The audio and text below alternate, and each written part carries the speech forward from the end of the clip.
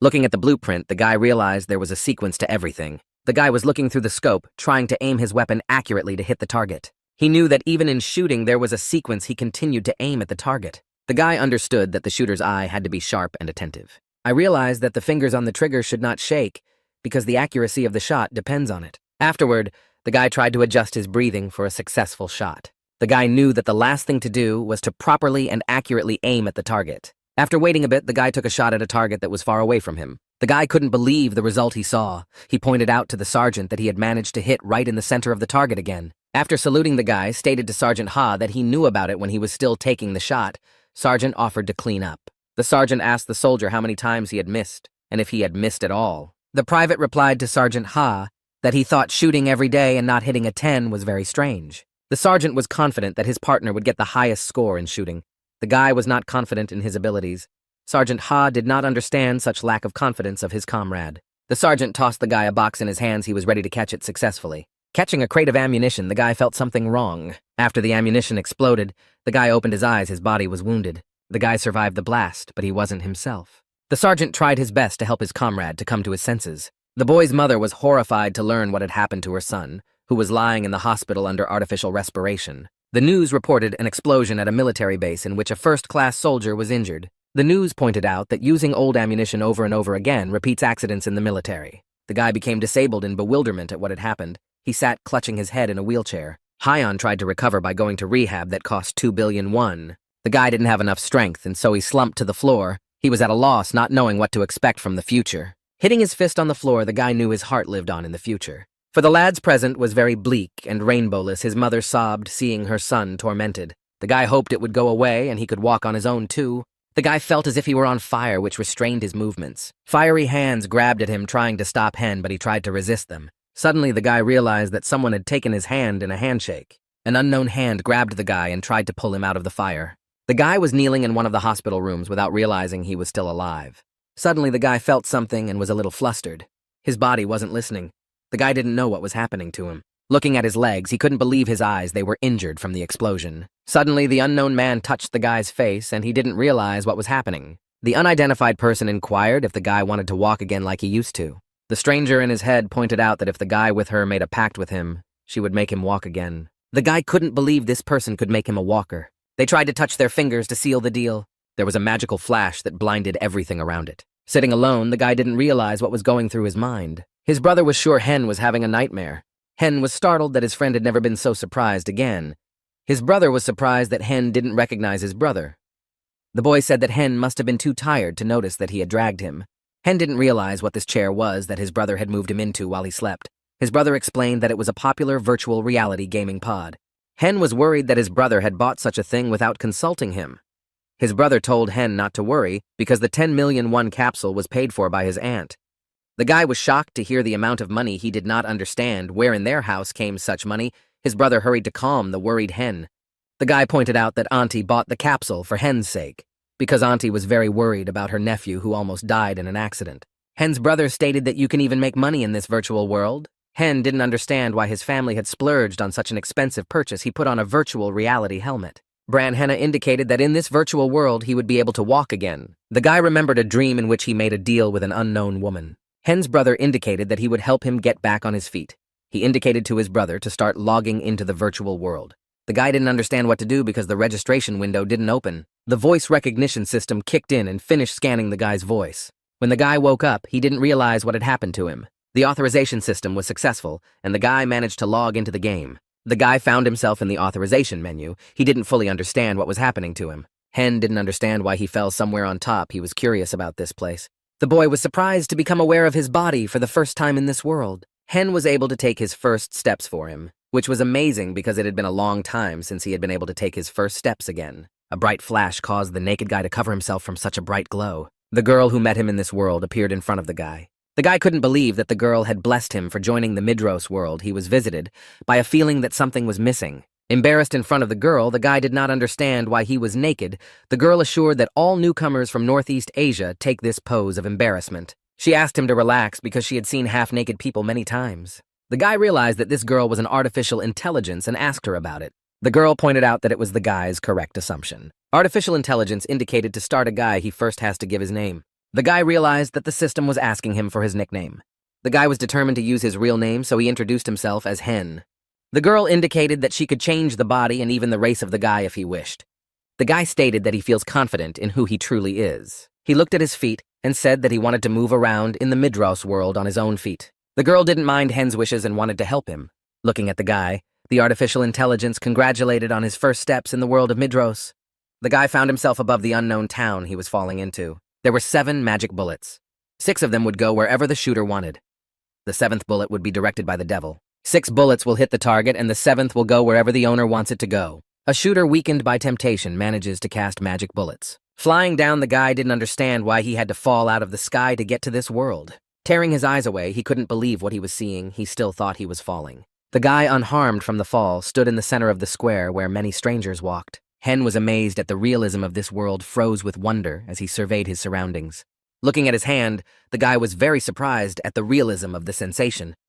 The guy realized that his character was real too, and he could move. He remembered the words of the girl who had earlier suggested he change his body and race. At that point, the guy was sure it was enough for him to be himself. The girl was shocked at such unreasonable confidence in the hover. The guy just wanted to feel those pre-injury sensations again. After all, he was happy to have a body of his own that could walk. The guy did a leg kick, realized that such actions are not available to him in reality. Hen was very once because in this virtual world, he would be able to run with ease. The guy never thought he could be so happy. He found it very touching that he could be happy just moving his legs. The unknown man told Hen that he had met many people at Candle Castle, but that he had never seen anyone like this sincere guy before. This stranger helped the newcomers adapt to this world. Hen looked at his face and assumed that this guy was a non-player character controlled by an artificial intelligence. The newcomer asked what he needed to know to adjust to the world of Midros. The NPC was pleased at this ambition of the newcomer, indicating that he would start by telling him about the things he should be very careful with. He informed Hen that people can't run indefinitely if he doesn't rest properly. He won't be able to move again. The guy realized the bot was talking about endurance, and he was ready to listen to him further. Bot, realizing that Hen had figured it out, pointed him to look at the girl who was walking past them. The NPS indicated that he was going to go over and squeeze her breasts. Hen didn't realize what a non-player character was allowing himself. The guy tried to grab the cocky bot, who indicated that he had changed his mind. The bot pointed out that this action is illegal, indicating that Midros is a place where common sense works. If he commits a serious crime, he will be kicked out of this city. The non-player character stated that this is exactly what he was trying to explain with his actions to the newcomer. Hen wondered if he was forced to touch her breasts, he would still be banished. The NPS suggested going to the Northern Training Center, indicating that he could get his next lesson there. 112, the guy realized that a non-player character had directed him north. Stretching out, the guy took a trip to the Northern Training Center. After that, he gathered his strength and ran quickly towards the intended goal. Looking at he was glad he could move so fast to wherever he wanted to go. Encouraged by this peace, he ran joyfully toward his intended goal. Moments in which he had been tormented earlier surfaced in his mind. The people around them didn't understand why the guy running past them was so excited. As Hen ran through, he swept away everyone in his path, heading towards his goal. The guy was jumping for joy, but the people around him didn't understand such joy of the guy. Hen realized that as a result of 10 grueling runs, he might have a new accomplishment. Running into the training center, this place seemed very familiar to him. He saw everyone there practicing with the mannequins. The boy was very pleased with the training sword he received. The man mentored all the newcomers, pointing out that it didn't matter if they had combat abilities. Glancing at Hen, he indicated that as long as they had the desire to live in Midros, the god of battles would steer them in the right direction. Hen realized that his body moving on its own was an auxiliary combat system. It was strange for him to see how the other players looked unsightly compared to him. Hen tried to visualize this world as real and wanted to try attacking the enemy for real. The guy threw a powerful punch at the training dummy. Everyone around was shocked to see the guy throwing punches at the mannequin. Hen managed to destroy the training scarecrow. Everyone thought his critical hits were more powerful than all of them combined. The guys were shocked. They were not sure if Hen had applied the skills taught here. Hen assured that he had applied the skills they were learning. The guy managed to master the basics of combat without making a single mistake, but realized that it was better for him not to stand out. Artificial intelligence in the form of a girl indicated that it was time for him to choose a profession. He was glad to see them again. The guy pointed out that since their breakup had not passed a day, the girl pointed out that Koreans have the most activity. She asked what kind of weapon the guy would like to choose. After selecting the weapon, there will be confirmation and transmission, so ordered to choose Hanu very carefully. Seeing the many options, he couldn't imagine such a thing. The girl said that there were people who spent days choosing their weapons. When he saw the staff, he realized that he just had to grab the item to make a choice. His choice was stopped by an artificial intelligence asking him to take his time. The girl pointed out that the guy was very circumspect and didn't choose his weapon as quickly, pointing out that you have to take your time to make the perfect choice. The guy noticed the silhouette of a demon girl who was holding a musket. Artificial intelligence assured that this option is not a modern shotgun. The guy pointed out that it could be on an M1 Grand, which was not high-end. The lad knew that this musket fired lead bullets which appeared around the end of the 18th century. The guy was quite surprised to see a flintlock fuse. The guy asked if he could take a test shot. The girl agreed. Hen got flammable gunpowder, smoky powder, iron bullets, and a shotgun. The guy turned on the combat assist system and was ready for a test shot. He loaded the powder box with flammable powder, added the remaining powder, inserted the iron bullet, and then pressed the bullet with the ramrod to make it fit tightly into the powder. Hen was frustrated because it took more than a minute to load the gun, which weighed 4 kilograms and 500 grams. He tried to aim at a target that was 40 meters away from him. The guy managed to take an aimed shot with a shotgun. After the shot, the guy didn't understand why there was so much smoke around him. Looking at the target, the guy was surprised he couldn't hit it. The guy impatiently stated that he would attempt another shot. He again produced a shotgun load, which this time took 61 seconds. He wasn't sure if this weapon was exactly made for shooting. The girl pointed out that for beginners, 1 shot per minute is a lot. Hen hurriedly inquired as to the status of other long-range weapons. The block bow for testing had an attack power of up to 30 units with a range of fire up to 50 meters at a rate of 15 shots per minute. The long bow for testing had an ATCA strength of up to 38 with a range of up to 65 meters at a rate of 12 shots per minute. A crossbow with an attack power of up to 60 with a range of 30 meters and an attack speed of 7 shots per minute. The guy realized that using a musket he could only survive if he could hit the enemy. He pointed out that these are too harsh conditions for a musket. Girl pointed out that such is the balance of combat power. The girl indicated that it is required to maintain the balance of the combat aid system, 166. Hen suggested that the system may not be able to answer ego questions, or he needs to find a solution himself.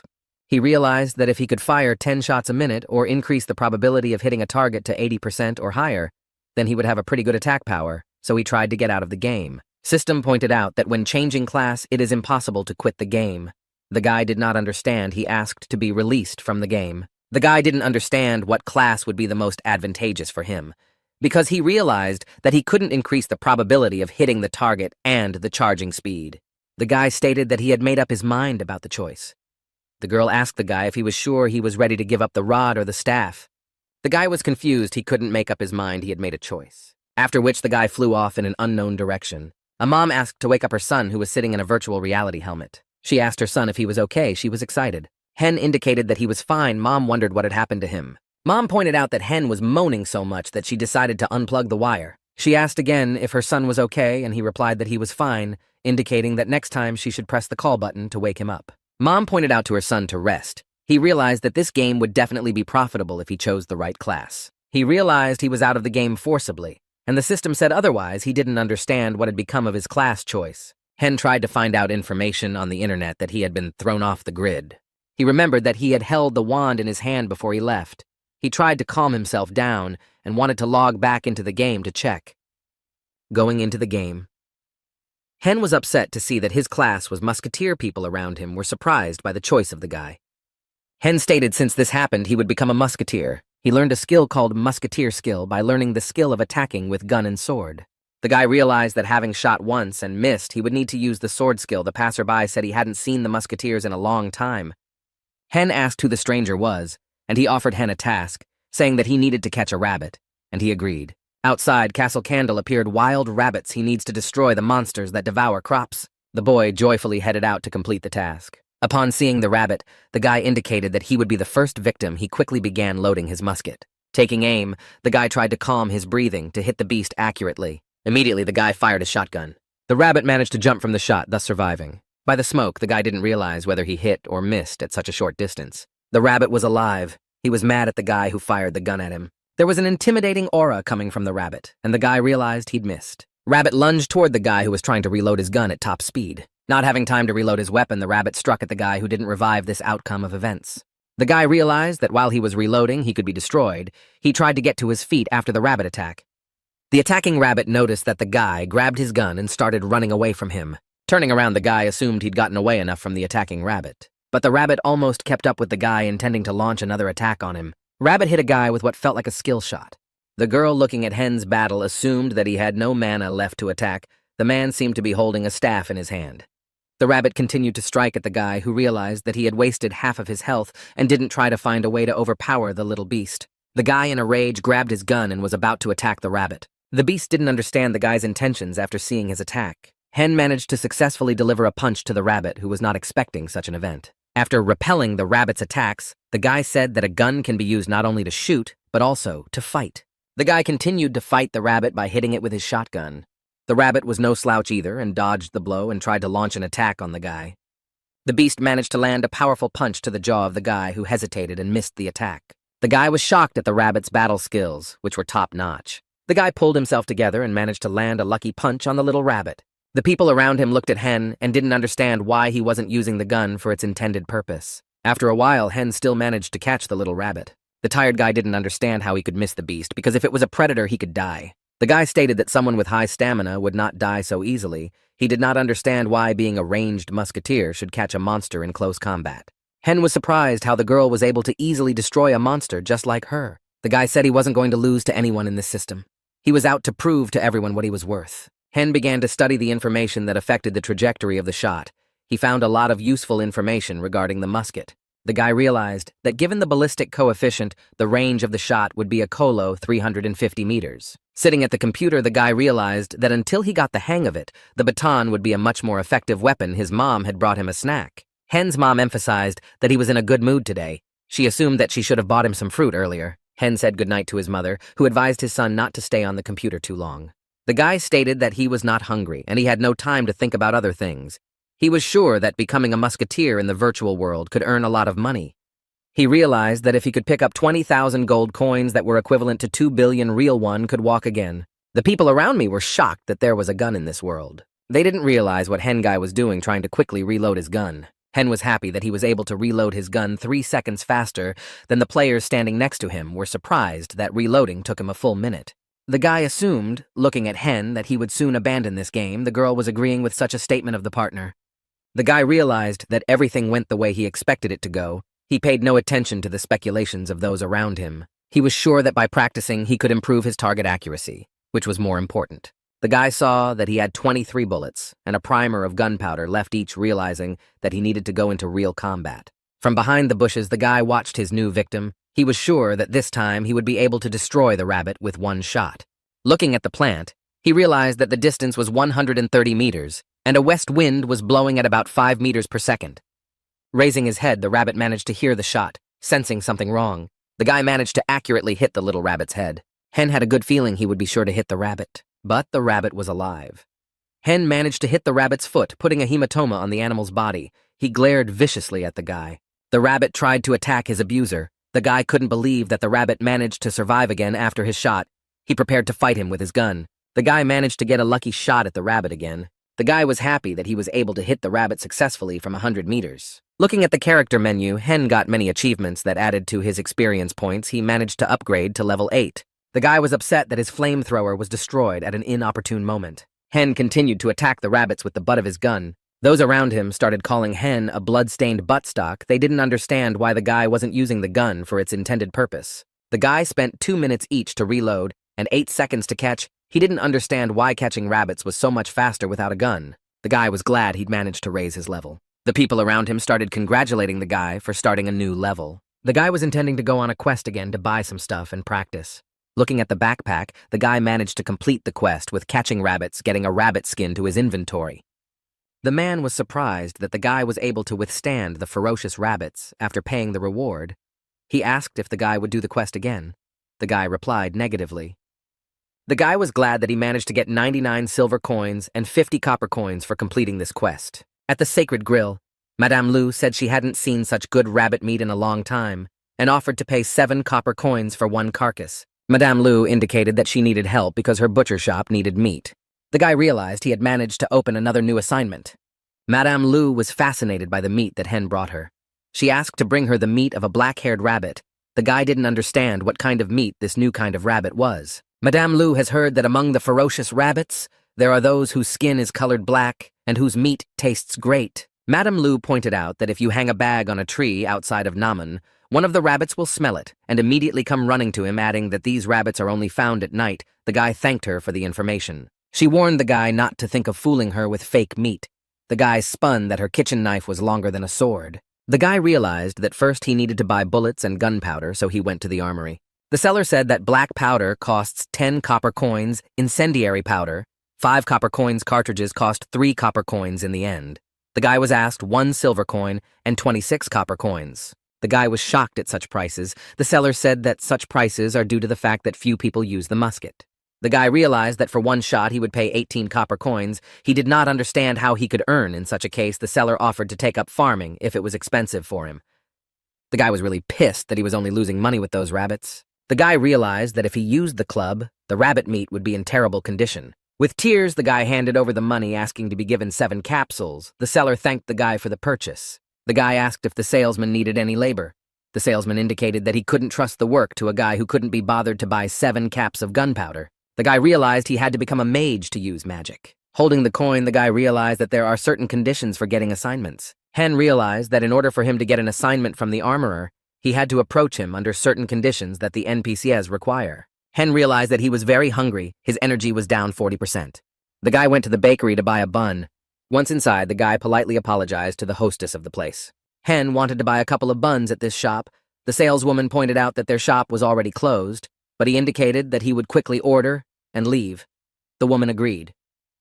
The woman put up a sign about closing the shop. The guy hurried to pick out some food. Looking at the counter where the muffins cost 5 copper coins, the bread cost 3 copper coins each. The guy didn't understand why it was so expensive. The guy asked if there was any food left that was 1 copper coin each. The saleswoman pointed out that all the baked goods had been taken away, adding that the rabbits had eaten all the wheat and they couldn't bake so many buns. The guy realized that if an NPP says he's having a hard time, he can offer him a task. Hen stated that he had, at the request of police platoon leader Ziat, exterminated some rabbits. He offered the woman an exchange of meat for a bun.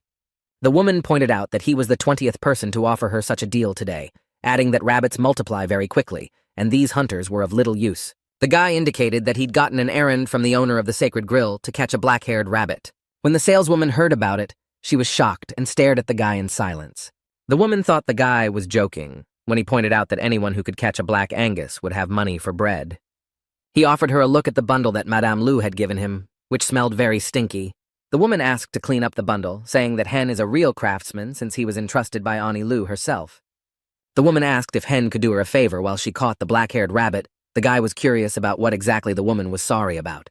She offered him a mission to collect seasonings at the risk of his life, saying that there are special herbs that grow at the site of a black-haired rabbit's feces. Hen was shocked by such a task. He assumed his life was equivalent to a bun. The woman reported that there are rumors that the black-haired rabbit is the reason why the common rabbits have gone wild. This rabbit is called a black Angus because of its ferocity. The guy said he'd help a woman with a hitchhiker. However, he was so hungry that he thought he would faint before he left the place that he started begging for a loaf of bread to restore his energy. The woman noticed how the boy's stomach rumbled with hunger. The woman suggested that the guy might just eat her bread and run away. The guy assured her that he would definitely help her. The woman offered him a reward of 1 bun for 30 copper coins, which increases intimacy with NPCs by 15%, 3 sweet croissants. The guy realized that if he failed her assignment, the NPC's intimacy level would drop. The woman offered to give him a bun in advance. After picking up the pastries, the guy realized that they tasted better in this world than in the real one. The guy needed to get rare herbs in 12 hours. Hen heard that someone was gathering all the people who wanted to catch a black rabbit. Hen asked if he could go along with the group. The guy with the shield asked Hen what his profession was. Hen said he was a marksman. The guy pointed out that he didn't have any money from his gear and said he'd better look for a friend's band. The guy with the shield pointed out that it would be safer for their group to look for players of a level equal to theirs because they were going to the rabbit boss. Hen asked the group what kind of quest they were doing. The guy informed Hen that they were collecting rabbit hair. Hen realized that this group was on another mission. The guy has now met those who need grass meat and wool, realizing that he has 4 tasks to complete before the 10th level. He realized that he had 12 hours left on 1 bullet, 1 rabbit. Hen cheerfully stated that he needed to get to his assignments as soon as possible. A clothing store needed wool. A gun store needed rabbit claws. A jewelry store needed horns. Hen managed to get 3 more quets and raise the skill level because catching 1 rabbit, he will be able to complete 5 tasks at once. The guy realized that the difficulty had been raised to hard before he had 4 hours to complete the tasks. Pausing for breath, the guy realized that he had managed to upgrade to level 5. He was bludgeoning the gun too hard, realizing that the breech block had become a little weak. He realized that if the musket broke, he would be impoverished. Reaching for his backpack, he was sure that from the items he had collected it must be heavy. Hen sensed something wrong and was on the lookout for danger. The guy from behind the bushes noticed a girl who was scared. Hen realized that it was the group he had met earlier at the fountain. The boy hurried the healer to treat the wounded Mr. Archer. Waving away the shield, the guy declared that Mr. Archer was dead. They should draw the monster's attention to themselves. Hen watched their battle and didn't understand where so much blood was coming from. This was the first time he had seen a magical attack. The fire arrow released failed to penetrate the rabbit barrier. Hen realized they were mages realizing that one attack every 15 seconds, figuring out that compared to his 1-minute attack, it was very fast. One of their team members managed to overpower a rabbit. The girl pointed out that, and need to run away. The ferocious rabbit was intent on dealing with the men of steel as well. Hen realized that this rabbit was a Black Angus to begin with. He wanted to deal with the situation. While running away from the rabbit, the girl claimed that Hank died because of the hitman. Hen, watching what was happening, didn't understand why Team Tank had abandoned him. The guy realized that there were 2 huge black-haired rabbits in the area. The little rabbits made Hen's lower back ache, and he realized that he was going to break something from the Black Angus's blow.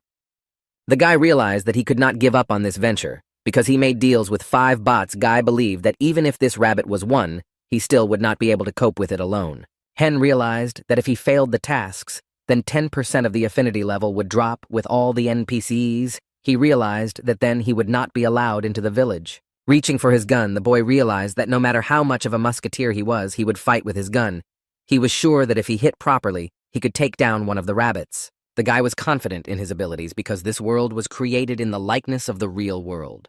Hen ordered the character window to transfer all remaining points to dexterity. The guy's agility points were raised to 55. The guy was ready for battle. The mage and healer continued to run away from the huge black rabbit. Suddenly, the rabbits noticed another guy heading his way. The guy ordered the men to run at him with all their might. Hen realized that he should increase his dexterity to level 9, because that would increase his attack power. The guy realized he had to get one shot off, or everyone here would die. After loading the gun, Hen was left to insert the bullet. Hen wasn't prepared that the 2 rabbits would run to him. The guy hesitated because he didn't know what to do with the monsters that were approaching him from different directions. The girl confronted Hen if he was going to save them, then let him save them quickly. Listening to the girl's outrage, the guy suggested that he shoot the girl instead. The guy had calmed down and was ready to wait for the right moment to fire. Sitting behind a rock 85 meters to the target, he continued to wait. The fleeing approached Hen, reducing the distance to the target to 80 meters. After waiting some more, the rabbits were 75 meters away.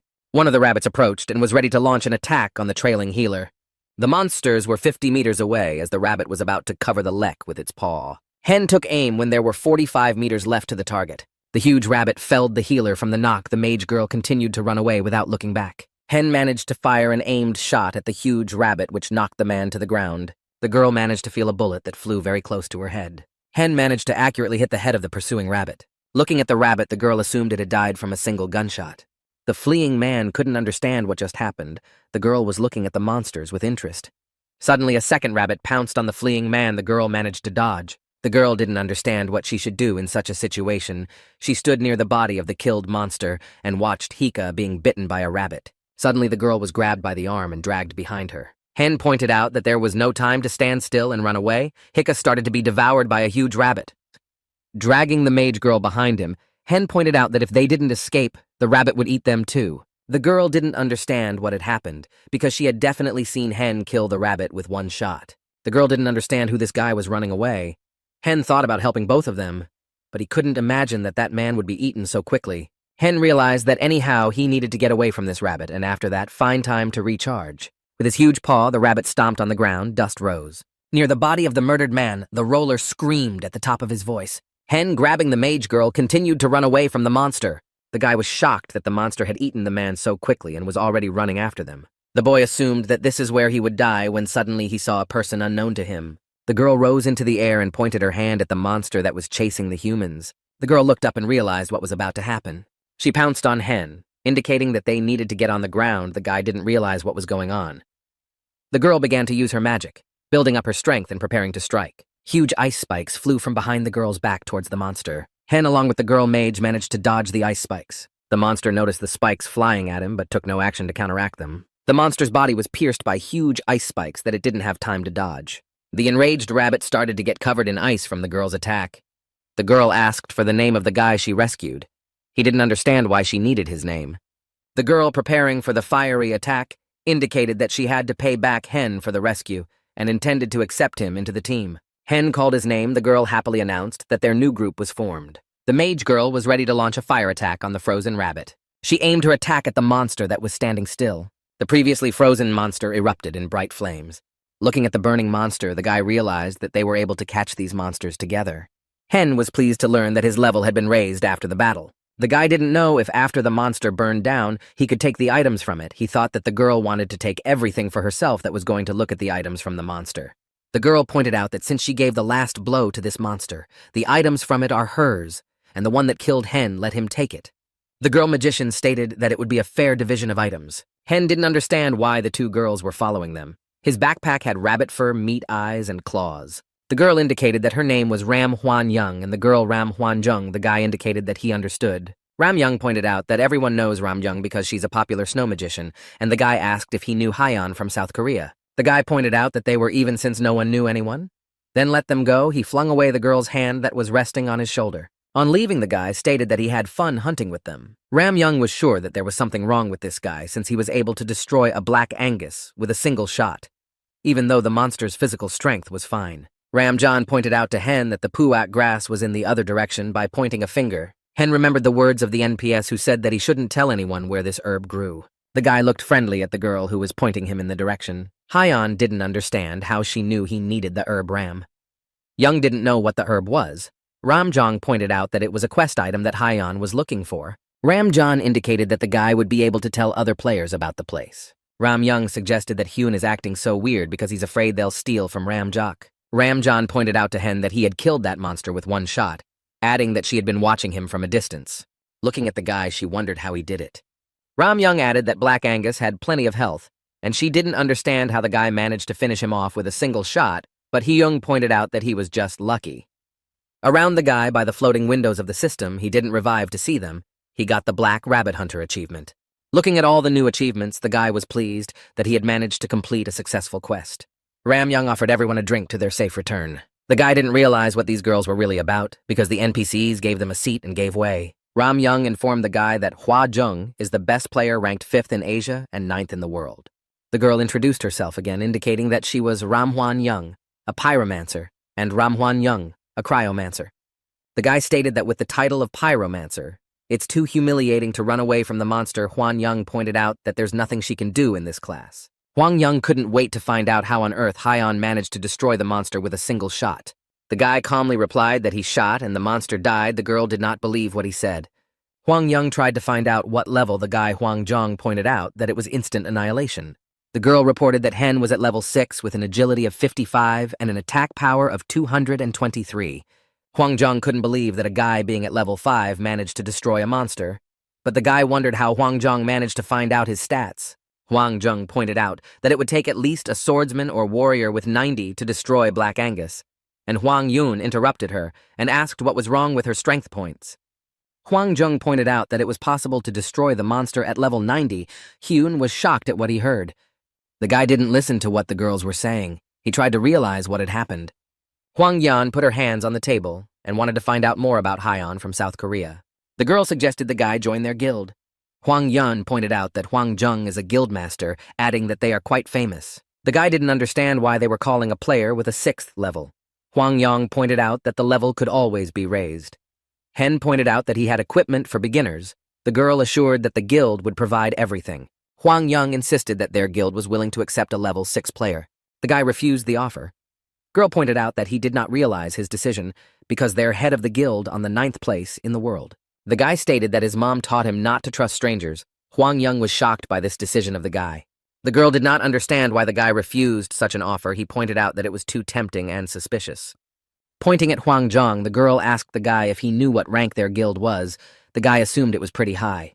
The guy indicated that he needed to do his own investigation to be sure, arguing that you can't be sure at the first store you see. The girl pointed out that when Hen thought of joining them, she would contact them with an offer to add each other as friends. Huang Yan indicated that she'd pay for the feast because she and Huang Zhou had to leave. In the end, Huang Yang thanked the guy for saving her from the beast.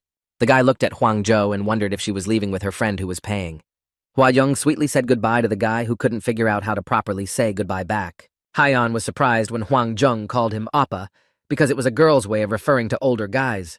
Left alone, the guy exhaled easily. He was glad to meet such people on his first assignment. In the jewelry store, the woman did not believe that the guy managed to get the red eye of the monster. In one day, the guy asked to give him good assignments in the future. In the armory, the seller was very happy with the claws of the monster because he will make from mines excellent weapons. Guy completed the quest, carefully crafted blades. Hen managed to get a new level, which he was very happy about. At the thrift store, the woman was happy that the guy managed to get her a monster skin. She promised to make the guy a perfect coat. Hen finished Kvet's chic black coat. The guy was happy because his hard work had paid off, and he had managed to raise his trading skill to the 3rd level. Hen showed up in his new outfit at the bakery he promised to bring herbs to. The woman was pleased to see Han. He kindly invited him inside. The guy indicated that he would like to save money, and the woman offered to treat him to a freshly baked bun. The woman poured water for the guy and told him to take his time and enjoy the fresh bread. The woman was very happy to see that the guy had managed to get the herbs she needed. Hen did not understand such a reaction of the woman that almost worshipped this herb. He assumed that it was very tasty. The woman pointed out that this herb has a rich flavor because she adds it to baked goods. The guy pointed out that it's just a plant. The lad left the bakery fed up and satisfied. He intended to finish all his tasks. The woman was happy to meet Hen, who brought her meat. She said that there were rumors that he went to a bar yesterday. She pointed out that there was nothing to hide in this place. She even found out about his successful hunt. The guy realized that 70% intimacy plays a big part in the trust of NPCs. The woman was delighted to see real black rabbit meat. Hen fulfilled the kvet and received 50 copper coins. The woman asked him to wait, for she would prepare food for him. The guy was happy to hear about the extra reward. The guy asked how long it would take to cook, and the woman said she could cook quickly. She offered him a new assignment, indicating to become the best restaurant in the entire world. The woman needs one more dish of golden mountain eagle, but to fulfill this assignment, you need level 10. Hen assumed that the reward would be lunchboxes again. Mrs. Lu pointed out to the boy that their castle was in a remote village. The woman said she was opening a second store in the capital city, for which she needed golden eagle meat. Miss Lu was determined to do big business. The guy indicated in confusion that he understood the woman's intentions and was ready to take on the task. Hen became very curious if all the reward from this woman would be edible. The guy didn't expect to get such a lunchbox of rabbit meat. From surprise, the guy froze. He first saw such a reward for his work. It was a special black Angus lunchbox made by Madame Lu from the Sacred Grill. The meat of this snack will make the one who eats it stronger. The woman was glad that this reward pleased the guy because it would add a few points to his agility and stamina. The guy figured if he could sell it cheap, he'd get 3,000,001.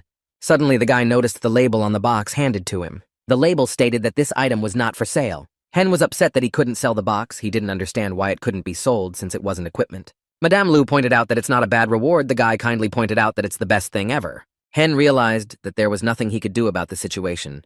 He knew he had to be humble, or he could lose everything. The woman indicated that she would look forward to the meat of the golden eagle. Hen indicated that she would complete this task as soon as possible. Leaving the shop, the guy was satisfied that he had managed to complete his old tasks on time. He headed out to eat his lunchbox handed over by Madame Lu. Looking at his stats, the guy saw that he was level 8, realizing that other tasks would be available to him at level 10.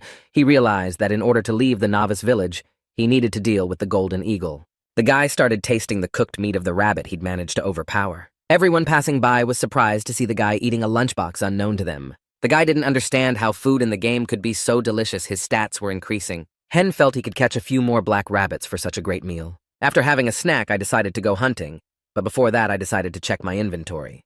Hen was furious because the number of remaining sets of bullets was 5 pieces. He said that with such a balance, all musketeers will die out in this game.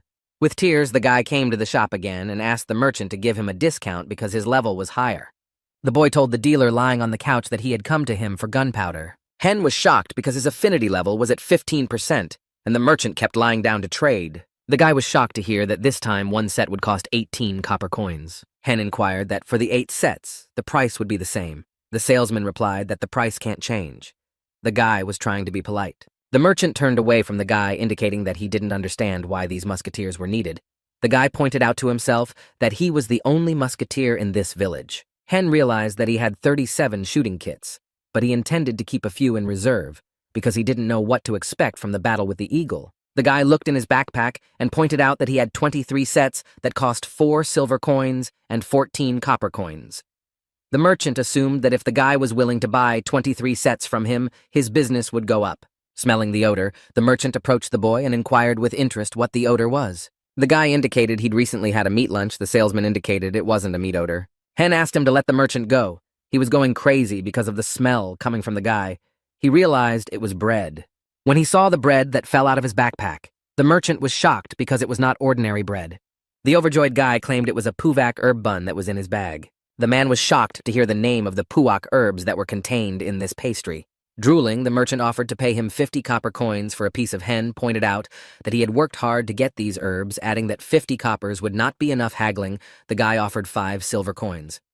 The man pointed out that it was too expensive, he could do without that bread. Hen tried activating the bargaining skill by ordering the system to do so. He informed the man that the puvac bun was delicious. Even with the trading skill activated, the man continued to ignore the guy's words. Suddenly turning around, the man asked the guy that such an herb bun was very hard to get. The guy was glad that his skill worked. Hen asked how much the man was willing to take this bun for. He offered 2 silver coins. The guy added that this bread is very tasty. The man was willing to add a few more sets of bullets. Hen demanded 5 silver coins for the bun. The merchant offered to discount 5 copper coins for each set of guy Hen bought and continued to insist on 5 silver pieces. The merchant indicated that he was willing to discount the price of 70 sets of gunpowder. The boy agreed. Hen said he would only take 70 sets, but in return, he asked to be introduced to a gunpowder dealer. The merchant agreed to such a deal. The guy was happy with such a great deal he managed to pull off. When he left the game, he realized that he had to try harder to earn more money, because then he could help his parents. Hyun turned on Midros News. On the air was reporter Han Kyung-hee, who reported the day's news. While having dinner, the guy found out that there were a lot of amazing events in Midros today, indicating that there were changes in the world top 10 rankings. It was reported on the air that snow mage Ram Hwan-jung had appeared in one of the rookie villages in Candle Castle. The guy couldn't believe that there was another person named Ram Hwan-young, who was the eldest daughter of the head of Hong Kong's second largest company, Ramlong. The news said they didn't know what those two were doing in the newcomer village. The guy realized that Ramlong is Hong Kong's most powerful company. An unidentified person told the reporter that these girls came to the newcomer village to hire one of the Korean users. The guy was shocked at what he heard, but was glad his face remained hidden. The news reported that their information is that the man used a long gun-like weapon. Hen was shocked to hear the news. He dropped his food and fell off his wheelchair. After that, the guy wanted to find out what all the hype was going on around Ran Hwan-young and Ram Hwan-jung. He managed to find a video of how an unknown person recorded them. On this video had over 1.5 million views. After reading the comments under the video, Hen realized that everyone thought he was scum because he didn't have any decent items. Hen understood why the Ramron group had become famous. But the Ram Sisters Guild had very little information, and he realized that if he joined their guild, he could easily raise levels. Remembering Hua Young's character, he realized that if he refused, he would be in trouble. To begin with, Hen decided that he should raise his level as high as possible and then join their guild. The guy provided a whole bunch of fox skins to the customer. The man didn't expect the guy to handle his tasks so quickly. The man said that due to wolves coming down from the mountains, the foxes are moving closer to the village and said to eliminate the wolves to bring peace back to the village. Hen was surprised to see that this assignment had a coupon for weapon mending. The man said that the time was slowly approaching for weapon mending. The guy realized that he could fix the butt of the gun so that it would not rattle anymore and immediately went on a mission. Sitting near the sign said that in this area it was better to play in a team, but for Hen to find players was a difficult task because he had an 8th level. He realized that if he found a team, nothing good would happen, because with his long reload speed, the monsters would kill all the players. The guy was sorry that the wolves were moving in packs and decided to wait for the moment when the beasts split up to attack them individually. Lying in the ambush, the guy thought that since he needed 13 sets of powder for 10 foxes, he had 71 sets left. He was sure that 11 bullets would be enough for the wolves, and the rest he decided to spend on the golden eagle. The guy realized that there was no wolf anywhere that had broken away from the pack. He heard that someone had used a magic missile. Unknown stated that she had attracted 3 wolves and was handing them over to Tank Hen. Noticing them, realized they were playing as a team. The guy saw the use of techniques Earth, Tremor, Magic, Missile, Energy, Lightning. Hen suggested that he had better look elsewhere for prey before they discovered him. One of the wolves spotted a human in the distance and froze with anticipation. The guy managed to find a lone wolf doing his business. Hen was intent on showing the beast all the results of his long training. The guy loaded his gun by pouring powder down the barrel. After that, I blew for better tamping of the powder in the rifle barrel. Next, he tapped the butt of the gun on the ground so that the bullet would better adhere to the powder. Then he began to take aim at the beast that sat on the lawn. The lad took aim and was glad he had managed to load the musket in 1 minute. Before firing, Hen began to adjust his breathing in preparation to make a precise shot. Firing the shot, the grass around him stirred and the bullet flew into the target. The wolf howled in pain, for he had not expected such an attack. The boy was glad that he had managed to defeat the beast with 1 shot, and the wolf's body fell to the ground. Hen noticed another wolf running up to the body of the dead animal. The wolf was enraged to see the murderer of his comrade. He didn't expect another animal to come running at the shot. He was curious as to where he had been hiding all this time. Hen realized that the musket would soon be gone. He needed to avoid a close encounter with the wolf. He started pulling out the bullet and powder to reload the weapon in time. The adventurer tried to quickly reload his weapon while at a distance from the beast. After reloading, the guy realized he had very little time to aim. Suddenly, something distracted the wolf from the boy. Hen didn't realize what had happened. He was curious as to why the wolf was not approaching him. He stared at the wolf. Suddenly, the wolf decided to avoid a confrontation with the guy and headed in the other direction. Hen managed to realize that the wolf was trying to get out of the sighting range. He didn't believe the beast had managed to learn it so quickly. The guy stated that it was hard to hit a moving target. The wolf headed towards the guy. The shooter realized that if he moved from left to right, the wolf would be able to dodge his bullet even at that distance. Hen realized that if he distanced himself from the wolf, he wouldn't be able to retrieve his prey afterwards. Realizing the hopelessness of the situation, the guy was ready to act. Unexpectedly, the beast guy screamed loudly, imitating the sound of a wipe. Wolf thought the guy fired a shot past him. He had no intention of abandoning his plans. As the wolf approached, it tried to pounce on the guy who hadn't yet fired a shot. Huang started on the trigger, hoping to destroy the beast with a single shot. The guy managed to land a shot on the wolf that attacked the guy. The bullet struck the body of the beast, who jumped up in pain. He didn't expect such a reaction from the guy. The adventurer was glad that wolves died, even if they were just mauled. Based on the fact that the wolf reacted to the sound of the gunshot that Hen mimicked with his wolf head, seemed kind of silly to him. Hen hurriedly checked to see if there were any more wolves in the vicinity. The guy was about to take the items from the killed animal, when suddenly an unknown person asked the guy how he managed to destroy the wolf. The stranger's shadow covered the guy. He realized it was another player. He didn't expect such an encounter. The two unknown adventurers were excited by the lad's explanations. Hen, thinking it was the mobs, began to quickly charge his weapon. The lizard hastened to assure that they, too, are users of this game. They asked Hen not to shoot them. Hen indicated that he had seen them on the internet. It was a lizard and a druid. Realizing they weren't monsters, the guy went on leaving them. Those asked him to stop. Hen apologized for mistaking them for monsters. The lizard pointed out that that's what everyone thinks of them at first. The lizard proposed to get straight to the point, wondering if the guy was hunting alone. Hen gave a positive answer. The lizard was surprised by the strength of the guy who managed to kill 2 wolves. The lizard offered to hunt in a place if their levels were the same. The man pointed out that all wolves walk in 3s, and the 2 of them are only on level 9, so it's hard to hunt them. The strangers pointed out that the guy was reloading for over a minute, concluding that he might die. The guy realized that these 2 were following him. Looking at the lizard, Hen assumed it was human. He realized what had happened to him was a fluke. Hen indicated that he was at the 8th level. Those thought that the guy, on the contrary, was above their level. They were willing to hunt in the place. The druid tank and hitman in 1 indicated that he would get the wolves' attention and attack them, and they are left to destroy the wolf. Hen introduced himself to his new acquaintance. The lizard called himself BME. He was a poison mage, and the man introduced himself as Jin Kong Kong Kong. The guy was curious to know what Jin Kong Kong's profession was. The guy noticed a crow that started to screech on Jin's head. Hen realized it was the druid who'd been drained by the electrical glitch. The guy pointed out that he was the one who became a druid because his light was cut off. Jin was surprised and asked if Hyun was from Korea, too. BME kindly indicated that he was from Vietnam, from Ho Chi Minh City. Hen realized that he was making a good combination, but he was only depressed by the fact that he was the only one of their group that could deal damage to the enemy. Having struck hands, the boys were ready to go into action together. Jin released his crow to attract the attention of the wolves. Hen couldn't concentrate and tried to quickly reload his gun. BM tried to release venomous saliva at the beast attacking them. Watching what was going on, the guy realized that everything was serious, and there was no time for jokes. He ordered himself not to laugh because it made his hand shake. He could miss the wolf and lose a minute to reload. Gathering his thoughts, Hen managed to make a successful hit on Jin's attacking wolf. The next angry wolf tried to attack Jin, who was ready to attack. Swinging, the man managed to land a powerful blow right on the wolf's head. BM dared to strike the immobilized wolf with his sharp dagger. Behind the boys, the next wolf was ready to throw himself into battle with the adventurers. Hen took aim and put his finger on the trigger, preparing to fire a shot.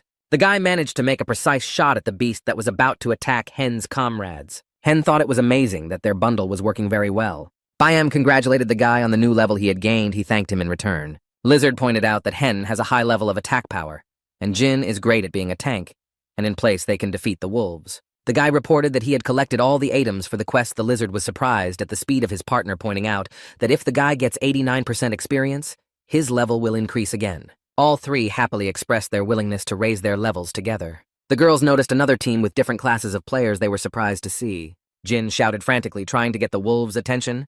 The man managed to attract on himself the wolves. He used the technique of treating that his health level remained normal. BM hurriedly aimed his poisonous drool at the beasts, helping his comrade. Hen rushed to them and was able to accurately destroy the wolf with his shots as the two strangers watched. Looking at the guys who harvested a whole bunch of wolves, we were sure that they are not professionals in hunting. BM decided to use his poisonous saliva on the wolves again. Hen said that even though their team looked strange, they were strong and could easily handle the wolves.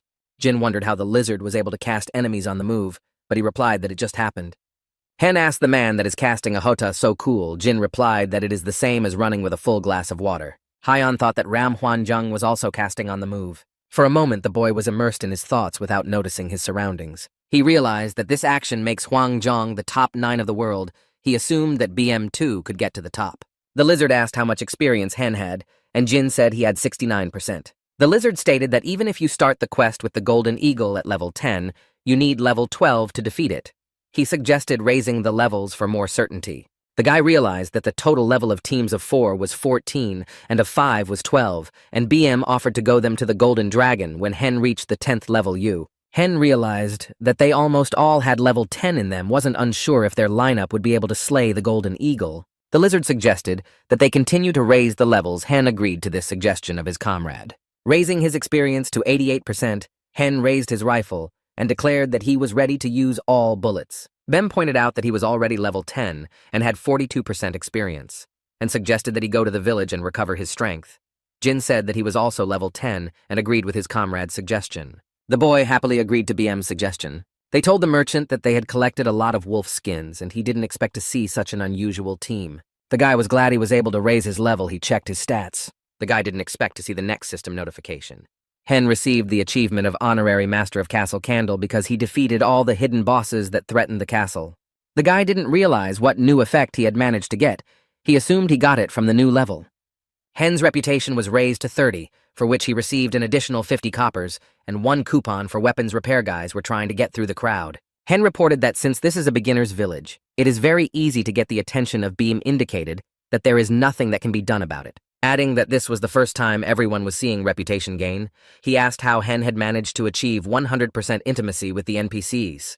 The guy wondered how those knew about his level of closeness. BM pointed out that he had managed to find out all the information on the internet because Hen was emanating a bright light while gaining a reputation. The guy was surprised there was such information on the internet.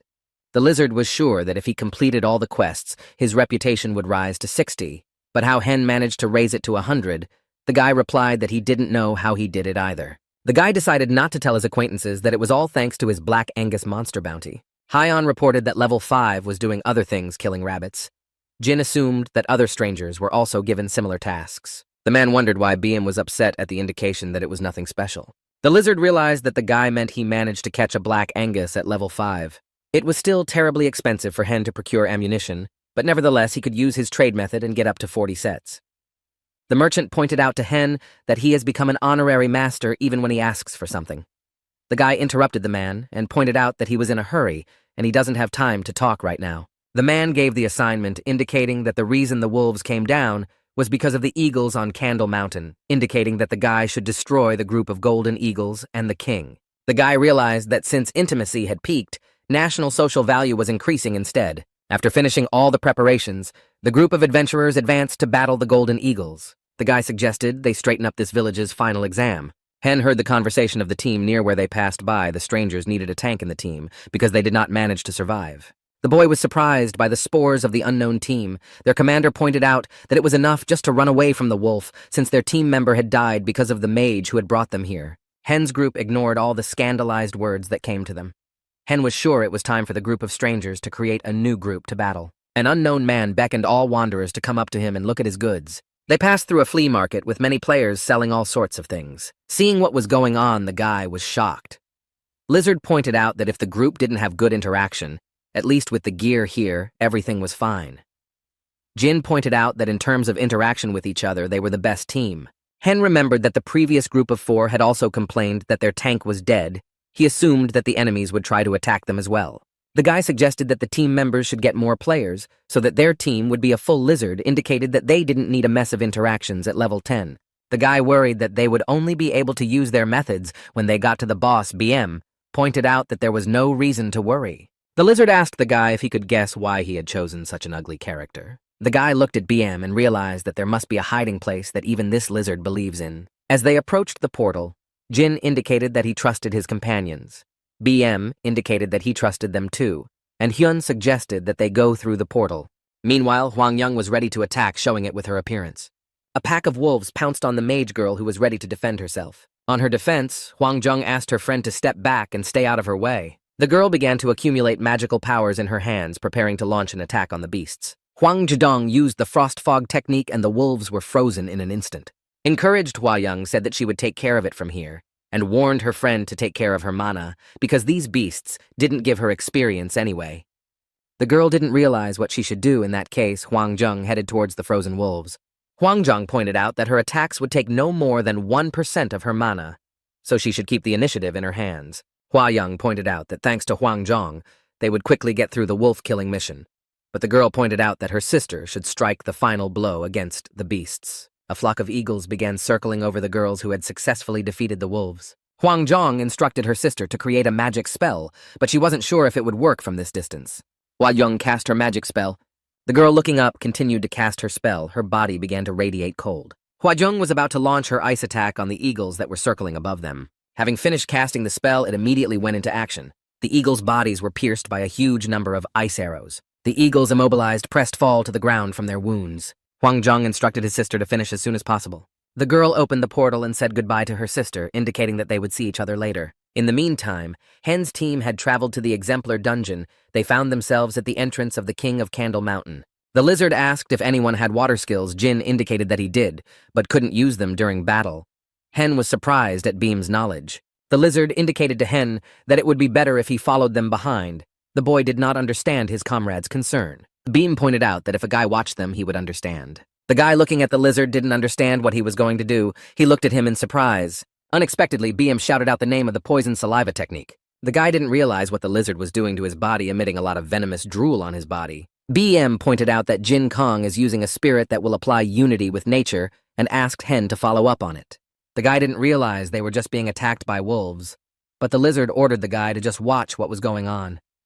BM pointed out that this was the beginning of the territory of the servant wolves, adding that if they managed to kill at least 5 of the most aggressive ones, the rest would be finished. The boy realized that they had to kill about 20 wolves before they could get to the Golden Eagle. One of the servant wolves was already approaching the guys who were preparing for battle. The guy pointed out that a wolf was approaching them.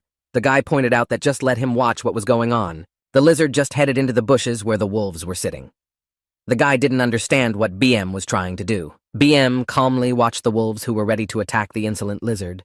Suddenly, he managed to immobilize them. Hen didn't understand how BM had managed to deal with the wolves so well. He indicated that everything was going according to his plan. He pointed out that wolves see them as food but will not touch dead prey. Bem stated that in addition, the Lysadia technique has some sort of resistance to poison. The lizard pointed out that Jin could cloak himself up to a tree from behind the spirit. Becoming one with nature, he would shut Hen down. The guy was glad that his comrade knew so much about the skills of other professions, because this was a game in which you had to find system gaps in order to apply your strengths. Gopaljin's bird was realizing its strange power. Hen looked intently at the crow that was chasing them. A new pack of wolves was already waiting for the unsuspecting group of travelers. Looking at the crow, the guys realized that Mr. Jin Kong had made the call. The guys froze in surprise as the wolves rushed toward the guys who were watching them. The lizard stated since that was the case they better get away from this pack of wolves. But it was too late to run away. Evil wolves surrounded Hen's group from all sides. Guys were preparing for defense. Jin pointed out that it was his fault for what had happened, and he was ready to take the brunt of it by ordering his comrades to leave, and he would hold off the wolves. Jin indicated that there was no reason to worry about him by ordering him to take the tank and finish the quest. The man reported that after his sacrifice, they would see each other again in 48 hours. The guy realized that they couldn't just leave their comrade behind because he would die. The guy sat down. He began to ponder how they could best deal with the situation. Hen asked Jin Kong not to attack the wolves. The man pointed out that if they delayed, then the wolves would attack first. Having prepared the gunpowder, the guy said that if they lived together, they should die together. The lizard asked if Hen had any plan, clarifying that there was only one musket for everyone. Beam didn't understand what the guy was trying to do, stuffing 2 bags of gunpowder down the barrel of the gun. The lizard pointed out to the guy that he had no ammo to fight the wolves. Hen pointed his barrel upward, indicating to his comrades to prepare for the shot by covering their ears. The guy fired a powerful shot, the sound of which shook the entire neighborhood. The guys didn't expect such a powerful explosion. Jin's ears popped, and BM didn't realize what Hen was doing. The lizard pointed out that if his plan hadn't worked, they might have all died, but the wolves scattered from such a powerful shot. The guy ordered to follow him. Jin didn't understand why the wolves ran away. BM didn't understand Hen's plan. Hen indicated to try and modify something in his weapon. The guy was sure what he'd done would work much faster than poison or spirit skill. The retired lizard asked to wait for him. He pointed out that the aggression of the wolves had become less. Jin agreed with such a statement of his comrade. It came to BM's attention how this could happen to their opponents. He pointed out that the smell of gunpowder scared the wolves.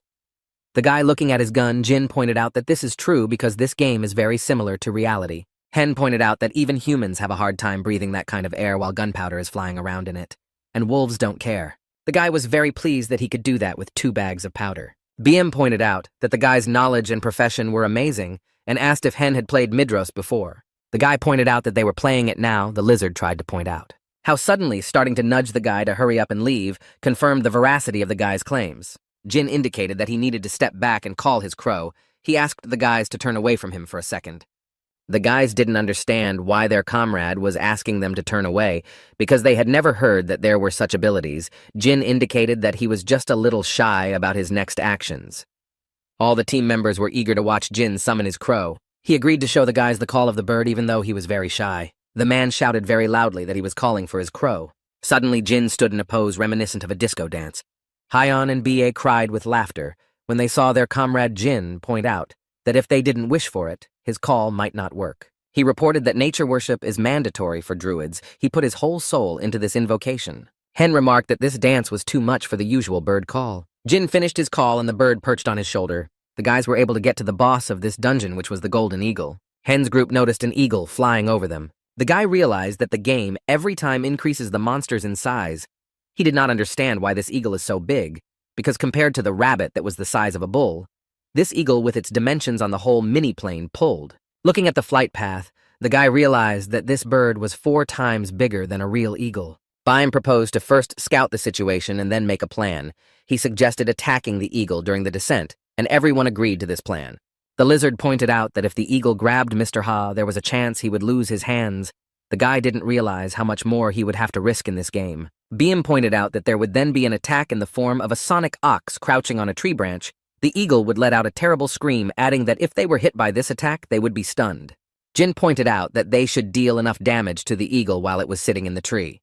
BM pointed out that this was correct because the eagle's stamina would drop below 30%, and then it would be unable to fly.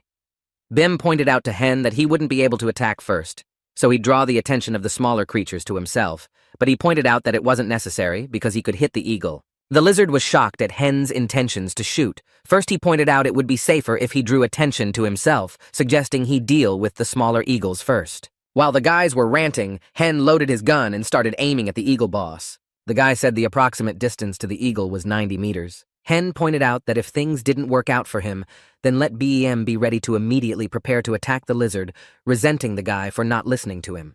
The guy asked Jin to lie down on the spot he had been given and curl up, indicating that he would act as a support. The man didn't understand the guy's intentions. Hen pointed out that Jin is just a perfect prop and no tripods he needs for the shot. Taking aim, the guy realized that the bird was moving at a distance of 95 to 110 meters. The guy kowtowed to make the shot.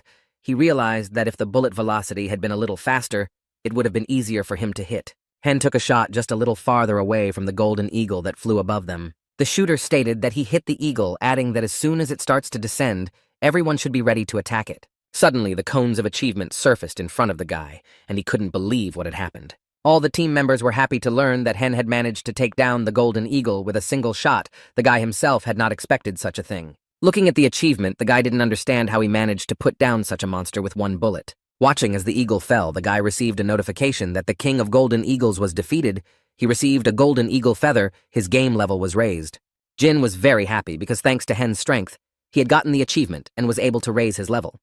BM was also happy for his comrade, but the guy hurriedly took the items that fell out of the bird. Hen again got 2 more achievements of one-hit wonder and sniper etymology.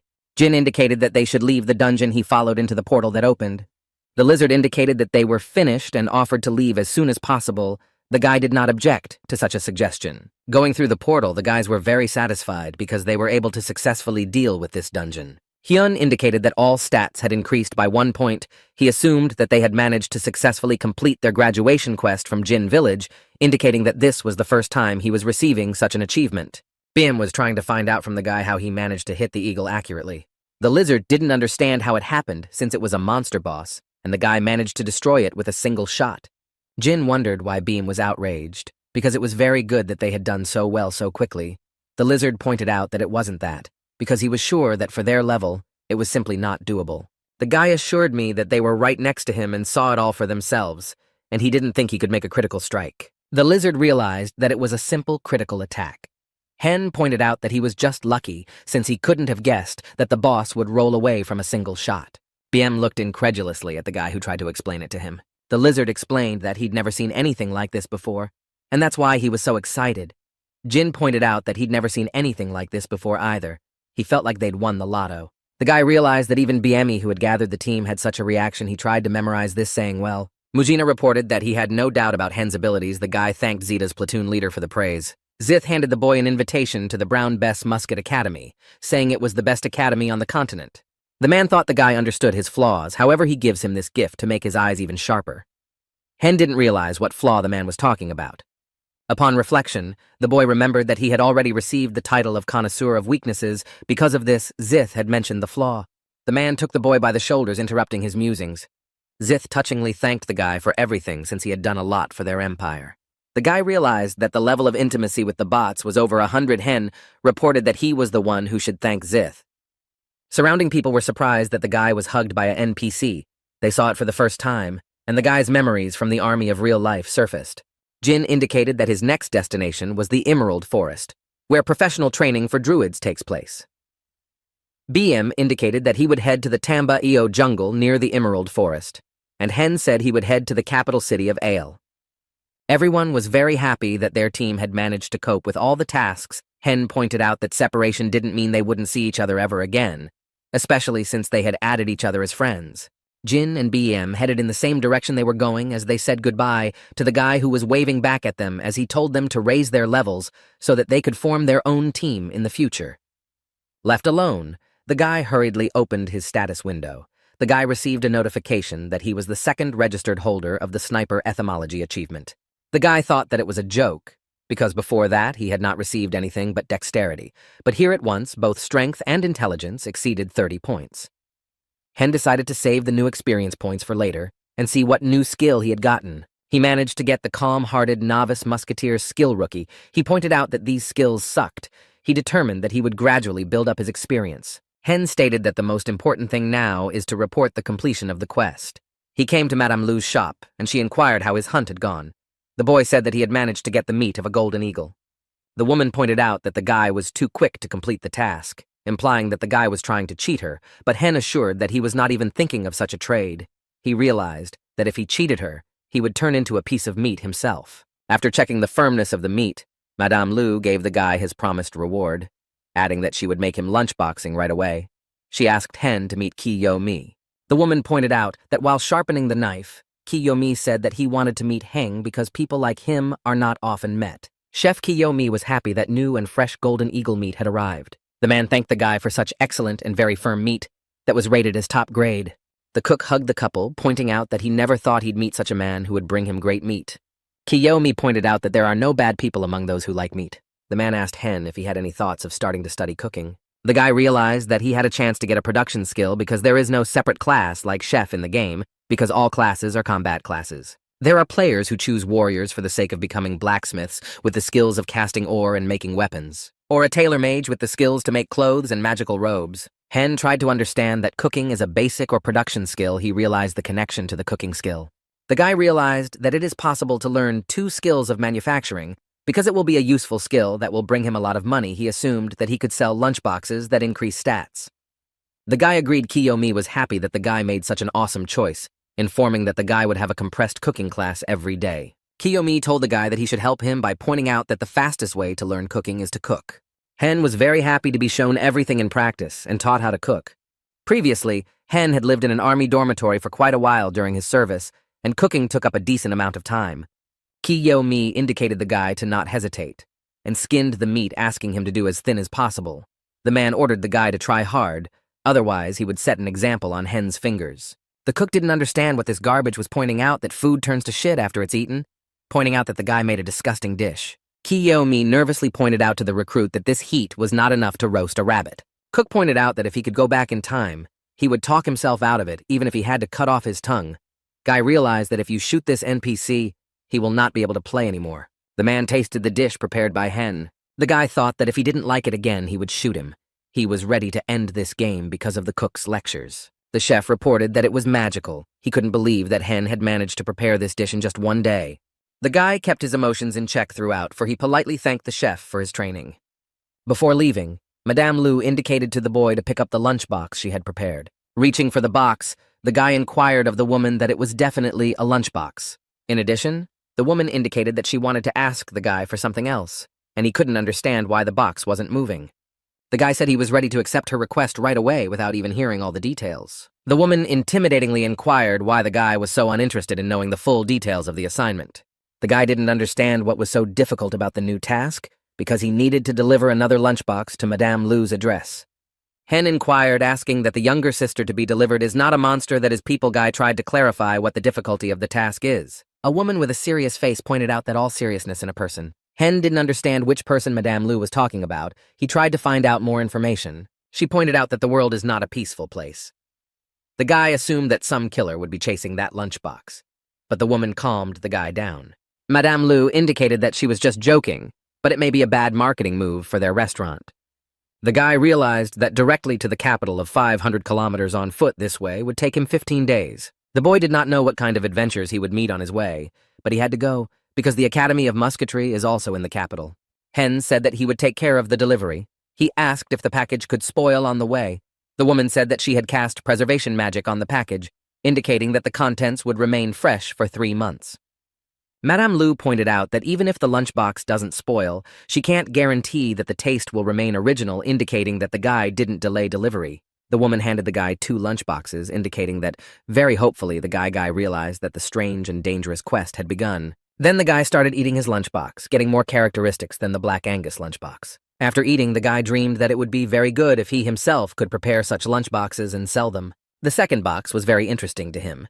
He realized that since it was a bribe, this landbox must be tastier than the one he had. Looking at this lunchbox that was rare and raised stats by 20 units, it could still be extended. The guy didn't know where else to find such an item that would increase stat levels just from being eaten. The guy guessed how much he could get if he sold that lunchbox. Huang tried to find out the price of this rare box. He learned that a one-handed sword of outstanding grade that increased movement speed by 15% and agility by 6 was worth 14 million won.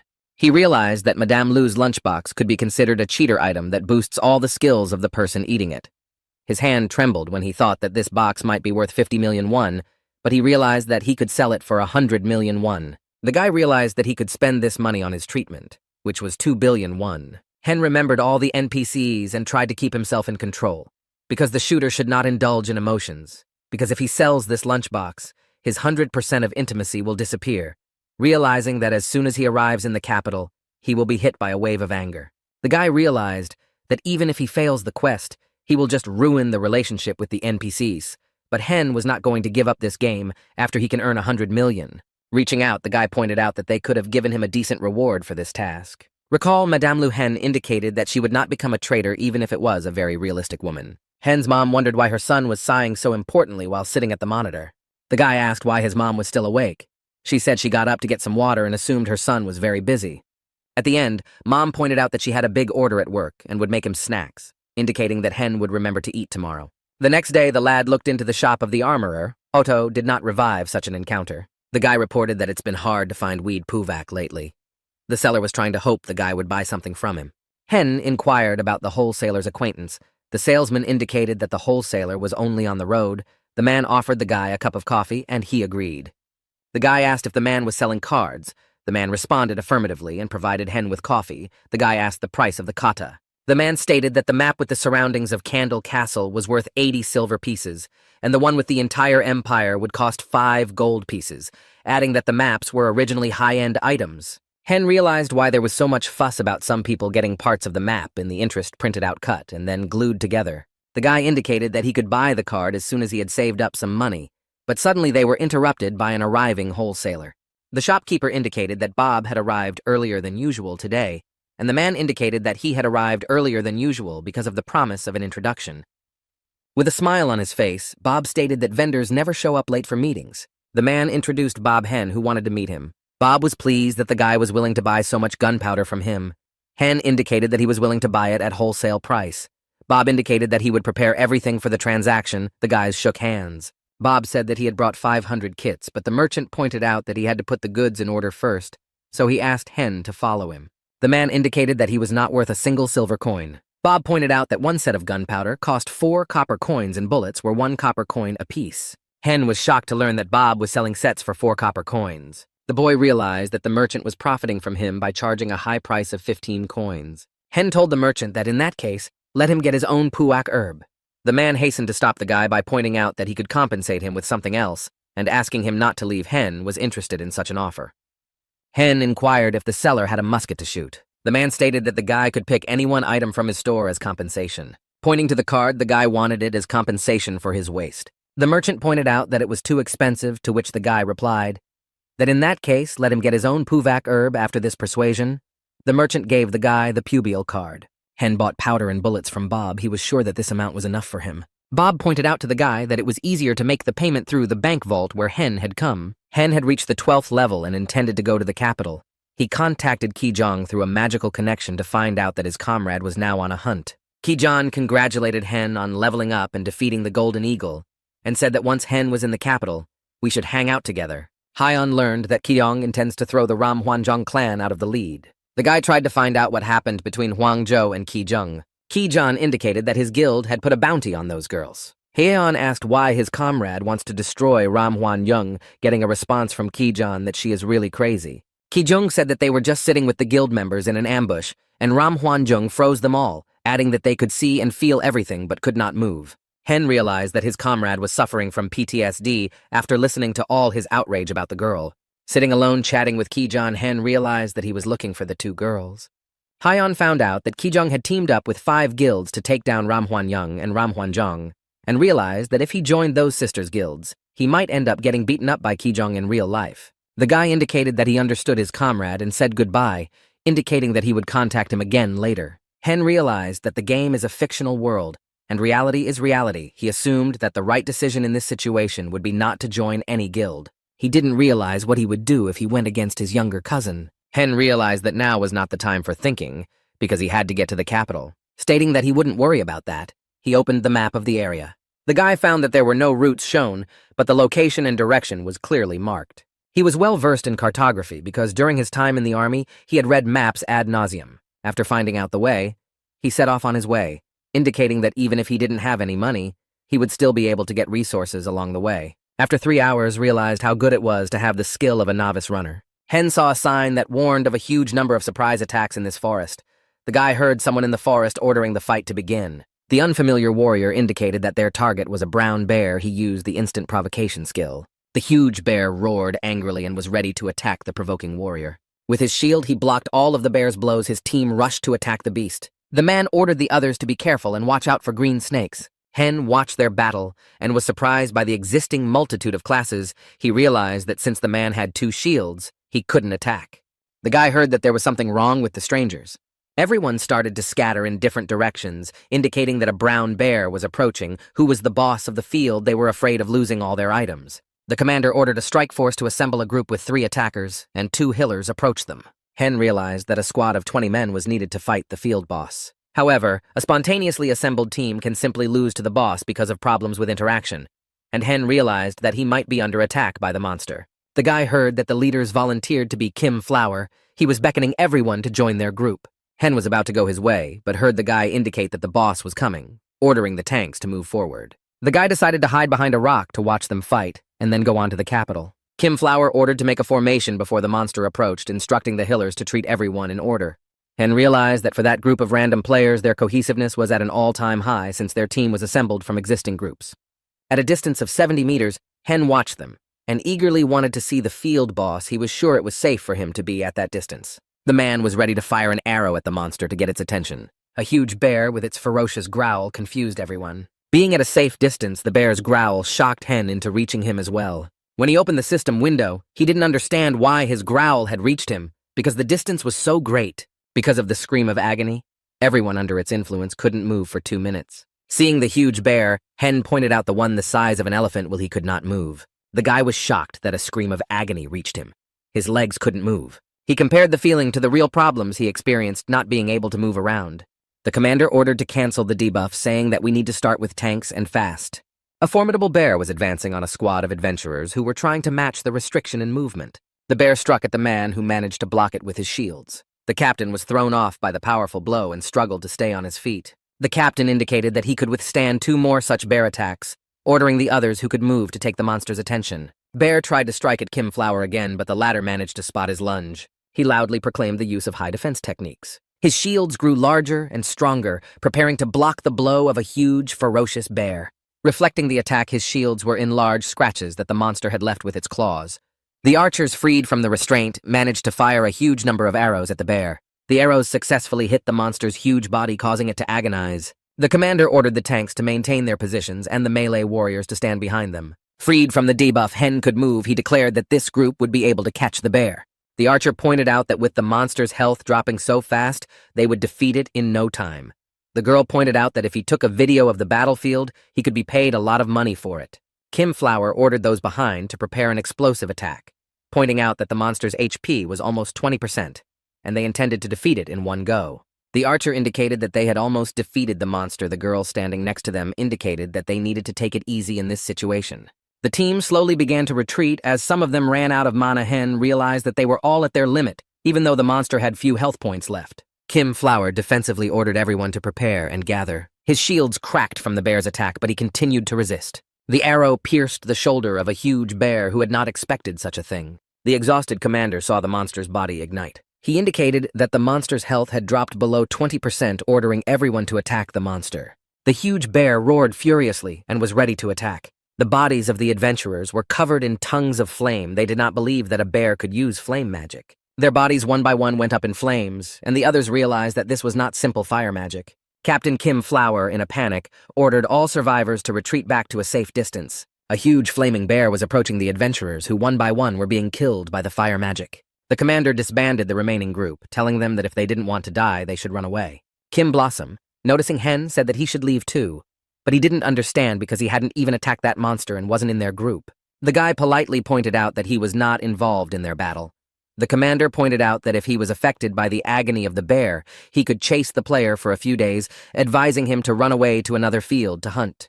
Kim indicated that the shortest pursuit lasted 10 days, reported that a bear can stay that way for over a month. Hen didn't understand how they could just give up the battle they had started. He was sure they could destroy him, but they ran away. The guy realized that if the bear threw himself at him, he wouldn't be able to use that road for about a month and would fail the lunchbox quest. Looking at the bear, Hen didn't understand why the runaways had brought the monster to such a state. Hen said that if he couldn't get to the capital in time, he would rip out all the flowers and petals from Kim. Hen decided to think about the situation calmly. He tried to find alternatives. Nothing good came to the guy's mind. He got worried. Realizing that if a month goes by, he will neither sell lunchbox nor complete the quest, he decided to attack the monster himself. The guy had a chance to win because the monster's health was just under 20%, and he knew that as long as the bear was distracted by the flaming humans, he had a chance. Starting to aim, Hen guessed the distance to be about 70 meters. The wind was blowing southeast at a speed of 2 meters per second. Hen took aim immediately and fired a shot at the monster. The huge bear heard the gunshot and turned to the guy. The bullet accurately hit the monster's body, knocking it backwards. Hen was pleased to have such an accurate hit on the bear's head. Meanwhile, Kim Blossom was musing on the topic of assembling a new team because the bear had little health left, but his thoughts were interrupted. The commander pointed out that until they reached the village, they should not stop. The girl pointed out that the man who was hiding had shot the monster. When he looked at the guy with the gun, he didn't know what he was doing. The girl informed the captain that the musketeer had managed to hit the head of the bear. He was surprised to hear that this guy was a musketeer. Kim realized that the musket's attack power is the greatest in the game. If you get a monster's attention, you can overpower it with a shot. The archer pointed out that if they joined the archer, they could take down the boss. The girl said that there were almost no people left, so there would be plenty of drops. The commander asked to stop talking nonsense and pointed out that they needed to leave. The girl objected, pointing out that the musketeer had hit the bear in the head. Kim pointed out that it takes a minute to reload a musket, and once it's already fired, the surviving monster can destroy the shooter who will reload. Meanwhile, Hen stared in surprise at the beast he had hit, who survived a hit to the head and was about to attack the musketeer. Beast applied a scream of agony. The shooter realized he had been overconfident, thinking the beast would die from a single shot he put in the powder. With his shot, Hen attracted the attention of a bear that was heading toward him. The musketeer tried to reload his gun as quickly as possible while continuing to pour powder. One of the stalwart tanks started running away from the bear he didn't expect to see. The fleeing man's body was also ignited by the bear's fire magic. Looking at the bear, the others realized that they had better not approach it and hurried away from the area. Musketeer realized that the bear was not advancing on him, but in 2 minutes the monster would manage to kill the other players, and him in addition. The guy started to call for help from the shield commander, who was just here. Hen was confident he could launch another attack by asking Kim Flower to take the monster's attention. Not hearing any response, the guy thought Kim had already taken off. He begged for help. The bear with its blows swept away all the flaming adventurers who could not move. Preparing for the second shot, the musketeer tried to hope that the monster would not survive after this shot. The guy took precise aim at the head of the looming monster. There wasn't an ounce of doubt in his eyes as he continued to take aim. Kim Flower heard another shot. He was surprised. Musketeer managed to hit the huge monster's head with his second shot. The captain saw such an attack for the first time and realized that the guy had excellent marksmanship since he managed to hit the monster's head with 2 shots. Archer suggested that Kim Flower go with them since they were torturing the hopes that the musketeer could destroy the bear. The commander pointed out that this was madness. 994. The girl pointed out that if their captain defeats the monster, they, along with the musketeer, can defeat the giant bear. The commander stated that if they get into this battle, he will be the first to die, pointing out that his shields are broken, and it will be very hard for him to tank. Kim Flower indicated that he was stung by the musketeer, but they need to follow to the village. The girl was surprised that the commander was just asking for a gunner. The adventurers could not believe their eyes because the bear breathed fire and killed the last member of their team. The girl pointed out that the musketeer was also fleeing. The commander was sure that they would be able to assemble a new team in an hour and return to successfully kill the monster that the musketeer had tried to kill. Kim Flower realized that everything in life depends on choosing the right moment. In the village of Kim Flower pointed out to the travelers that the boss of the field was a brown bear that had broken his shields, adding that of their team, only they had survived. The commander proceeded to reassemble the team to fight the brown bear. 30 minutes later, Kim Flower managed to gather a new team, and they moved onto the field to finish off the boss. In the field, they saw the devastation left behind by the monster and were curious to know where the bear was. The commander pointed out that the monster had killed all the users in that place. Assuming that the bear had changed location, he warned everyone to be careful. Seeing the more tracks left behind, the commander realized that finding the monster wouldn't be too difficult. After 2 hours of searching, one of the girls didn't understand where this boss could be. The other assumed they had been tricked. The 3rd hour passed. The men didn't understand why they couldn't find the monster. All began to present their grievances to the captain. Kim Flower didn't know why the boss wasn't here, pointing out that he was here, as evidenced by the huge footprints left by the monster. Someone from the team said that they would search for the monster a little longer, but if they didn't find it, the captain would be punished for cheating. Kim began to worry. He couldn't believe that a musketeer could defeat a huge monster by himself. 4 hours earlier, Hen couldn't believe his eyes at what was happening. The guy couldn't believe that after 2 successful hits to the head, the monster was still alive. First, the musketeer decided to run away from the bear to a safe distance. He was shocked that Kim Flower would just run away after making such a big deal out of it. The musketeer began to reload his weapon, realizing that nothing would change from his lamentations. Hen tried to reload the musket on the fly since he had practiced earlier. The guy performed every action like he was in training. Hen, in his haste, he managed to reload his weapon and was ready to fire. The gunner stopped and tried to aim aptly to hit the monster in the head again. Hen was curious how the bear would stand up to a 3rd headshot. Bear manages to land a nice strike on Musketeer. The guy flew back from the monster's missed punch, not expecting such force. Such a powerful blow knocked the guy back a very long distance. Hen didn't expect such a powerful blow because it was much more painful than expected. The assimilation factor determines how much pain and other feelings a person will feel compared to reality, and Hen's assimilation rate was 20%. The lurking guy was alive. He didn't hear the bear's footsteps. Hen assumed the monster could move noiselessly. The musketeer tried to pull himself together. He intended to deal with this monster. The guy realized that if he got one more hit, he would die, but the monster also had very few life points. Hen had heard of blind assassins, but never of blind marksmen, for he and the monster could die from a single attack. Closing his eyes and concentrating, the guy found where the monster was. The musketeer decided to attract the bear's attention with his loud cry. The gunner managed to jump back in time from the ferocious bear's attack. Pulling the trigger, the guy managed to shoot the attacking monster right in the head. The monster's body was covered in blood that came from the gunshot wound. Looking at the bloody monster, the guy was surprised that it still managed to survive 3 shots to the head. Having experienced the hopelessness, The boy intended to fight the bear to the last and tried to strike it with his rifle. Hen used the bayonet on his weapon and ran towards the huge monster. The gunman managed to pierce the monster's body with the bayonet on his rifle. Into this attack, the lad put all his remaining strength in the hope of winning. The musketeer launched successive attacks at the monster in hopes that he would be able to overpower it. The exhausted guy collapsed to the ground. The blows had taken too much strength. The bayonet of his gun was covered in blood that went flying after the guy. The monster's body was riddled with damage from stabbing weapon attacks. When he woke up, the shooter could not believe his eyes, because he was sure that he would die. Climbing up, the guy realized that before he lost consciousness, he declared that if the monster is still alive, he will kill it with his bare hands. Hen was surprised at the 9 levels he had gained at once. He raised the level of the musket by 1 level, and the level of the rifle attack increased by 2 levels. Looking at the bear, he realized that he had managed to raise as many as 9 levels thanks to killing it. The musketeer hurried to retrieve the items that fell from the slain boss. Hen was sure that the rewards would be good since it wasn't an ordinary bear, but the boss of the field. The guy got the achievements Lord of the Solo game and Blazing Head of Pain, unlocking a new rank of Ignorant of Fear. He didn't expect to see such a thing. Hen was very happy because if he added up all his points, he would have 45 stat points. The musketeer was surprised to see that he had 135 characterization points left. After sitting on the body of the slain beast, the guy summarized that his characteristic points were equivalent to 30th level. If he distributed the remaining points, he could raise his level to 27th. Hen was very pleased and proceeded to distribute the points. After distribution, he had 168 points of agility, 62 points of stamina, and 1,350 points of health. The musketeer intended to collect all the weapons left over from the battle. The guy was glad that he could take such an expensive weapon, because he couldn't just leave it lying there. Hen was intent on taking the loot from the brown bear after the adventurer's weapons dispute. His gaze was full of joy because he had received 3 items of superior grade flame bear skin coat boots and a hunting hood. The guy realized that even if he took all the clothes he was wearing now, they wouldn't compare to the brown bear's coat. Putting on his new clothes, the guy was glad he had been so lucky on his first day of traveling.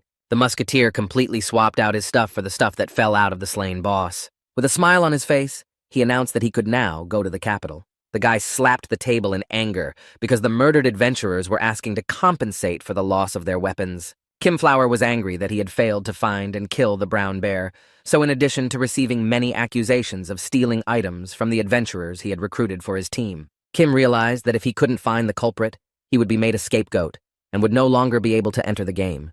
The guy tried to find information about who could have framed him, because he was sure that the musketeer could not destroy the monster alone. Meanwhile, a joyful hen was singing a song and walking to the capital. Since the items he found were part of the set, his resistance power increased by 30%, Hen realized that with this equipment, he could resist Ram Huan Young's magic.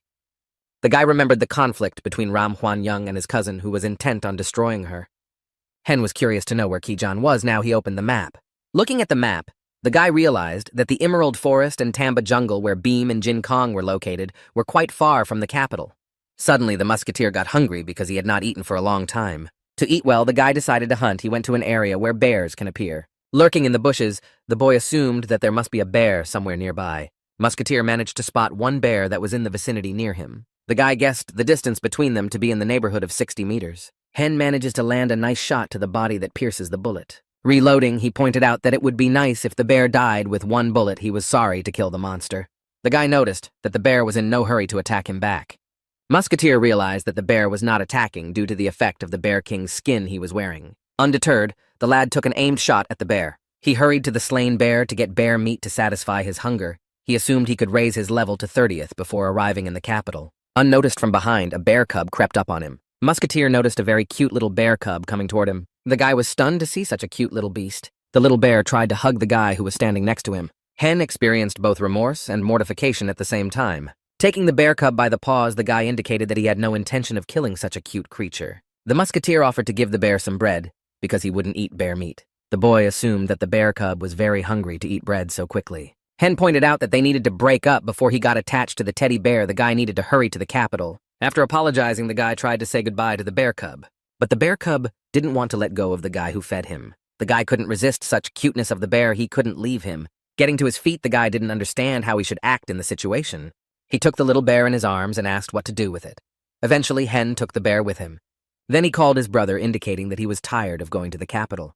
His cousin warned Hen, indicating that there were very strong bears in the foxes. Kijan informed Hen that he had decided to stay awake. Even though he had an exam tomorrow, he intended to go out on the raid today.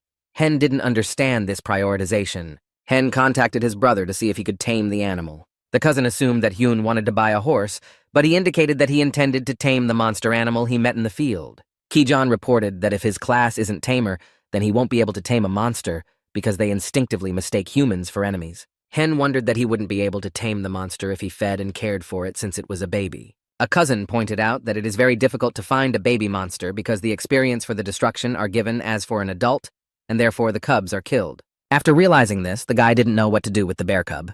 Hen indicated that he would tell his brother everything when he arrived in the capital. He had 5 days left in Midros to reach his destination. After saying goodbye, the cousins wished each other good luck and looked forward to their reunion. After killing the bear's entire family, Hen couldn't do the same to him, but if you leave him here, someone might destroy him. The guy decided he could handle anything, so he took the teddy bear. Taking the bear cub in his arms, they set off on a long-neck journey. The next day, Hen managed to destroy another bear with a headshot. Musketeer raised his level by killing the 24th bear. The guy was glad that his level was rising so fast, but he didn't understand why the monster was growing at such a fast rate. Hen was satisfied that he had managed to get 2 pieces of meat and 1 claw from the killed bear. He supposed that after the sale, including the picked-up weapons, he would be able to get a huge amount of money. A snake crept stealthily up the leg of a guy who was flying in the clouds dreaming of big money. The musketeer felt himself bitten by a snake he hadn't noticed in time. After being bitten, the snake tried to escape. Hen was shocked. Suddenly, the guy got a poisoning notice now for 3 minutes. Every 10 seconds, his health points would drop by 50. The guy was outraged that he would lose 900 health points because his current level was a colo 1,300. The musketeer realized that in such thickets, it was very difficult to see the snake's bear caught something. The bear cub managed to catch the snake that bit the guy. The guy was quick to praise his little pet who was trying to straighten out the snake. The musketeer was pleased with such an act from his cute pet. Noticing that the bear cub had started eating the snake, the guy was shocked. Surprised that the bear cub could safely eat the snake, the guy pointed out that it was a little older by picking it up. Hen assumed he was imagining it, because a bear cub can't grow so fast, comparing it to bamboo. In a second, the bear cub in the guy's hands grew up not expecting such a situation. The next day, the cub became a full-fledged bear who carried Hen on his back to the capital. Musketeer realized that the developers of this game made the growth rate of mobs sufficient. Otherwise, there simply weren't enough of them for all players. In one day, Bear Hen was tried to be attacked by 6 different groups of adventurers thinking he was a normal mob. Hen put a sign on his bear that said he was a non-threatening guy, realizing that this beast would be very difficult to deal with when they arrived in the capital. The people in town, when they saw the guy with the bear, didn't understand why he brought him here. Hen hurriedly assured everyone that this bear was docile and would not attack them. The musketeer informed the guards that this beagle does not bite, adding that it is just a little bigger than a normal bear. When they saw that Hen had been bought by his own bear, they all ran away from him thinking he was the boss of the field. The guy didn't understand why his bear had grown to the size of a van since he didn't feed it much. Climbing on the bear, he realized that there was nothing he could do about the opinion of the people around him, assuming it would be difficult to get into the village with this beast. After sitting on the bear, the guy realized that you could ride a bear and shoot a musket. Hen asked his bear to run in the direction he had indicated. The beast, realizing its master's intentions, set about carrying out the order. Bursting from his seat, the guy from the surprise barely managed to stay on the back of the running bear. The musketeer was pleased that his beast could understand orders. He didn't understand why this hadn't been tried before. Hen, sitting on the bear, was intent on making a quick trip to the capital. Arriving in 2 days in the capital, the guy expected to see something different. They were standing on a slope, looking at the capital of the Pudiel Kingdom, Stoke. The lad had a lot of things to do. As they approached the gate to the capital, they were ready to enter it. Hen indicated that they would now walk at a leisurely pace so as not to make too much fuss. But when the people saw the big bear, they started to panic, telling Hen to stay away from the bear. The guy hastened to put everyone at ease by pointing out that he had raised this bear since he was a child, adding that it was not dangerous to humans. The sentries organized the defense of the city in preparation for the battle with the bear. When Hen saw what was happening, he realized that they were in a bad way.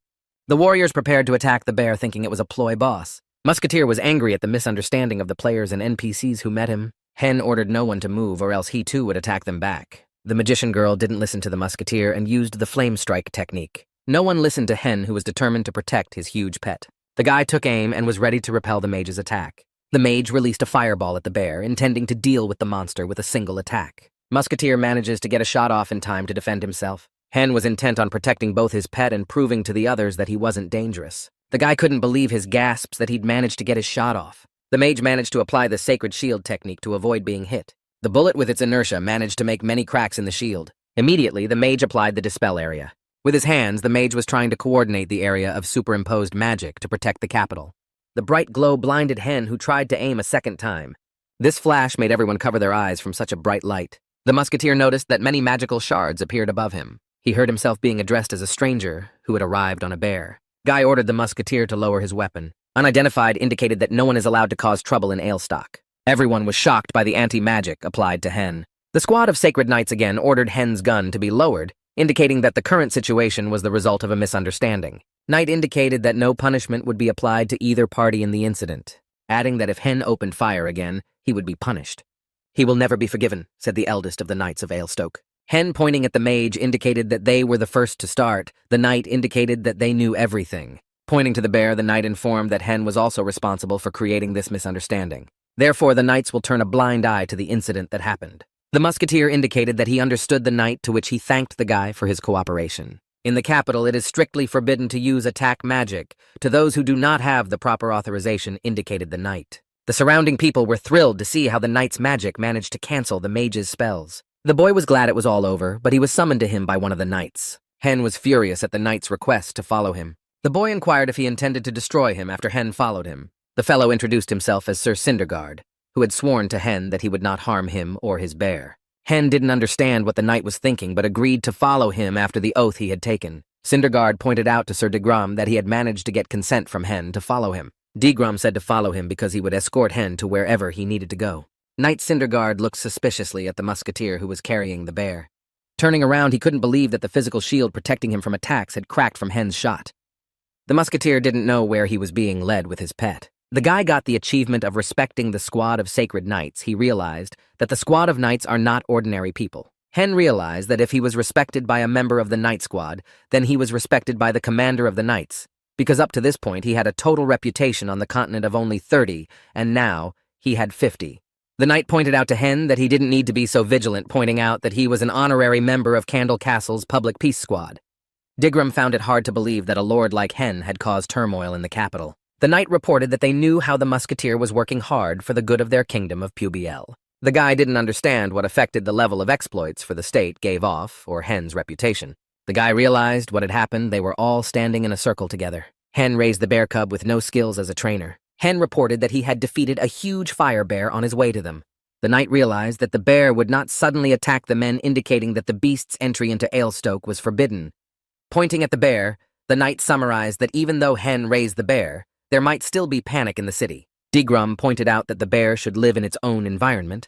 The boy realized that the knight was implying that he should let the beast go. The musketeer realized that after he released the bear, he could safely enter the city of Stoke. After stroking the bear, the guy realized that it would be better, because he would no longer be subjected to attacks from NPCs and users. Hen stated that he agreed with the knight's instructions and would let the bear go.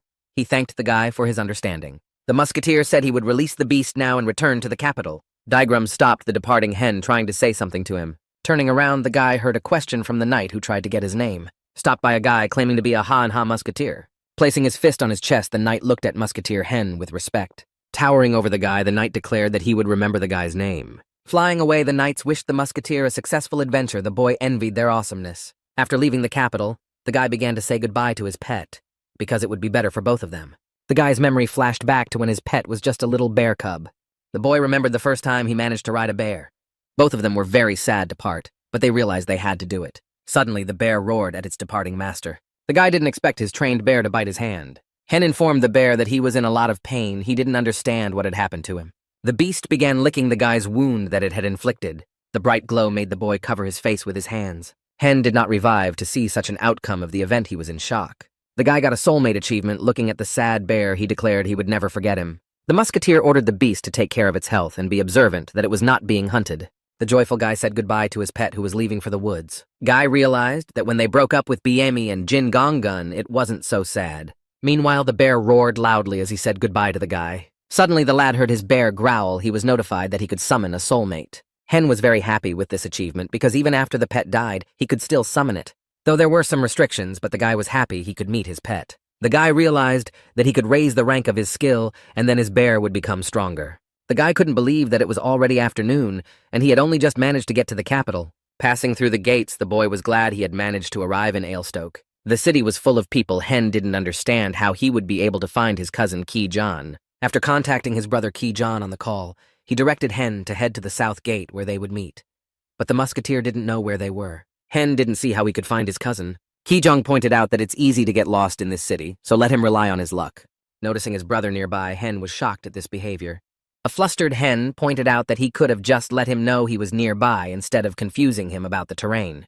Musketeer was shocked to see his cousin in the game.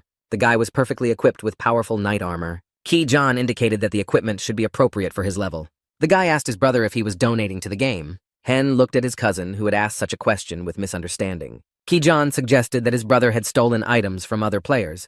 Hen indicated that he got his equipment by hunting monsters. Suddenly, their conversation was interrupted by a guy who introduced himself as Woot Hae-in, who had heard a lot about Hen from Kay. Hae-in pointed out that Kay never stopped praising Hen's memory, pointing out the hidden talent he possesses. Hen looked at the guys and realized that his brother Ki-Jong was a good guy. Their conversation was interrupted by a stranger who asked Hen about his equipment that falls out of the boss field.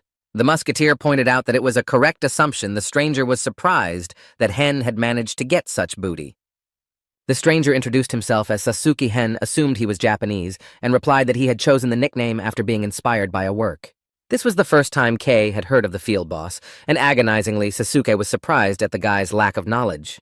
Sasuke pointed out that the community had been in chaos recently because of this incident. He wondered how a tank about Oso Agony could not know for a moment. Sasuke thought for a moment. After looking at the musketeer who had 3 items from Sasuke's set, he realized that he couldn't get this kind of equipment for a rookie, so Kay introduced Hen to Tail.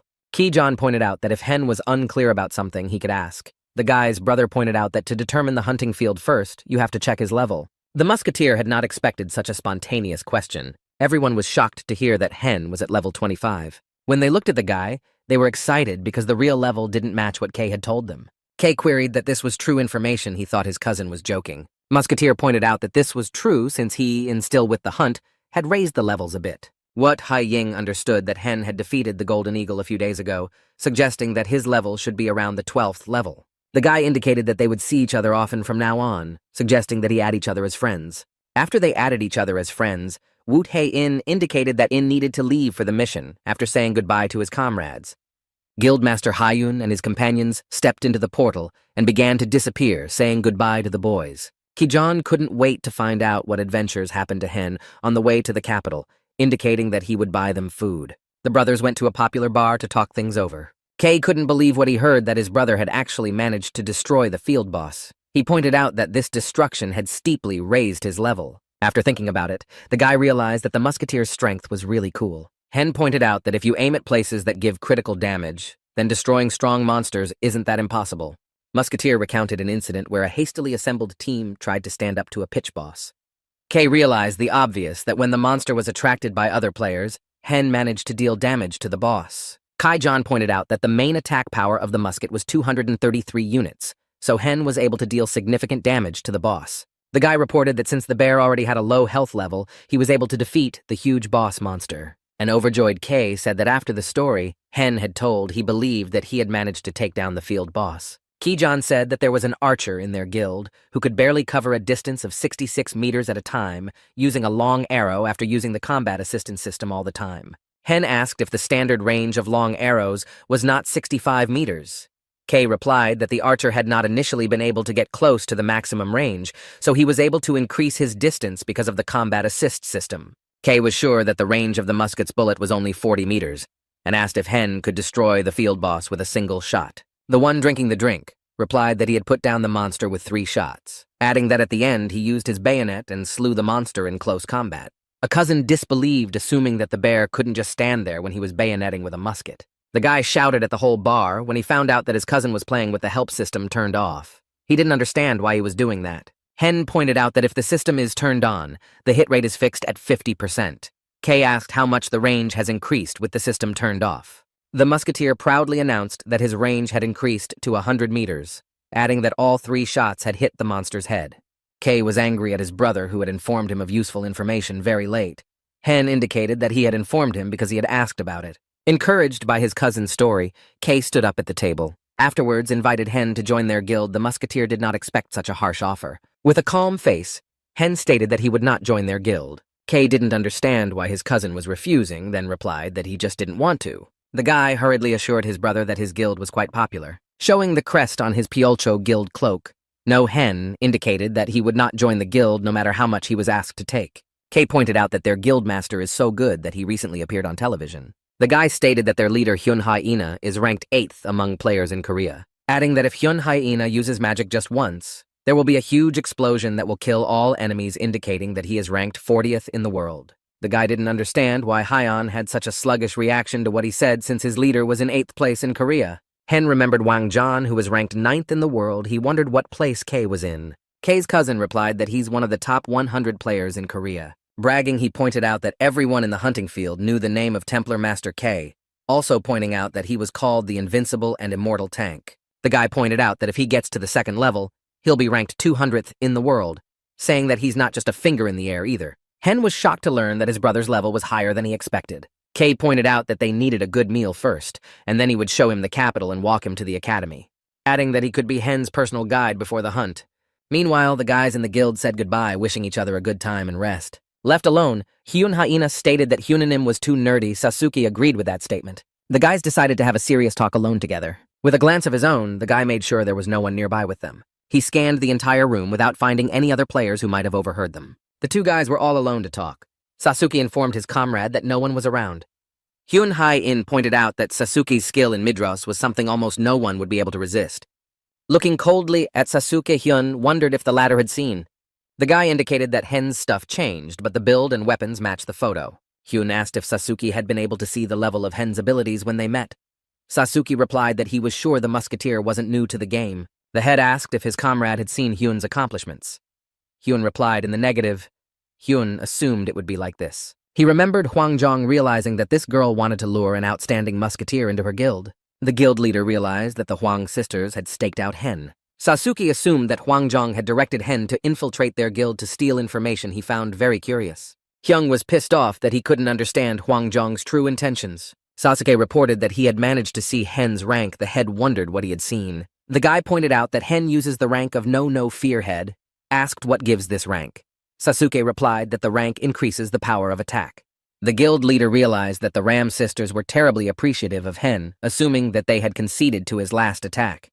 Hyung realized that the Korean that got the offer to unite with these sisters is Hyung. The guild leader realized that among the players in Korea, besides this type of player, there were no other musketeers who were in the same level range. He was sure that it was Hen. The guy had no doubt that Ram Hwa Jung and Ram Hwan Young had gotten close to Hyun and had Sasuke's back pointed out that they hadn't seen them together once yet. Thinking logically, he remembered that Hen had told them that he was level 12 when he left Castle Candle a few days ago. Hen was not going to hunt, but to the capital city, however, he was now a level 25 guild leader. The guy was confused that Henna was wearing items that fall off the boss field. The boys realized that this would not have been possible without the two Ram sisters. The guild leader denied that Hen could defeat the field boss on his own, but it was obvious that Ram Yong and Ram Jung had used concealment items on the boy so that Sasuke wouldn't be able to see his stats. All this information said that the Ram sisters were at the south gate until recently to catch the agony of the Aso. Hyun Hae-ina ordered Sasuke not to trust Kei with everything, telling him to check on Hyun's location every time too. The head ordered Sasuke to regularly use items to hide his location in his information ocean of friends. They must not let Hen know where Sasuke is. Sasuke agreed to such an order from his head. They became in the magic circle for the teleport. Hyun Hae-ina asked how he looked. Sasuke replied that his facial expression seemed kind. Sasuke listened silently to his guild leader's indignation. Hyun Hae-ina, hugging his comrade, was ready to once again portray a good and kind person using a well-meaning vocabulary. It was very surprising for Kei to see his brother have a map for 5 gold coins. Hen looked at the map of the city and memorized the location of important places. Kei asked how long Hen would stare at the map, and he replied that it was the basics for a sniper to know everything about the terrain. Kijan indicated that it was time for them to go, indicating that he would now show him where the academy was. Kei said that when he reached level 100, he completed all the quests in the newcomer village, but had not heard of the Sacred Grill quest. Guy pointed out that he had never heard of the lunchbox that Hen had told him about, adding that he had never even heard the rumors. Hen realized that after looking at the map, he didn't find the second point of the Sacred Grill that was in the capital. According to Ki-jan's assumption, Hen realized that no one had ever opened this cavette here, or someone had just eaten this lunchbox. Hen realized that he might not even return to Castle Candle because the capital was full of other quests that would help him regain his level of intimacy with the bots. But the guy intended to fulfill Madame Lu's quest. He realized that when the second eatery of the Sacred Grill opens, the map of the capital will change. Kay was sure that the quest with the box no one completed, because everyone knows that he is now at 198th level. But if he ate such a lance box, he would be at 202nd. The guy assured the Musketeer that raising levels is very difficult if Kay is having such a hard time raising new levels for top players. Ki-John turned to Hen. The Musketeer didn't understand what his cousin wanted to tell him. Ken was shocked to hear that his brother had offered to sell the quest lunchbox. The guy was sure they could sell the lunchbox for a good price for a lot more than Hen might have thought. Hen realized that if he sold the box, he would spend the money on his treatment and his mother's expenses. Kay pointed out that since Huang had met their guild master, he would also meet the top players in Korea, saying that Huang could only rely on his luck for the rest of his life. Hen agreed with this statement from his brother and they headed to the academy. Kay indicated that all of his brother's assumptions were correct. Hen indicated that he would think about his proposal. The guy in the armor was surprised that Hen wouldn't sell Lunchbox Musketeer, indicated that he would think hard about his brother's idea. Ki-John didn't understand what he was thinking about, because it was easier to sell the box. Hen pointed out that a sniper shouldn't immediately pull the trigger when he saw a target. The Musketeer ordered his cousin to keep quiet about lunchboxing, and Kay said he understood, because he was studying business management. The Knights of the Capital welcomed Hen guys did not expect to meet them and were very surprised. One of the boys of the squad of Sacred Knights raised his hand to his temple, thus showing his respect for the Musketeer. Kay was surprised that the Holy Knights had come for his brother. He didn't understand what he could have done. Hen said he had done nothing illegal. The Musketeer directed Ken to introduce himself to the Holy Knights who approached them. The knight earnestly gave his name, calling himself Sir Wunderkingdgard. The second knight laughed from his comrade. Kay assumed he was from Korea. Hen pointed out that this knight was a NPS. Standing nearby, a second knight introduced himself as Sir Digrom. The knight indicated that his name was Cindergaard Digrom, mocked his partner. The Musketeer inquired of Sir Cindergaard on what business they had come to him. The knight reported that they were just passing by and wanted to greet the guy. Hen didn't believe in such a random circumstance. Musketeer reported that there was no cause for concern because he had released a bear in the South Woods. Diagram was sure that Hen had done so because otherwise he would not have been able to get to the capital. The knight thanked the guy for his cooperation. Looking at Kay, the knight assumed that this guy was from the Pulcho Guild. The guy pointed out that this was a correct assumption, calling himself Master K. The knights were well aware that the Pulcho Guild was fighting on the western borders. Dagram expressed his gratitude to the lad on behalf of the kingdom of Pubil. They shook hands. Then the knights indicated that Bill glad to meet, but also need to go. Hen did not believe that those actually approached them to say hello. Knight Diagram responded positively to the Musketeer's speculation. Kay was glad he had seen the first time the Holy Knights had spoken to someone first. The guy assumed that they talked to them because of his high reputation, or because they recognized a member of the Piolcho Guild. Kay, realizing that the knights had spoken to his brother, started to find out how they knew him. Hen assumed that the Sacred Knights had approached him to make sure because of the bear. Kay pointed out that it would be strange if the NPCs were the first to recognize not his player with a reputation of 150 points, but Hen's. The Musketeer indicated that he now had 80 reputation points. He was surprised that his brother had as much as 150 points. Ken pointed out that for such a reputation, he had to hunt a lot, pointing out that even if he killed a monster solo, his reputation wouldn't rise much. He didn't understand how Hen had managed to gain 80 reputation points. Ki-John pointed out that reputation quests are available from level 200, so he cannot pass them. He asked how Hen managed to raise the reputation so quickly. Musketeer replied that he just did the tasks. Kay was shocked that his brother was so quick to raise his reputation and level. He didn't understand how such behavior could be argued. Ki-John was eager to see what his brother would do next in this game. Hen replied that he would make money. Kay informed his brother that if he was going to earn a lot of money, he needed to improve his skill class first. The brothers came to the Musketeer's academy, whose building looked very shabby. The younger cousin pointed out that the luxurious building that they had recently passed Arlo Temple was his academy. Hen was shocked by such class discrimination. Kay replied that their academy is very large because it trains paladins, templars, priests, monks. Kay gave his brother 2 gold coins, saying it would help him solve urgent problems, and instructed him to sell Hen his clothes as soon as he leveled up. Hen was very pleased with this gift from his cousin, for 2 gold pieces equaled 200,000 won. Entering the academy, the guy from the threshold asked if anyone was in this room. Seeing the mess, the guy compared it to a haunted house. The guy didn't notice the shooter coming at him from behind. Putting the gun to the guy's head, the man ordered him not to move or speak, allowing him only to breathe. Otherwise, he threatened to shoot Hen's head off for disobedience. The boy realized that it was not a simple shooter, because the man had a perfect disguise. The man ordered the guy to move only his mouth. pointing out that if he moved other parts of his body, his head would explode. The stranger asked what the guy's name was, and he said he was Hen. The man asked who sent him to him, and the guy said he had come himself. Hen indicated that he had received an invitation to the academy from Commander Ziat of the Candle Castle Public Order Squad. The man ordered the guy to take exactly 3 steps and turn to face him, indicating that exactly 3 steps or he would shoot him in the head. The guy realized that if he took 4 steps, the percentage of hits would go down, and if he took 2 steps, he could grab the stranger's shotgun. The man ordered the boy to put the invitation on the floor. Hen indicated that his powder magazine was empty by asking permission to put his gun next to the invitation. The man ordered the boy to take 3 more steps back. Hen interjected that if he took 2, his head would fly off. The man realized that the guy was a non-local one who confirmed that he had only recently arrived in this town. After reading the note, the man realized that the guy was an honorary member of the Candle Castle Public Order Squad who had experience hitting a target from 100 meters away. The man ordered the boy to follow at his heels. Looking around, the guy pointed out that this academy was something like a school. He couldn't believe there were no staff here. The man menacingly ordered the boy to stop being a sucker by directing him to sit down at the table. The boy steadfastly obeyed the order. A familiar feeling visited him. Hen remembered the feeling from the army because a staff sergeant is a senior sergeant. Upon realizing, Hen realized that if he thought he was in the army, it would make his life easier since he quickly got used to the place.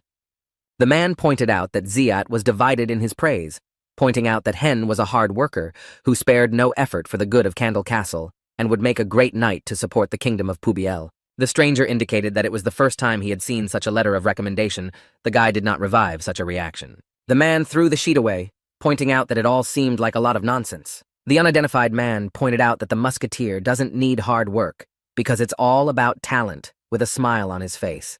The guy indicated that he understood what the man was talking about. The man was surprised at the guy's confidence, wondering if Hen was only confident because he hit the target from the 100-meter dash. Stomping his foot, the man pointed out, since the guy understands, then it will be all much easier for him to explain it all to him. With seriousness, the man ordered the boy to get up and follow him, indicating that it was time to light the fire. Hen assumed that because they were firing a wick gun the man had indicated about lighting a fire, he realized that now there would be a test of his skills. The guy was shocked to realize that just having level 10 wasn't enough to join the academy. Hen received a notice about the entrance exam to the academy from the principal.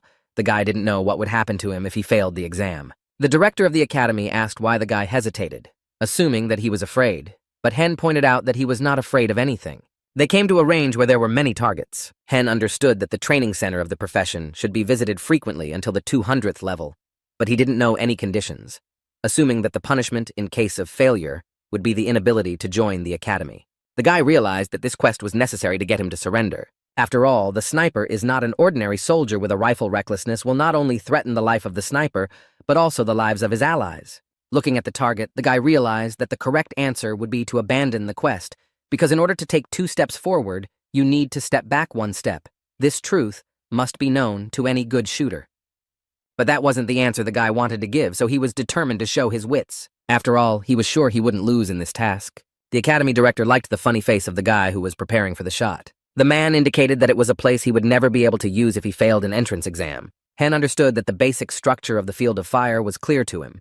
He figured out that a target distance of around 40 meters was the standard distance for musketeers with the combat assist system on. The director gave the lad a choice of a through shot on target or a rapid fire, indicating that he could choose either one, adding that if Hen surrendered now, he would start his training from the basics. The guy replied that he would shoot at the target. He was sure of his choice. The man was intrigued by the guy's choice. In a long time, Hen was the first. Hen hurriedly asked a question to the principal, inquiring how many people were taking this test.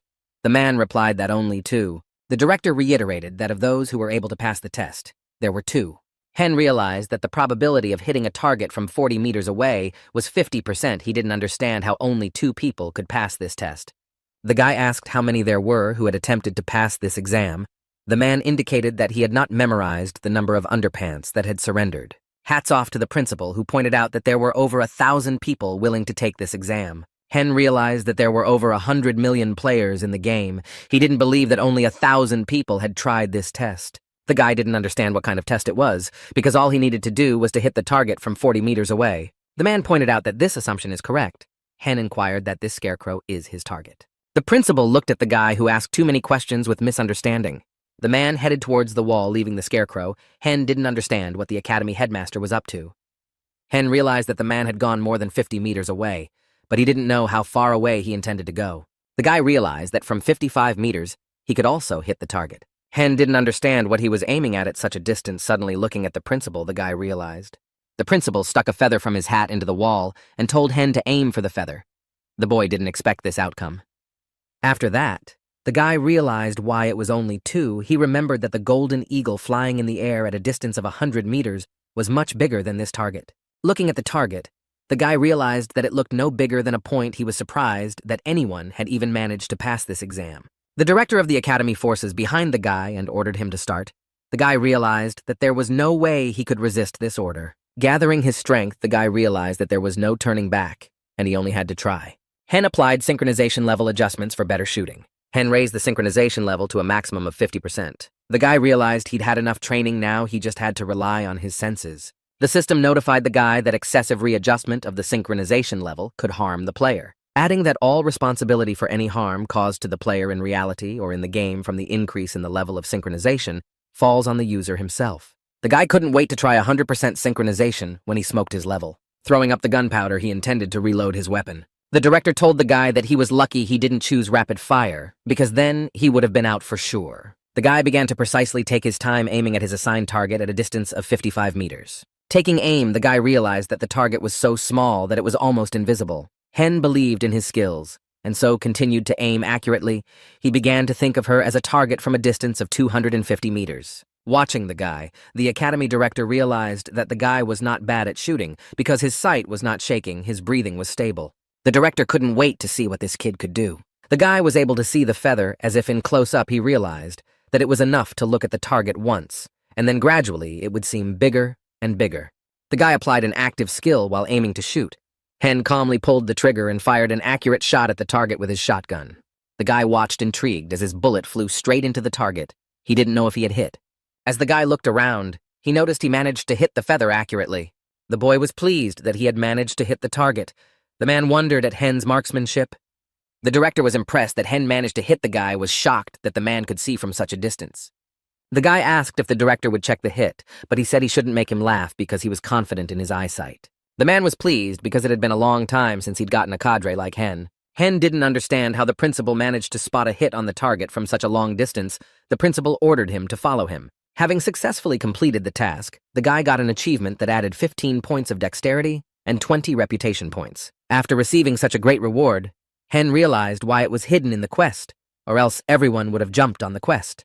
The browless man pointed out that it was not time for the boy to stand poleaxed beckoning.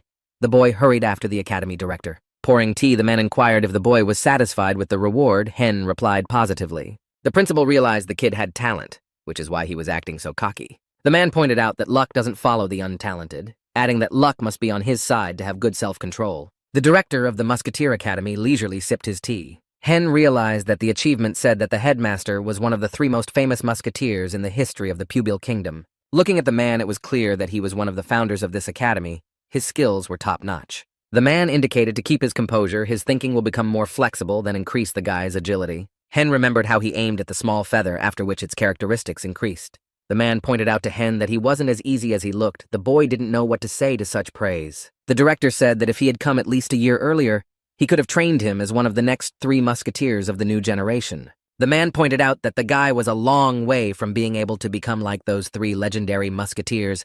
The guy understood what the director was telling him. The director pointed out that with Hen's level, there's no need to tell you how much powder to put in the barrel and how many times you need to use the chamfer. He put the pouch on the table and asked the guy to open it. When he opened the pouch, the guy couldn't believe his eyes. He didn't expect to see such a thing. There lay a lot of bullets with gunpowder worth 10 silver coins. The guy got 200 charges of black powder and the same number of iron bullets. The man indicated that he had not previously said there was no point in basic training. The guy realized that he had given him a one-time reward for completing the basic training quest. Hen thanked the academy principal. The man indicated that it was the least he could do for the guy, then ordered Hen to start hunting spiders. Instead of an assignment, the guy expected some sort of modest welcoming ceremony since this was an academy. Hen realized that red spiders can be killed at level 15, and if he has 25th, it means that the reward will be lower. Besides, the guy was sorry to waste time on this task. The boy asked the director that there were still bats in that forest. The man didn't understand what Hen was getting at. Hen suggested killing bats and spiders at the same time. The man pointed out that the boy had become conceited in his skills for being a bit condescending to him. Hen hastened to assure him that it was not so. Hen pointed out that he was not young enough to pass off arrogance as confidence, but if the director ordered him to, he would complete the task in one day. The man looked inquisitively at the confident lad. Leaving the director agreed to the guy's proposal, he was glad that his trading skill was working. Hen hurriedly asked the academy director for a favor. Looking at the browless man, Hen asked that the man taught him his skill. The man looked at the boy with his piercing gaze. Hen was not much worried as he waited for an answer from the academy director. The guy realized that he had to wait for an answer because whoever spoke first would lose. The principal indicated that he would agree if he completed the assignment in which he changed the terms. Hen needed to destroy the spiders and bats if the guy failed to do it in 12 hours and could not collect 30 spider legs and bat teeth. His reputation on the continent would be diminished as well as his proximity to the bots. Hen rushed to find out from the director what to do. Turning around, the man assumed the boy would not be up to the task. The guy objected, adding that he would go on this assignment right away. The principal ran away from him. Hen realized that the higher the risks were, the greater the return could be. The academy principal liked this guy, called him interesting. Hen hurried to the forest, for the road to the hunting ground would take 3 hours, and 6 hours there and back, and the remaining 6 hours would be spent on the hunt itself. The guy realized that he had to not only destroy 30 creatures, but also collect an item from each of them. Hen couldn't believe that the academy director was pinning his hopes on him as one of the 3 musketeers of the new generation. It motivated him a lot. The musketeer decided to head for the west gate first. Running past, Hen heard that the players were recruiting a team of 2 to capture a troll in Peak Lookout, with a level 130 or higher. Many players gathered in the square looking for companions for various tasks. Hen remembered that the Ram sisters were in Peak Lookout. The boy hurriedly looked at the map to see where this place was, and realized that it was somewhere outside the Sentinel mountain range, which was on the western part of the map. Huang realized that it would be very hard for Huang to go there alone, so her pumped-up sister Huang helps her. In his haste to complete his assignment, Hen realized that he needed to raise his level to that of the Ram sisters. Running in place, the guy realized that the skill of a runner was the best he had. Hen assumed that the trip back would also take 45 minutes, then he could hunt for 10 hours. The panting boy noticed something unusual in the woods near him. The guy saw that a lot of people had also come to hunt the same monsters as him. Hen realized that in this place the monsters gather in a pile and attack the players single-handedly. This he found out from a conversation he overheard by chance. The unknown group decided to attack the monsters in the morning. They were sure that the bats would go to sleep with the dawn. The boys hastened to assure Hen that it was very dangerous to hunt at night, and offered him to go with them in the morning. The musketeer said it would be too late for him. The boys couldn't believe that a musketeer went hunting dangerous monsters alone at night. One of them bet 1 silver coin that Hen would not last until sunrise. The other guy bet that the musketeer would die in 2 hours. While loading his gun, Hen heard the taunts of the other players who didn't believe in his strength. Hen called them assholes for betting on the other player's survival. He loaded the gun without a bung. The musketeer did not care about the ridicule of others. Because he could not retreat, he had to complete this task as soon as possible. Lurking, the boy was ready to face the monsters that dwelt in this forest. Hen realized that it took him 63 seconds to reload his gun with his eyes closed, and he was sure that he would soon be able to do it in a minute. The guy realized that since it took him 63 seconds to reload with his eyes closed, taking out a torch, he realized he could reload his gun faster in the light. The musketeer lit the torch, thereby reducing the reloading of the gun to 50 seconds. A huge red spider crawled into the bright light that came from the torch. A spider fell out of a tree near the guy who spotted the monster. The musketeer pointed his weapon at the monster that was nearby, after which he immediately fired a successful shot at the spider's body. Hen single-handedly managed to successfully deal with the 2 monsters that crawled to the torchlight. The musketeer calmly looked at the bodies of the destroyed monsters. The musketeer hurriedly reloaded his gun in preparation for the monster's next attack. One of the spiders was already approaching the guy who was reloading. The huge spider rushed with great speed towards the musketeer who was still reloading his gun. Hen managed to reload his weapon in time and aim his gun at the attacking monster's body. After taking a shot, the guy realized that it took him 52 seconds to reload, and he could immediately see the effect of his agility. The increased synchronization makes everything look much more realistic. Checking his stats, the guy saw that his agility amounted to 215 points, which corresponded to a player at level 50. Looking at the monster musketeer realized that the damage of his muskets was great, and because of this spider's die from 1 shot, he realized that too much raised synchronization because everything seemed very realistic to him. The musketeer was shocked that no loot fell from the slain monster. He realized that if not every monster dropped items from every monster, the probability of dropping them was equal to 50%. The guy was glad realizing he had 10 hours and a half left to hunt.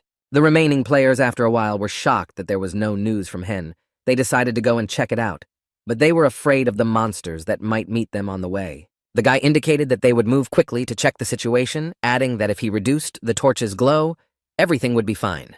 The guy assured that finding the corpse of the musketeer, only one of them can win the bet, made by the second reported that Hen could not escape, assuming that he was just hiding from the monsters if he survived. John Doe figured that since the musketeer went into the woods to hunt alone, he spent good money on game. The guy assumed that if Hen died, then good items would fall off him most of all.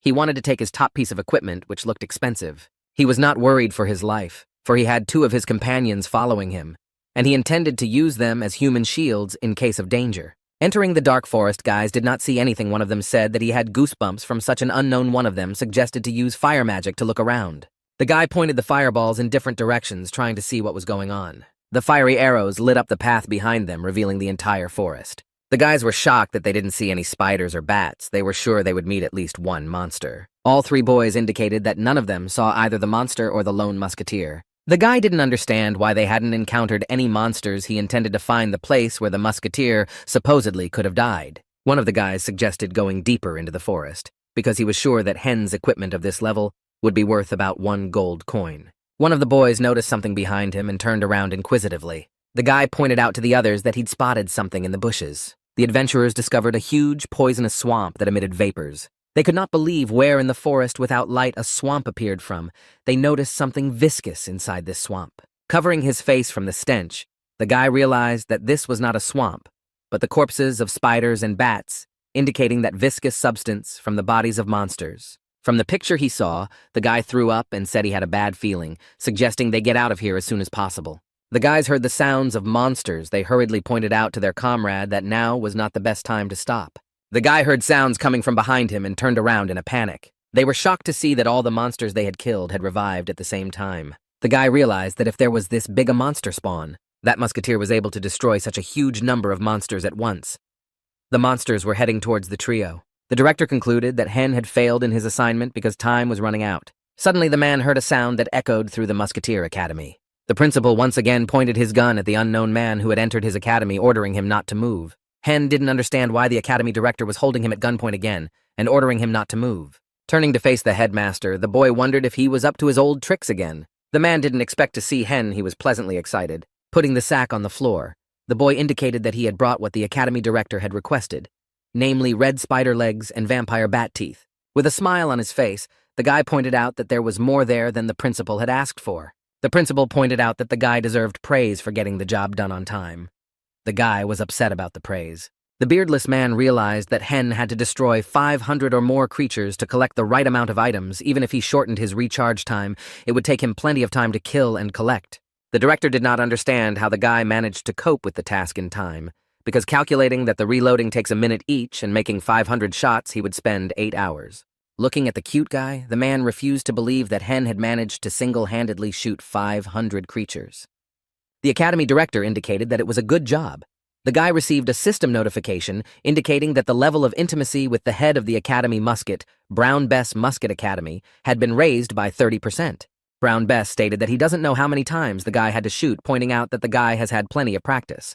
Hen thanked the head of the academy. The lad was pleased with the new skill he had gained in the technique of honed hand movement. The technique allowed the weapon to be reloaded in 30 seconds.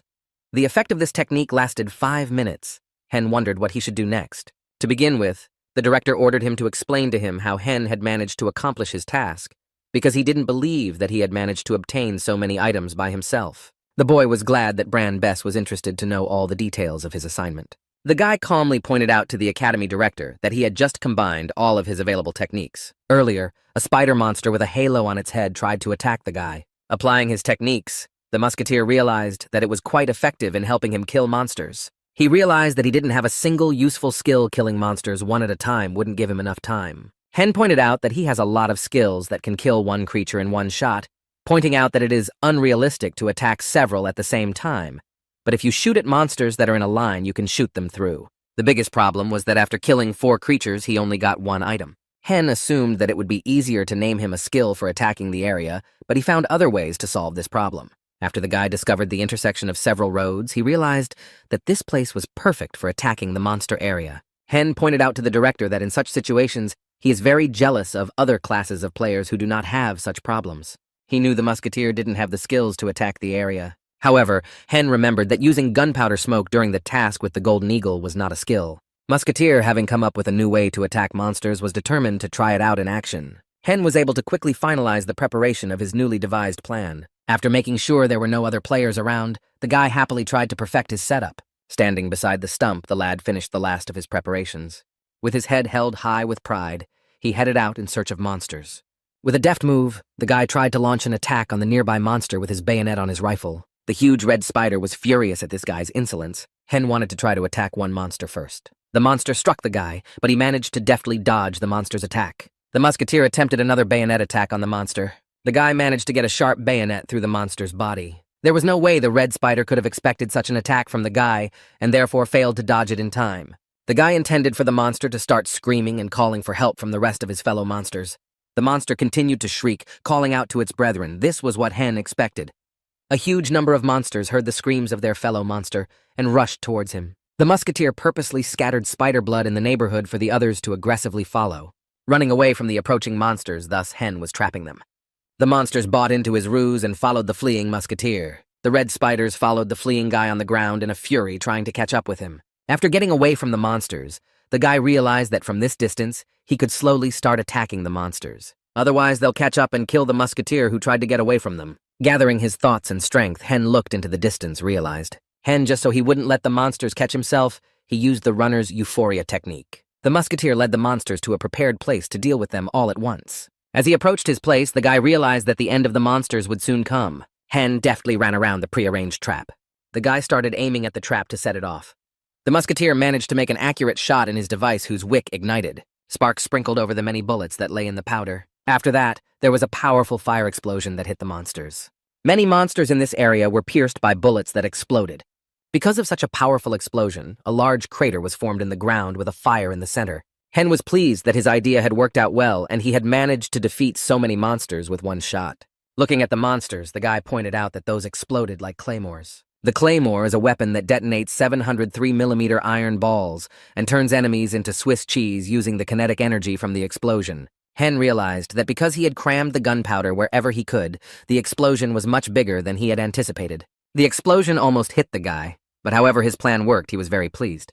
The guy shouted with happiness because he managed to get the right amount of items from the monsters. Bess assumed that the guy had collected a bomb in the forest that killed all the monsters with one blast. The guy nodded positively. Hen indicated that it was a bomb called a Claymore. He added that because he was doing everything hastily, the quality of it was not very good, using 2 rectangular staples wrapped in cloth, iron balls along with gunpowder. However, the more than 100 iron balls he carried were enough to drive the creatures into one place. This was the first time Principal Bess had heard of a weapon like the Claymore. He became very interested in learning more about this weapon. Sitting at the table on which the items from the monsters were lying, the man pointed out that the guy had successfully applied his ingenuity. He thanked the director. However, he asked Hen if this weapon could be called a suitable fighting style for a musketeer. The boy looked thoughtfully at Bess. He hadn't expected to hear such a question. Bess indicated that the assignment he had given him was for Hen to improve his skills as a musketeer. The guy replied that he had fished a fair amount using his gun. The director of the Musketeer Academy agreed with the lad's assertion, ordering him not to be conceited in his abilities. Sitting down at the table, the man decided to ask the guy a question of interest. After looking at the guy's eyes, the director asked what he thought the role of the musketeer was. The guy didn't understand what exactly Bess was asking him, a clarifying question in response. The man offered to present the boy with an example of a large-scale monster invasion. From 20 years ago, Hen remembered what the official Midros website said about that war. The war that took place 20 years ago, pitting the demon armies against an alliance of humans, said that both sides had truly outstanding commanders. It didn't matter the war between humans and demons or monsters, because the result depended on the commander's ability to analyze the war field. So the role that the musketeer fulfills was very important. Hen interrupted the director to point out that it is the role of the musketeer to aim the gun. The man looked at the guy in surprise. He hadn't expected to hear such an answer. Hen pointed out that in case of an emergency, humans have a procedure for transferring command. Even if a war loses a commander, he will be replaced by a deputy and the battle will continue. But monsters can't build such a system. Adding that after eliminating the commanding monster, all the others panic. The guy concluded that at this point, the most effective thing to do would be to launch a large-scale air attack.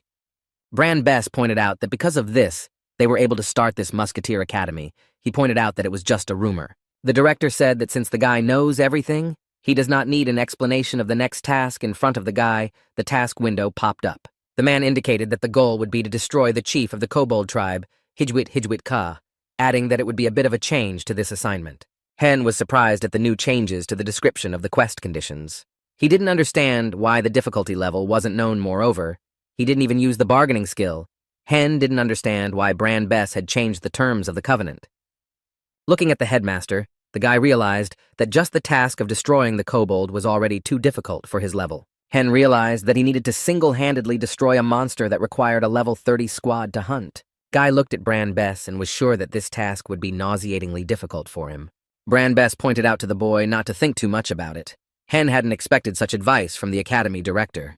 The man pointed out that this mission required target shooting, which Hen had previously stated, adding that all that was needed was to blow the head off the head of the monsters and be done with it. The Musketeer realized that this was a very dangerous assignment, even for him with such skills. Hen indicated that he agreed to take on this task. Bran Bess was pleased with the lad's decision, after which ordered him to depart immediately to fulfillment. The academy director told the departing boy that he had high hopes for Hen, telling him not to let him down. The guy was glad that this was a task with no time limit. He assumed that his experience bar should be filled to 99% before he killed a hail of monsters. The guy wanted to find out the true nature of Bran Bess. The guy realized that among the achievements, there was something explaining about the 3 musketeers of the new generation. Hen decided to find out from his cousin Kai John. Kay didn't respond to his messages. Hen realized that the judge was apparently his brother on the hunt. He decided to open his friends list, where it indicated that Ki John was in the narrow gorge of Thiwi. Musketeer realized that if he joined a guild, it would be easier for him to form a team. He saw that the Ram sisters were also in the narrow gorge of Thivi. Meanwhile, the guild commander ordered Sasuke to send a separate unit to the retreat path, and he obeyed the order. The guy ordered 5 men to be put in place to attack, instructing the Hillers to put a speed increase buff on the DDZ. The commander ordered Tai Il Hyungnim to go in pursuit. The boy realized that in the narrow gorge of TV, there was no way to retreat.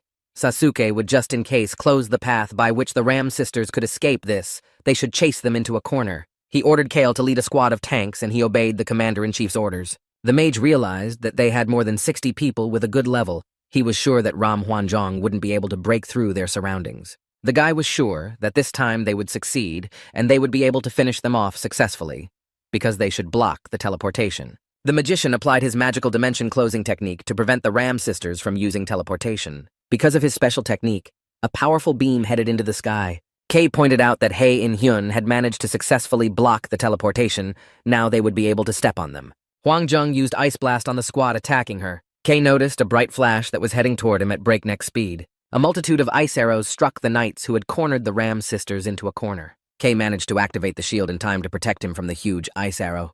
The boy saw the chilling silhouette of the girl who had made the attack on them. Kay pointed out to Huang Jung that he hadn't seen her in a while, preparing to fight her. Noticing the guy, the girl aimed her ice magic at Kay, preparing to bear the blow. Kay ordered the tanks to maintain a distance of 70 meters. Huang Jung directed ice spear magic at her opponents. A multitude of huge ice spears headed towards the defensive side. The guy hurriedly applied a defense formation, putting a block to the ice spears. The tanks took the full brunt of the attack, trying to resist it, with all the strength they had left. In the narrow gorge, the cornered girl tried to resist Hai In-hyun's army. Kay couldn't believe that such a fragile girl could shoot hundreds of ice spears at the same time. Everyone noticed a massive fiery explosion that occurred nearby. The guy realized that the fire blast had destroyed the ice blocks they were defending against using the fire skill. Ramhan Young rushed to pick up her sister, indicating that they should hurry up and run away from the enemies. Kay was furious because the attacks of the Huang sisters had thinned their squad, and those who didn't survive were out of the game. Kay ordered everyone to line up and put the damage at a minimum, defending themselves.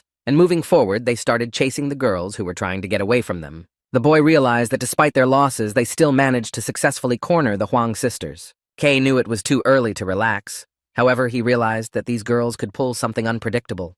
Looking at the girl who was ranked 9th in the world rankings, Kay realized that she could do something about it and defeat them. Kay's squad continued to pursue the fleeing Huang sisters, wary of their attacks, and the gorge the girls ran into began to close with ice. The group stopped, for it was impossible to pursue them, and the Huang sisters blocked their entrance. Ki-jan attempted an attack with his shield on the ice that blocked the path. All the other warriors also began to crumble the ice with their shields, following their commander's example. Kay couldn't believe that on the fly, Huang Zhang could cast a spell and create such a strong ice wall. Regardless, the guy's squad continued to smash the huge ice wall. The first cracks appeared in the ice wall from the intense pounding of the shields against it. Suddenly, the guy froze at the surprise he saw nearby. The girl cleaned up the ice wall herself. Kay didn't come alive to see it. Looking at Huang, he didn't understand why she had stopped running away from them. The guy realized that the girl was ready to apply consecutive spells. She applied the ice flurry technique. Kay felt an ice shard slice his cheek at breakneck speed. Then the barrage rained down on his warriors who could not resist such a spell. They were all maimed. Kay noticed many small pieces from the ice arrow from which he covered himself with his shield. The guy realized that with the ice chips, the girl was using the Yongegi technique, after which the Ram sisters again continued to run away from the thinning Kay troop. Calling out to his brother Hen was worried that it was taking so long for him to give him an answer. The Musketeer suggested that perhaps he was worrying in vain for his cousin, but Hen realized that Kay was in the same location as the Huang sisters. Hen remembered how Kay had called aggressive names about those girls. He assumed a battle had indeed broken out between them. At the same time, in the narrow gorge, Kay cornered the Huang sisters according to Ha In-hyun's plan. Ha In-hyun offered to solve everything with words. He didn't understand why the Huang sisters kept running away from him. Huang pointed out that they had nothing to talk to him about. The guy said he sent them some letters regarding donations to Castle Dale. Huang didn't understand why Ha In-hyun was interested in the fact that she had donated her own money to Castle Dale. Hae In-hyun said that it was the castle their guild was first to work in, adding that their guild had worked very hard. Guy asked the Huang sisters didn't they know that their guild, the Pyolcho Guild, was working on Dale Castle. Looking at the girl, Hae In-hyun wondered why they had abandoned all the popular cities and stuck to this little citadel. Huang pointed out that she had no intention of asking permission to donate. Hae In-hyun asked Huang to choose her words because there were a lot of people here who had also donated to Dale Castle. The guy reported that no matter how much donating she would do, it amounts to wasting money. Huang Hae. In-hyun glared at the sisters and pointed out that if they continued to waste money like that, they would have no place to go in this game. The girl pointed out that the guy just might invest more money than her. Hae In-hyun replied that it's not that simple. Hae In-hyun pointed out that Huang is using the money she earned in real life by investing in Midros to mismanage it. The guy pointed out that it's all because they are the daughters of a family that owns a large enterprise, adding that those in the game are good at boasting about money. Huang pointed out that it is a business saying that their company has never wasted money. Hae In-hyun asked the Huang sisters to give up their rights to Dale Castle. Huang asked what Hae In-hyun would do if they refused his offer. The guy was furious that Midros is a very realistic game where anything worse than a normal death can happen. In response, Huang called the guy a deranged jerk and looked unhappily at the guy who had backed them into a blind corner. The girl ordered her younger sister to make an attack on the attacker, the one who was not averse to following this order. Surrounded by his entourage, Hae In-hyun became agitated, waiting for Huang to attack. The girl indicated that 10 people were on the retreat route. Huang indicated that all those 10 people had been successfully eliminated. Hae In-hyun couldn't believe her words because she had been standing right in front of them all this time. The girl pointed out that the remaining 44 men are all that hold positions at the front. Huang pointed out that this number is less than she assumed. She had inquired about all or them Koreans. Applying her magic, the girl pointed out not to underestimate her. She was furious. Huang used the fire arrow technique, directing a powerful column of flame upwards. The fiery arrows towered over the attacking girls who hadn't expected such an attack. Looking up, Ha In-hyun couldn't understand what Huang was up to as she released fiery arrows into the sky. The guy realized that however they had pre-blocked the teleportation, so no one would see this signal sent by the girl. Hae In-hyun realized that on the retreat path was Sasuke's group. He was sure it couldn't destroy them. Hae In-hyun told Huang that it was a vain bluff. The guy pointed out that everything would be fine if the girls humbly accepted his proposal, however. In his opinion, they made things difficult.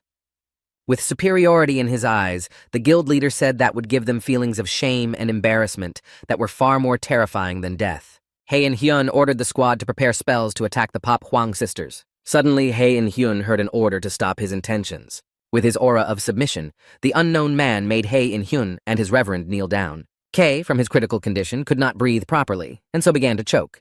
Hae In-hyun realized that a critical condition had been placed on his squad, but he might have known who had done it. Trying to look at Ram Hwan-jung, he realized that it was impossible for her to pull this off. One of Hae In-hyun's companions pointed to look at the cliff commander, noticing someone there. On the rock stood a great number of warriors. Their banner was poorly visible. Hae In-hyun noticed a flag that he realized was the Golden Dragon Guild. Looking at the guild head, Hae In-hyun couldn't believe that it was the guild that had come to the Huang sisters' rescue.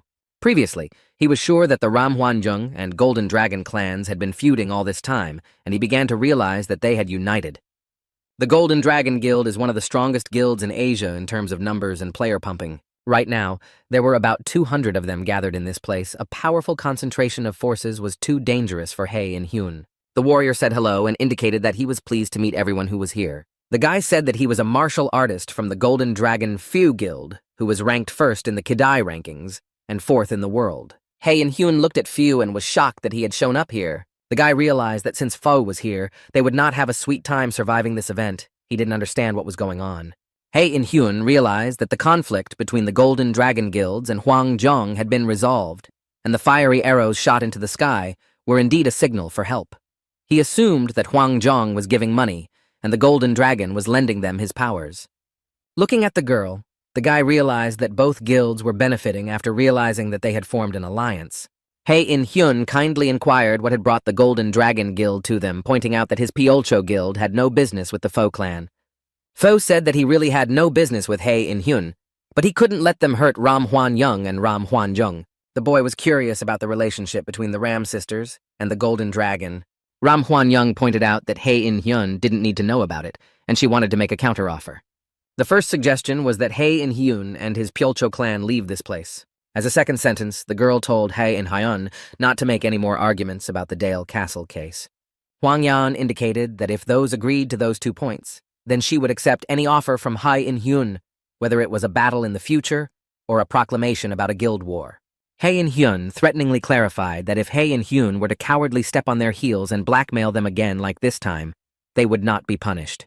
The guy realized that because of the Golden Dragon clan, the battle of opinions would not be favorable for them. The girl looked at the pensive guy and pointed out that he was taking too long to think of an answer. Few assumed that Hei In was going to go against them and asked him about it. The guy indicated that if that was the case, his guild would make every effort to fight and brutalize the Pyolcho Guild. Huang Yan pointed out that they just need to keep 2 promises, adding that there's no need to worry so much. Hei In-hyun heard that his warriors were confident that they would not be able to handle the Golden Dragon Guild. Feo demanded an answer from Master Hei Ying of the Pyolcho Guild. Hei In-hyun was willing to meekly agree to these suggestions. How an unknown warrior had suddenly mauled a warrior from the Golden Dragon Guild.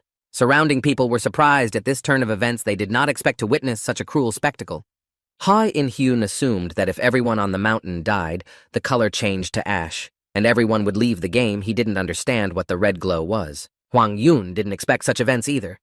Hei In-hyun suggested that it was also the Huang sisters' doing. Guildhead Pyolcho was pleased that even Ram Hwan-young didn't understand what was going on. Fu ordered the Hwang-jung sisters to get ready to fight the girl, instructed Ani to be in the back. Huang Yan nervously asked Fu what happened because she didn't understand what was going on. The guy replied that he came, the girl didn't understand who Fu was talking about. Berserk came to them. He was happy to see them all in one place. He was the 3rd-ranked player in the world rankings. Berserk didn't understand why no one had stopped him from hunting for days now, concluding that all of his opponents had fled to this place. Raising his sword, he announced the beginning of the great task. The warriors of the Pyolcho Guild were happy about this turn of events.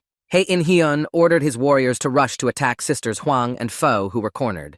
The Huang sisters heard Hei In-hyun's order to kill them, after which the Pyolcho Guild intended to leave the battlefield. Hen, sitting on the bench, realized that Kijo must be very busy since he hadn't answered him yet. The Musketeer wanted to ask Kei a few questions regarding Bezbraui, the director of the Musketeer Academy. The guy decided that it would be easier to find out this information from other NPCs, and he headed to one of the taverns where he was kindly greeted by a servant. Hen overheard a conversation about a commotion that had broken out in Thivi Gorge. One of the strangers indicated that something serious had happened there. The guy was shocked by the news that Ram Hwan-jung, Peiyu, and Igor had a major battle in this gorge. Sitting down at the table, the Musketeer heard that some Korean guild Hen had been dragged into the Golden Dragon clan's battle, and learned that Chinese players had recently been preventing the others from raising their game levels. Haiyan was sure that the strangers meant the Korean Guild of Pyolcho. He began to worry if everything was all right with his cousin.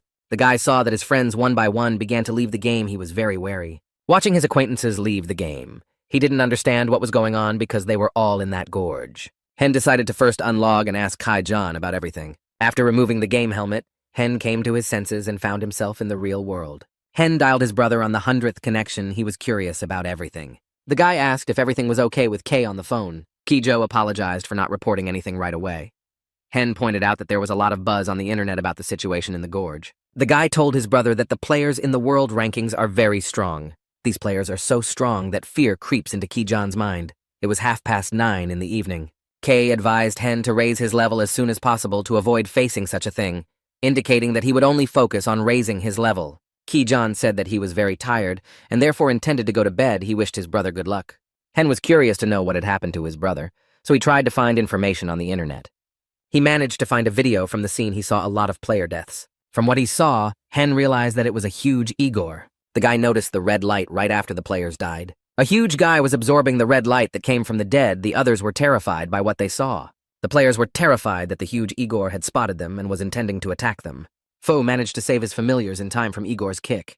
After missing, the guy didn't intend to back down from his plans. He's very angry that he was prevented from destroying the players. Igor wondered who this guy was who saved others, and interfered with him. Huge Igor noticed something unusual and was surprised by what he saw. He was amazed at the courage of a guy he didn't know. Meanwhile, Huang fought the Pyolcho Guild using her ice arrows on the enemies. Igor realized where Fu was looking through him by looking at the Huang sisters. Realizing that the girls were Fo's weak spot, he lightning fast headed towards them. Huang noticed the huge Igor approaching them from the cliff, preparing to strike at them. Fu tried to warn the girl and be careful in battle. Huang indicated to his sister to be behind her back. She intended to confront Igor. The girl used ice willow magic trying to block the attacker's attack. Igor was angry that Huang was able to react to his attack in time. All the members of the Pyolcho Guild united and began to destroy Huang magic trees. Huge Igor unleashed his powerful strike on the members of the Pyolcho Guild. The knights froze in surprise at such a powerful force and did not expect to receive an attack from Igor. Hyun didn't understand the attacker's intentions and was shocked by this turn of events.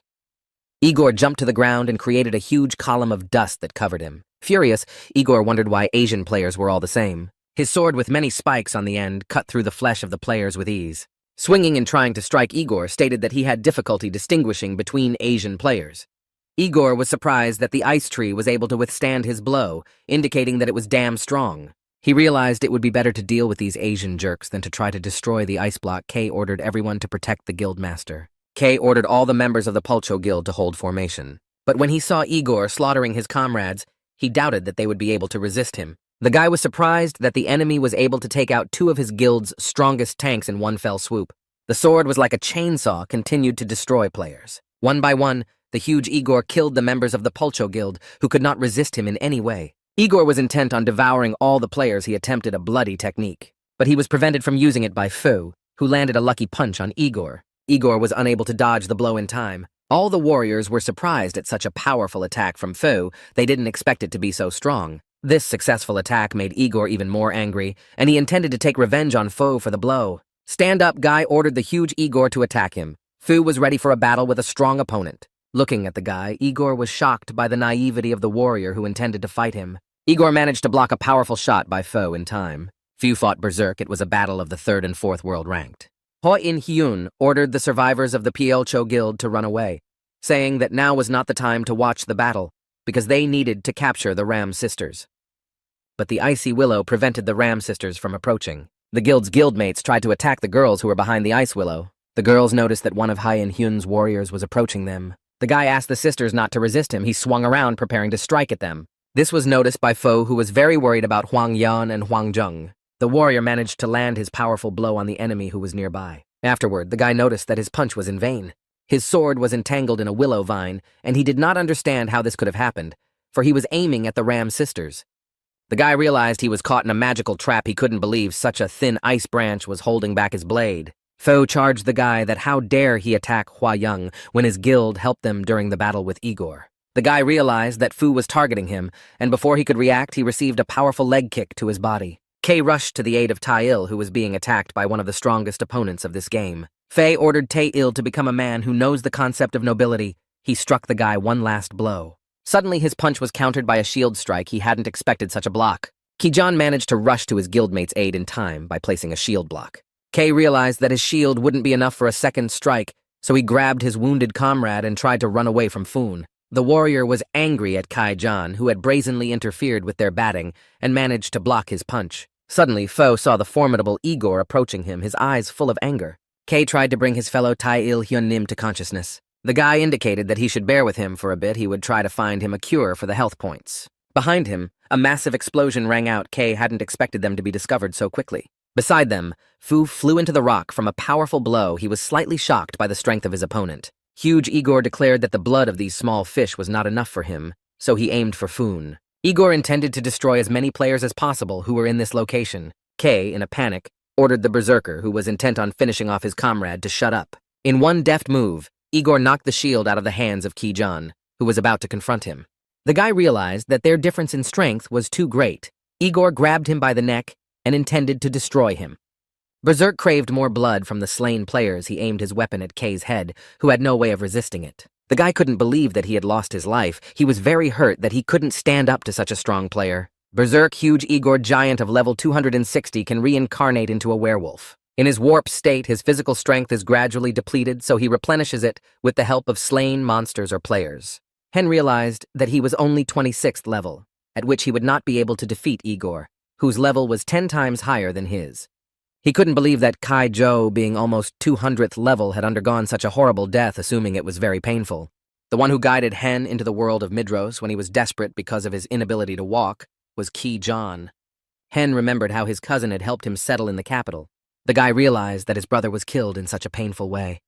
He was intent on getting revenge on the huge Igor for what he had done to his cousin. Hen decided that from now on he would raise his level as fast as possible with all the strength he had. After all, it was the only way he could keep up with that maddening berserker. Going into the game, the guy intended to follow through on the promises he had made to himself. Huang Zhang heard the carnage behind the ice willow. Huang Yun was biting her fingers in confusion as she tried to understand what was going on outside and where Fu had gone. The girl realized if this was a one-on-one grudge fight, you could try your hand at it. Realizing that the best option was to flee the battlefield, she intended to point this out to her sister. Huang Zhang pointed out that the ice crystal to which she had given her life. For the sake of betraying hearts, the girl rose in the air. The girl asked for forgiveness from her sister, indicating that she needed to die. Huang Yang was shocked by such a directive from her sister. Then she exhaled a sigh of relief and pointed out that she would rather die than Huang Zhang.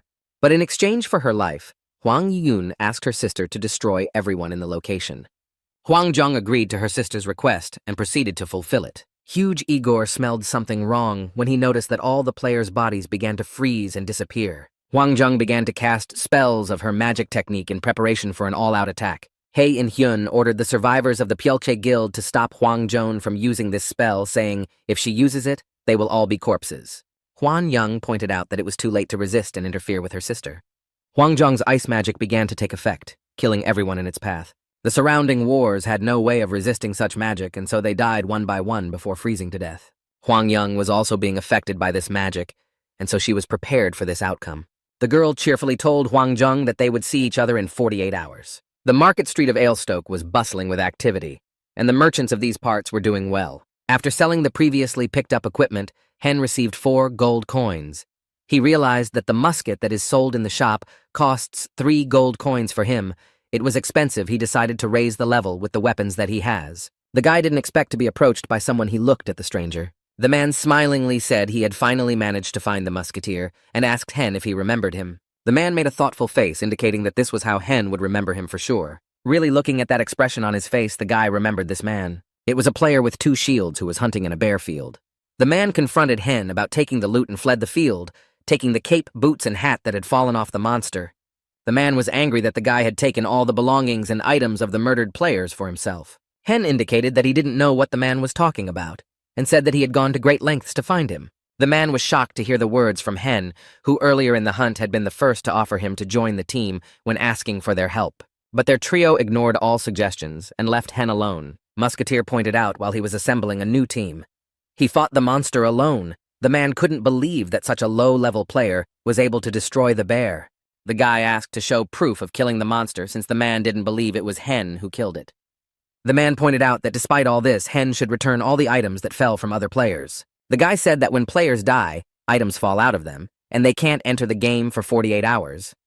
Hen didn't understand why he would return items whose owners he doesn't even know. The man called Hen a nub and said that he dared not insult him, so he demanded the items he had picked up on the field. The Musketeer became furious at the baseless accusations and directed the man to get the hell away from him. The man showed the crest of the guild he belonged to on his cloak, ordering the boy not to show off. Hen replied that he didn't care about his status by repeating, "Leave him alone." The Musketeer pointed out that if he continued to harass him, he would call in a squad of Holy Knights. The man did not believe that the Holy Knights were Hen's friends. The guy realized that the Knights didn't really care about him. Then he quickly started running away from the man who was harassing him. The man attempted to chase the fleeing boy, ordering him to stop. The man didn't realize how much longer Hen was going to run from him. From running so intensely, the man was shocked at the stamina of the guy who managed to get away from him. The guy's dexterity was 90-47 points, so he could be overtaken by that type of guy without Hen's bonuses, and he would have reached not only 90-46 points of dexterity at the 47th level.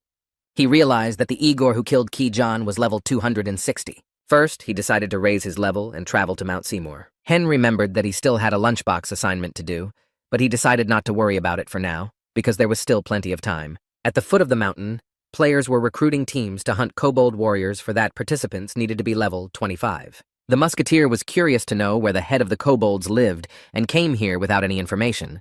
The guy was ordered to single-handedly catch the strongest boss at the hunting ground. He didn't realize what the academy director was up to. Hen realized that he needed to raise his level to 29th before he could destroy the head of the kobolds. The Musketeer didn't expect to be approached so quickly by other adventurers. The guy in armor turned to Hen, wondering what that actual weapon on his back was, assuming he was a ranged attack player. The knight asked the guy what level he was at, as he was putting together a team of 3 to go hunting. The guy calmly pointed out to the knight that he was level 41. The stranger pointed out that it was very wonderful in beckoning him to join his team. Hen wondered where the third man was if he was an attacking knight tank. Musketeer was a little embarrassed to learn that they would have a handsome hitter on their team. The guy told Han Chan that he had found an attacking player for their team, and she hurried out of the crowd. A nice girl introduced herself as Hannah, indicating that she would be their healer. Hen thought this girl was very sophisticated. He was a little embarrassed at the sight of such a beauty. Machan pointed out that he hadn't lied to Hen about their Hitler's beauty, and everyone laughed. For Hen was a striking type of Hannah, because before he had met girls either fierce or cold. The guy in armor introduced himself as Matsushige, who was at level 42 with the profession of knight. The girl introduced herself as Mame Hana, having level 40. All 3 of them folded their arms and were ready to go hunting together. After that, everyone set off amicably on the way to the intended destination. They went into a field where the grass was very tall. They were trying to spot monsters. Suddenly, Matsusuge indicated them to stop. He noticed something in the distance. Everyone lurched. The knight pointed out that in the direction of 10 o'clock there are 2 kobold workers. The monsters were on guard. Matsusuge suggested going around them from the left side. The musketeer asked if they would kill these monsters. The knight pointed out that they needed to conserve stamina. The musketeer thought to himself that he needed to gain experience this terrain. Looking at Matsusuge and Hana Hen, pointed out that they didn't know how a musketeer fights. They looked at him in surprise. The guy pointed out that they would be better off first learning to work as a team before climbing the mountain. Everyone agreed with this statement of the musketeer. Hannah pointed out that it would take too long. Hen didn't understand their reaction. The girl asked what the range of the musketeer. He replied that 50 meters. Matsusuge didn't understand why this weapon had a shorter range than the arrow. Hen didn't expect this from his partner. The girl pointed out to Ma-chan that such talk was tactless. She tried to defuse the situation. The knight apologized to the musketeer for what he had said earlier. Aiming, the guy realized that's why the musketeers aren't popular. Ma-chan indicated that would draw the monster's attention to himself. Hen tried to aim accurately. The musketeer fired a precise shot at the monsters that were nearby. The rest of the team didn't expect such spontaneity from the shooter. The guy apologized for not telling them in advance that the sound of the gunshot would be loud enough. Ma-chan pointed out that it was no big deal and asked if Hana-chan had seen what had just happened. The girl didn't understand what the knight was talking about. She looked at him curiously. Hannah was shocked that Hen managed to take down the kobold with one shot. Ma-chan was curious to know from the musketeer exactly 41st level. He looked at the knight with misunderstanding. Hen suspected that they had uncovered his level cheat because he had a 26th level. Ma-chan assumed that Hen was a high-level player who wanted to boo them. Hannah pointed out that it was the first time she had seen a kobold that had been dealt with in a single shot, and she had seen another kobold just run away without even looking at how many there were. The guy was glad that his low level wasn't exposed. Hannah asked what smurfing meant. Ma-chan explained that it's when a player is helped by other high-level players. They thought Hen was high-level, but it was actually different. Hannah kindly asked a high-level musketeer to take care of them. They were very fishy of Hen's skills. The knight hurriedly warned his team that a mountain worm was coming at them. A huge mountain worm came to the surface when it noticed the presence of humans. The monster tried to attack the musketeer, who noticed the worm's approach just in time. Hannah managed to put a defense on the guy the monster attacked in time. The huge mountain worm was unable to break through Hannah's magic barrier. Hen tried to aim directly at the mouth of the monster that was about to eat him. The girl Hilaire was very excited about such an act of a guy. The musketeer managed to aim at the monster's body, piercing it through and through. The huge body of the worm fell breathlessly to the ground. Looking at the slain monster, it seemed strange to Hen that since recently Ma-chan was constantly directing monsters at him. The knight inquired if Hen was okay after killing the monster. The musketeer asked Matsus to speak to him. The latter was a bit flustered at such a suggestion from the gunslinger. Hen asked the knight if he was definitely a tank. The latter answered positively, after questioning why he wasn't attracting the attention of monsters as of late. Hen added that such a thing could happen. However, Ma-chan didn't even use his skill. He didn't understand how he would be able to control attracting monsters properly. The musketeer assumed the knight intended to destroy him. Ma Chang, in a panic, rushed to point out that everything was wrong, saying that he had not used his skills because Hen realized that Ma Chan was confirming that he wasn't ignoring the skills on purpose. The guy was shocked to hear that Ma Chan didn't have much tank skills. Ma Chan said that knights are not really a tank class, so he doesn't have provocation-type skills to control the attraction of monsters. The knight pointed out that he had an attack skill called Slash with which to attract the attention of monsters, however there was too long a gap between uses. Hen was shocked that just one skill with a time gap. Ma Chan said that he had a skill with which he could receive damage instead of the other players on their team. The musketeer was pleased that the guy had at least such a useful skill.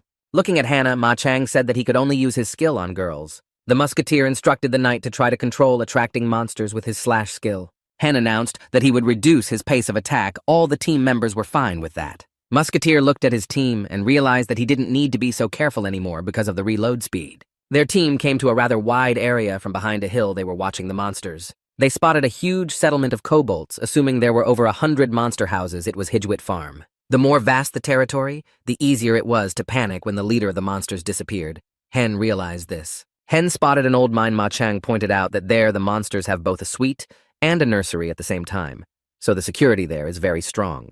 The guy realized that this location is good for hunting, but for target shooting the place is disadvantageous because there are many hiding places where the enemy can hide, so he suggested finding a more suitable point for musket firing. After a bit of thinking, the guy indicated that they should move out to the hunt. All the team members followed Hen. For starters, their team decided to defeat one monster. Ma Chang tried to attack the second monster that attacked them. The knight managed to successfully strike at the kobold that was heading towards them. The remaining two monsters tried to attack the knight, who was busy fighting with their counterpart. Hannah hurriedly applied defense on Ma Chan, who was being attacked by the monsters.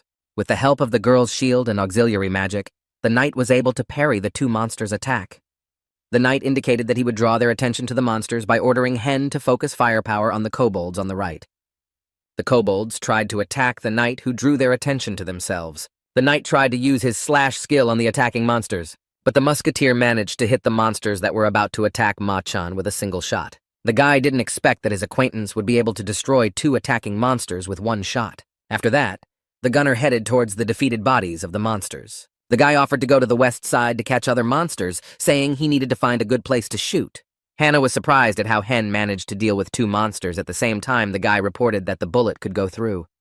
Looking at his comrades, the musketeer pointed out that it was because the kobolds were right next to each other, and he was shooting at close range, so that's why it happened. Hen noticed that one of the monsters was still alive. An idea popped into his head. The guy asked Matsushiji if he had any rope, and he said he did, asking why he needed it. Musketeer pointed out that the kobolds have the intelligence that allowed them to build their farmhouse. The bound kobold ordered his destruction. He monster understood human speech and didn't understand what they wanted to do to him. The guy kindly asked the monster to answer his questions. The monster was startled by the look on the guy's face. Ma-chan and Hana-chan were surprised to see their comrade tickling the bound monster. The guy said that this method of interrogation was very effective because he tortured him so that the monster did not die and did not lose consciousness. Hen asked the monster how to summon his head kobold, asking him to stop bullying him. The musketeer was furious that the kobold was repeating the same phrases, and the guy pointed out that if he didn't talk, he would kill him and then catch another kobold and interrogate him. Monster reported that their head doesn't go outside unless it's a special occasion. The musketeer tried to find out what special occasion this monster was talking about. Kobold did not answer the question and began repeating the phrases previously stated. The musketeer finished off the monster, who refused to speak further useful information. Guy pointed out to the dead monster that he realized he was a kobold from the Hejwit tribe. The knight wondered why Hen suddenly asked the monster about the head of the tribe. Hannah said that she had never heard of anyone catching the head of the kobolds, and added that he was sitting in an iron mine. The girl pointed out that it would be hard for the three of them to handle him. The guy had no doubt that the kobold leader was sitting in the mine, but he was confused by the fact that no one had been able to destroy him. The musketeer realized that even before him, many players had entered the depths of the mine, and apparently the leader of the kobolds was only revealed when certain conditions were met. He appears on a special occasion when there is a threat of tribal annihilation. If we also add to this what the Academy director said about target shooting, gathering his thoughts together, Hen realized what this assignment was about. The musketeer asked his comrades if they had gone deep into the farmhouse before Hannah indicated that once such a thing had happened. The boy said he too wanted to get into the back of the farm. The girl asked Ma-chan how they could best proceed. The knight pointed out that there were a lot of kobolds in the back of the farmhouse, for the three of them would be better off hunting just on the outskirts. Ma-chan suggested that Hen call more players to go deep into the farmhouse. Musketeer pointed out that this was a great idea. Musketeer offered to hunt in the area and wait for new players, because for one, he will be able to raise the level. After a while, Hen managed to raise the 27th level hunting kobolds. He was very happy. The rest of the team members were unsuspecting that Hen had managed to raise the 42nd level so quickly. Hannah said that she too wanted to see the head of the kobolds. Hen had not expected the girl's interest. The girl had a hunch that Hen was strong so they could successfully deal with the kobold leader. Hen didn't know what the best way to respond to girls at such moments was to feel embarrassed and ashamed. Ma-chong pointed out that the other players on the horizon were all very happy that backup was coming to them. Hannah indicated that they were players from the same guild because the pattern on their robes was the same. Hen remembered that the same ornament had been on the man who had demanded that the players' dropped items be returned to him. Musketeer was sure that this guild had come out to hunt him. He became uneasy. The man turned to Hen and pointed out that they had finally managed to track down the crook.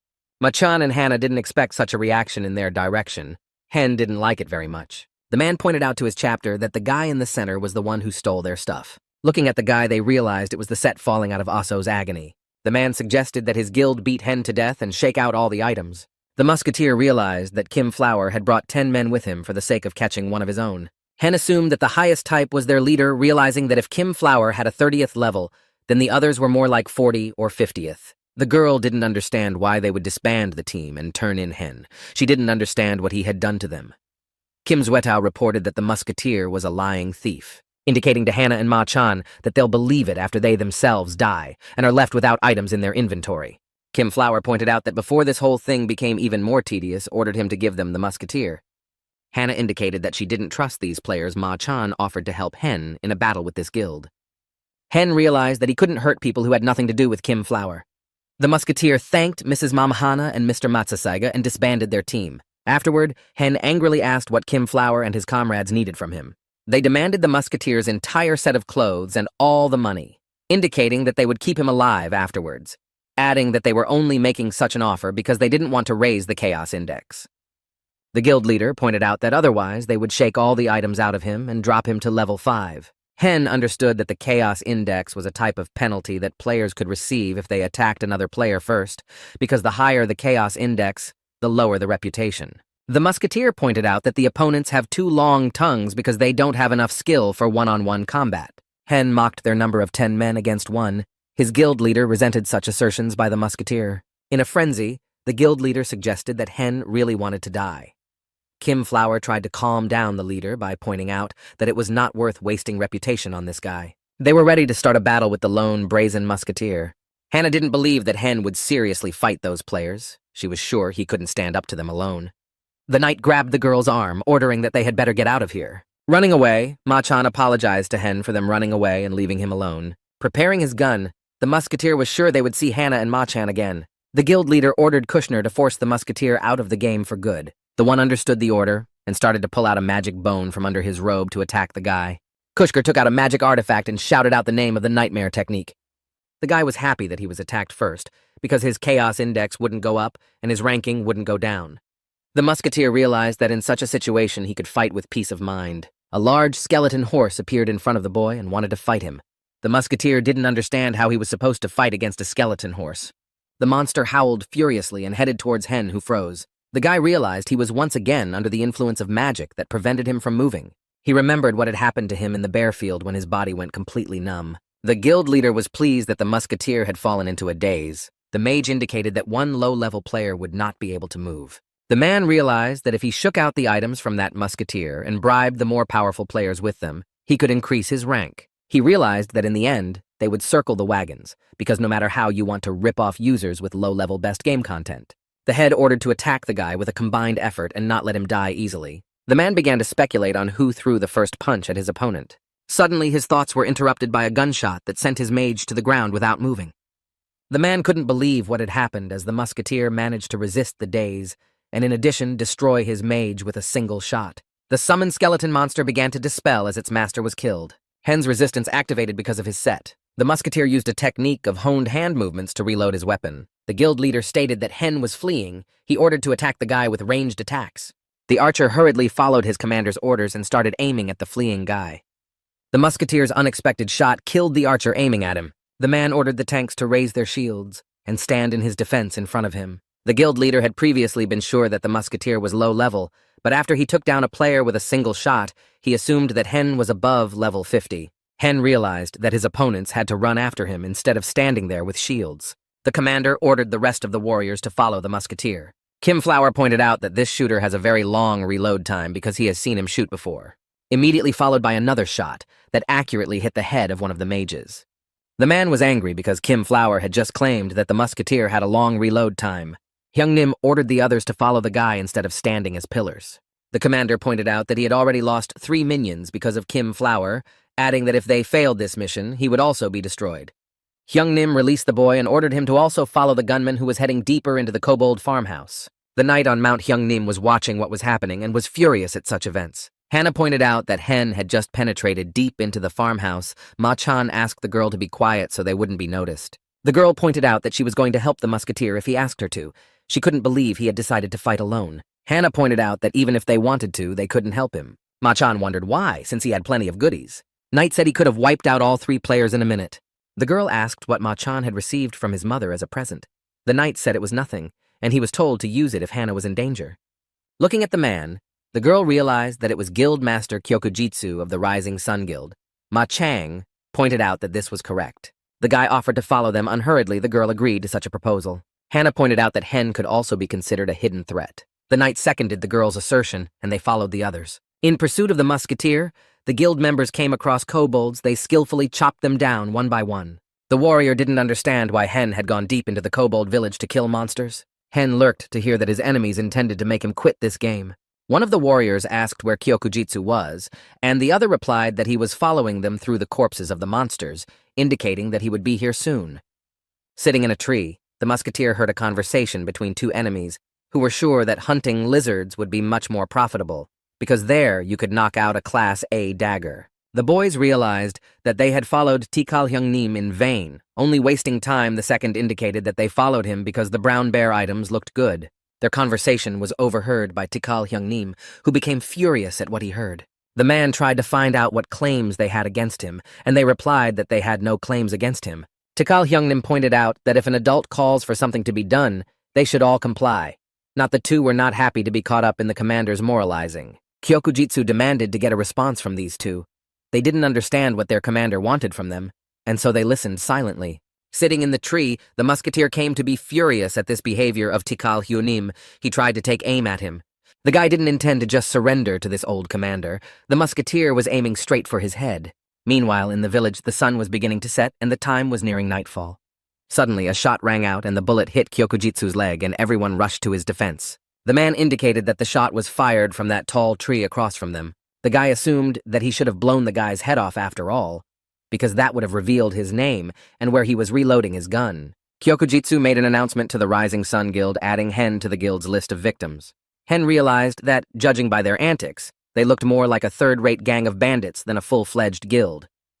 The commander ordered it closed, for the musketeer was aiming at him again, and he was very anxious for his life. Kyokujitsu ordered the 3 to go and destroy. Hen, those indicated that they were all close attack dealers. The commander indicated that the 3 of them could handle 1 gunman. The musketeer took the aim of the enemies and told them not to move or he would fire a bullet at them. They did not resist and began to obey the instructions of the musketeer. The guy realized that this was not his main problem, because he did not know how to escape from the tree. He urgently needed to think of something before they started to attack him. Hen realized that in order to hide using the euphoria of the runner, there were no kobolds left that he could use as shields, but a loud sound came out. The guys from the Rising Sun Guild didn't realize what had happened. They turned back to look. The huge head of the kobolds appeared before them. The musketeer was pleased that he had managed to lure the head of the kobolds out without realizing it. Looking at the monster, the guy didn't realize at what point this monster looked like a kobold. With the appearance of Hiwitka, all the kobolds on the farm became 10% stronger after their leader wailed. All the guys fell under the effects of the numbness for 2 minutes. They couldn't move, their health level was reduced by 10%. The musketeer realized that this monster was the leader of Hijwitka's kobolds and tried to resist the daze with a set of 3 agony Osso items. The guy realized that if the deputy commander of monsters of this level, he was afraid to guess what kind of beast at the very top. Kyokujitsu looked at the monster, was horrified. He didn't realize who he was. He had never seen such monsters in his entire game. The head of the kobolds asked Kyokujitsu why he had come to his village. The monster assumed it was to destroy the kobold village. Kyokujitsu rushed to assure in a panic that all was not as Hijwit might have thought it was. The man indicated that he would tell everything now. The head of the Rising Sun clan pointed out that they had come to this turf in search of a musketeer and had no intention of killing the members of this village. Kyokujitsu politely added that they would leave the kobold village now, so he mercifully asked Hijwit to let them go. The head of the kobolds asked what most of his tribe had been killed for, pointing to a mountain of kobold corpses. The man pointed out that the gunmen they were chasing had done the killing. The monster didn't believe Kyokujitsu's claims. Hijwit reported that the wound from the kobold kill was not inflicted on him by the shooter. The head of the kobolds was sure that the man was lying to him because people were constantly attacking his settlement. The huge monster made a swing of his weapon, stating that he no longer intends to tolerate such behavior from humans. The daze effect was gone, but immediately the warriors of the Rising Sun Guild were attacked by kobolds who began to defend their village on Hijwit's orders. The warrior managed to destroy one of the kobolds because he was below the 40th level. They were sure that if they shunned the huge boss kobolds, they would be able to defeat them. Guy indicated that he would take Hijwit's attention to himself, ordering the others to prepare for the attack. The monster managed to fend off the attacker's attack. With one blow, their plan failed. Looking at Hijwit, the warrior could not believe that he was able to destroy a level 50 tank with a single blow. Kyokujitsu ordered Kim Blossom to help his comrades in the battle with the monster boss, who was a third-level monster and couldn't understand what he could do with it. Kim Flower obeyed the order and used the two-shield technique and managed to use high defense. The man was confident in his abilities heading towards the monster. He pointed out that Hijwit was only a kobold at most. The monster heard Kim Svetter's intentions, and with one attack, chopped off the attacker's hands where he held his magic shields. Kim Flower groaned in pain. He couldn't think that the monster had such power. The man bent down trying to recover from the loss of his arms, but Hijwit landed another powerful blow that killed Kim Flower. Kyokujitsu was shocked to see the death of Kim Flower, who didn't even have time to scream. Hen realized that the tribe was in danger of being wiped out because most of the kobolds had died, so Hijwit Ka came to punish the people. The Musketeer understood that the Rising Sun Guild had good defenses and weapons, suggesting that their strike force would pull a level 60. The guy realized that Hijwit had appeared to punish this strike force that was absolutely no match for a hunting ground in the 30th level range. Hijwit asked the man that last of the humans, the monster's eyes were full of hatred and anger. Kyokujitsu indicated that there was another gunman he was looking for besides him. The man indicated to the gunman that if he helped him, he would call off the massacre of Hen. The lurking musketeer didn't realize what this head of the Rising Sun Guild Kyokujitsu was up to, and offered to show himself to Hen and help him. Hijwit looked up with rage, trying with all his appearance to show his indignation. Looking at Kyokujitsu, who was being approached by Hijwit, Hen realized that as long as his exact location was unknown, realizing that as long as he didn't attack, he was safe. Hen reloaded the gun, realized that the distance for the shot was good. The musketeer realized that if he didn't kill the monster with one shot, he might end up dead himself. Moreover, even if he destroys the chapter with the first bullet, the rest of the monsters will notice him and kill him. Hen realized that if he fired now, he'd be 100% dead. The musketeer began to move slowly. He was sure that if he did not shoot, he would not be noticed. Hijwit instructed Kyokujitsu to never set foot on his land swinging at the man again. Kyokujitsu pointed out to the monster that he is not omnipotent and is not allowed to do as he pleases. The man indicated that if the head of the kobolds destroyed him, he would not just let it go. He tried to point something out to the monster but saw feet beside him. Kyokujitsu was horrified that Hijwit managed to cut off his legs with one punch and he fell to the ground. The man tried to crawl away from the head of the kobolds, but there was nothing he could do. The wounded man began to beg the monster for mercy, indicating that he would not return to this village again. Hijwit, striking the final blow, pointed out that people never keep their promises. In one move, the monster slashed the head of the Rising Sun Guild, leaving him no chance of escape. Hen was shocked at such bloodthirstiness on Hijwit's part. Watching the monster, the guy realized that with the destruction of the old man, the entire group from his guild was also destroyed. But before the deaths, they made Hijwit even more angry. The guy realized that if there were other players on the farm, he would not be able to ask them for help, and started to think about how he could get out of here alone. The kobolds proceeded to find the musketeer who was hiding. They beckoned him to come out. The kobolds scattered to the sides to find Hen so he could find the right moment to shoot. The sight of Hijwit gave the guy goosebumps. The monster was far above his level. The head of the kobolds noticed something. He turned around to look. Using his charm, the monster sensed the man was near him. Hijwit managed to locate the man. Hen was sitting in a tree at the time and took aim at him. The musketeer hesitated whether he should shoot now or let the monster get closer. The gunslinger tried to pull himself together, for poise is calmness. He continued to hold the huge kobold at gunpoint. The guy started to equalize his breathing and aim Hijwit right at his head. The monster approached the musketeer, his eyes glittered with hatred. Hijwit ordered all of the protector's kobolds to gather near him and defend. Hen realized that he was about to be surrounded and it was too late for aimed gunfire. Suddenly, the head of the kobolds indicated that he smelled a man at the entrance to the village. All the monsters headed there to leave the shooter undetected. The musketeer didn't realize what was happening as he jumped down from the tree. He realized that he wouldn't have another chance to change his location. Hen was curious as to what kind of person the kobold smelled at the entrance to the village. The guy was glad that the other player had managed to shift the monster's attention to himself. The musketeer made camouflage out of leaves to move stealthily. The fleeing couple was sure they'd been caught by these monsters. Ma-chan warned the girl that they should not have gone so far into the farmstead. Hannah pointed out that she was very curious about the first time they had seen the head of the kobolds. Looking back, the girl assumed that the head of the monsters was very strong. Ma-chan pointed out that it would be difficult for them with this equipment to oppose anything. Hijwit ordered his own to catch the fleeing adventurers. Hannah and Ma-chan couldn't believe that Hen had managed to summon the head of the kobolds who understood everything with just short clues from the interrogated monsters. Knight noticed something was wrong with his partner. Hannah was tired of running, her strength ran out. The horde of monsters were catching up with the humans. Ma-chan didn't know what to do. Realizing the hopelessness of the situation, the knight used a magical scroll of fire wall that delayed the approaching monsters. Hijwit was outraged at the behavior of the people who had the audacity to touch kobolds. The knight asked the girl to hurry up because they had to get out of the kobold village, and then they would stop chasing them. The head of the kobolds managed to destroy the integrity of the wall of fire, after which the huge monster managed to dispel the wall magic by continuing to chase the fleeing humans. The girl pointed out to Ma-chan that the head of the kobolds had broken through the wall of fire. They kept running away. Ma-chan pointed out that they were almost there. He asked to take his hand. The girl didn't object. The guy applied the return technique. The unexpected technique worked on the huge monster's body. The couple stopped and the kobold crouched down, stopping his pursuit after them. While the head of the kobolds was immobilized, Ma-chan and Hannah used magic to move to safety. A few minutes ago, a musketeer climbed the observation tower to watch as the kobolds were stopped by a wall of fire. Hen managed to guess from the fire magic what the speed and direction of the wind was. The guy realized that there was almost no wind, or it was blowing southwest at a rate of 1 meter per second. Aiming musketeer understood that the bullet will fly exactly determined that the distance to the target 150 meters.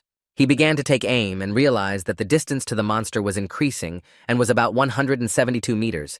Hen realized that he needed to take a precise shot at the monster that was moving away as soon as possible. The musketeer fired a single powerful shot at the head of the monsters. The bullet was accurately aimed at the head of the monster, who turned around in the direction of the hard shot. The bullet went through the head of Hijwitka, who didn't expect such a powerful attack. The rest of the kobolds saw the death of their leader and didn't know what to do in such a case. The huge body of the head fell to the ground with a rumble. Musketeer managed to raise his level, which he was very happy about. The guy in camouflage looking at the body of the slain monster was happy about the new level he had gotten. Hen was very happy that he was able to defeat the monster with a single shot. The game system informed the guy that the head of the Hijwit clan had been defeated within an hour.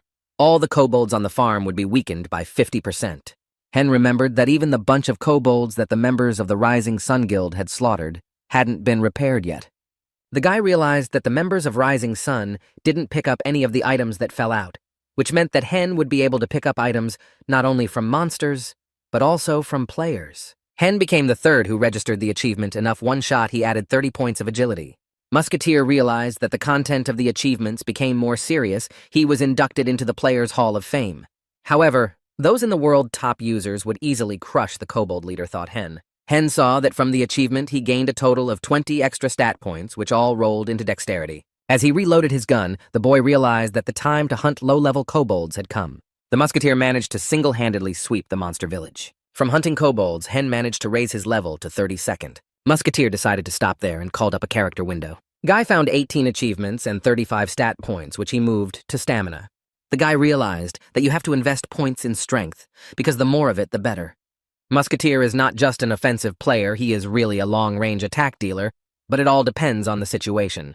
Hen realized that he would have to raise his agility alone until the 63rd level. The musketeer was intent on paying off the huge Igor for destroying his cousin. The guy decided to go to Stoke to sell everything he collected on the outing. Hen remembered for the lunchbox he was undecided what to do with it, to sell it or to fulfill the task with its delivery.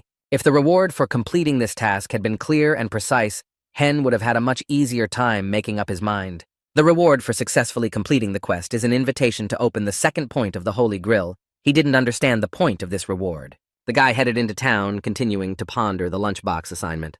In one of the bars, the girl sat and did not understand why Ani did not answer her for so long. Last time she received a letter, however, there was no news for 3 months. The musketeer arrived in the city of Stoke, where he intended to sell all the items he had collected. Hunting the kobold, he didn't look at what Hen had dropped off, he decided to check his inventory. The musketeer marveled at the item he had picked up in the kobold village and hadn't noticed it before. It was a special defense ring with the function of using a force barrier. Assuming that none of the enemies cannot get close to the player using this skill, and that the skill absorbs all attacks from outside it, will be another life in reserve, thought Hen. Remembered Kyokujitsu. Hen managed to get 2 special class items from the Hijiwitk leader bone necklace of the head of the kobolds, and an axe guy wore the necklace. The guy was sad that with this necklace he wouldn't be able to get the effects of the full set, but the stats from this item were high, and he was happy about that. Hen was about to hand in a quest to the director of the Musketeer Academy. The boy came to the academy looking at the building. It seemed to him the most shabby in the capital. Opening the door, he didn't understand how the Musketeer Academy could be worse than the building in the nearby village of Shamor. The musketeer entered the academy to report that he had returned from his mission. Hen did not revive to hear the sound of a gunshot. He instantly drew his weapon and saw the unknown fall in front of him. The guy took aim at the unknown, not knowing what to expect. The intruder pointed out to the man that he would not stay alive after such a thing. The guy did not understand to whom this stranger was speaking. Hen discovered another unknown who was at the Musketeer Academy. The guy heard another shot. The stranger howled in pain. The man indicated that they would leave the academy, telling the principal not to think of himself as a war hero. Hen realized that the shots were fired by the director of the Musketeer Academy. The guy couldn't believe that Bran Bess was able to reload so quickly and fire 3 shots. Bran Bess was pleased to see that Hen had returned from the mission. He nodded positively. The boy looked curiously at the rifle of the man who stood opposite him. Hen assumed that Bran Bess had fired 3 bullets in 20 seconds.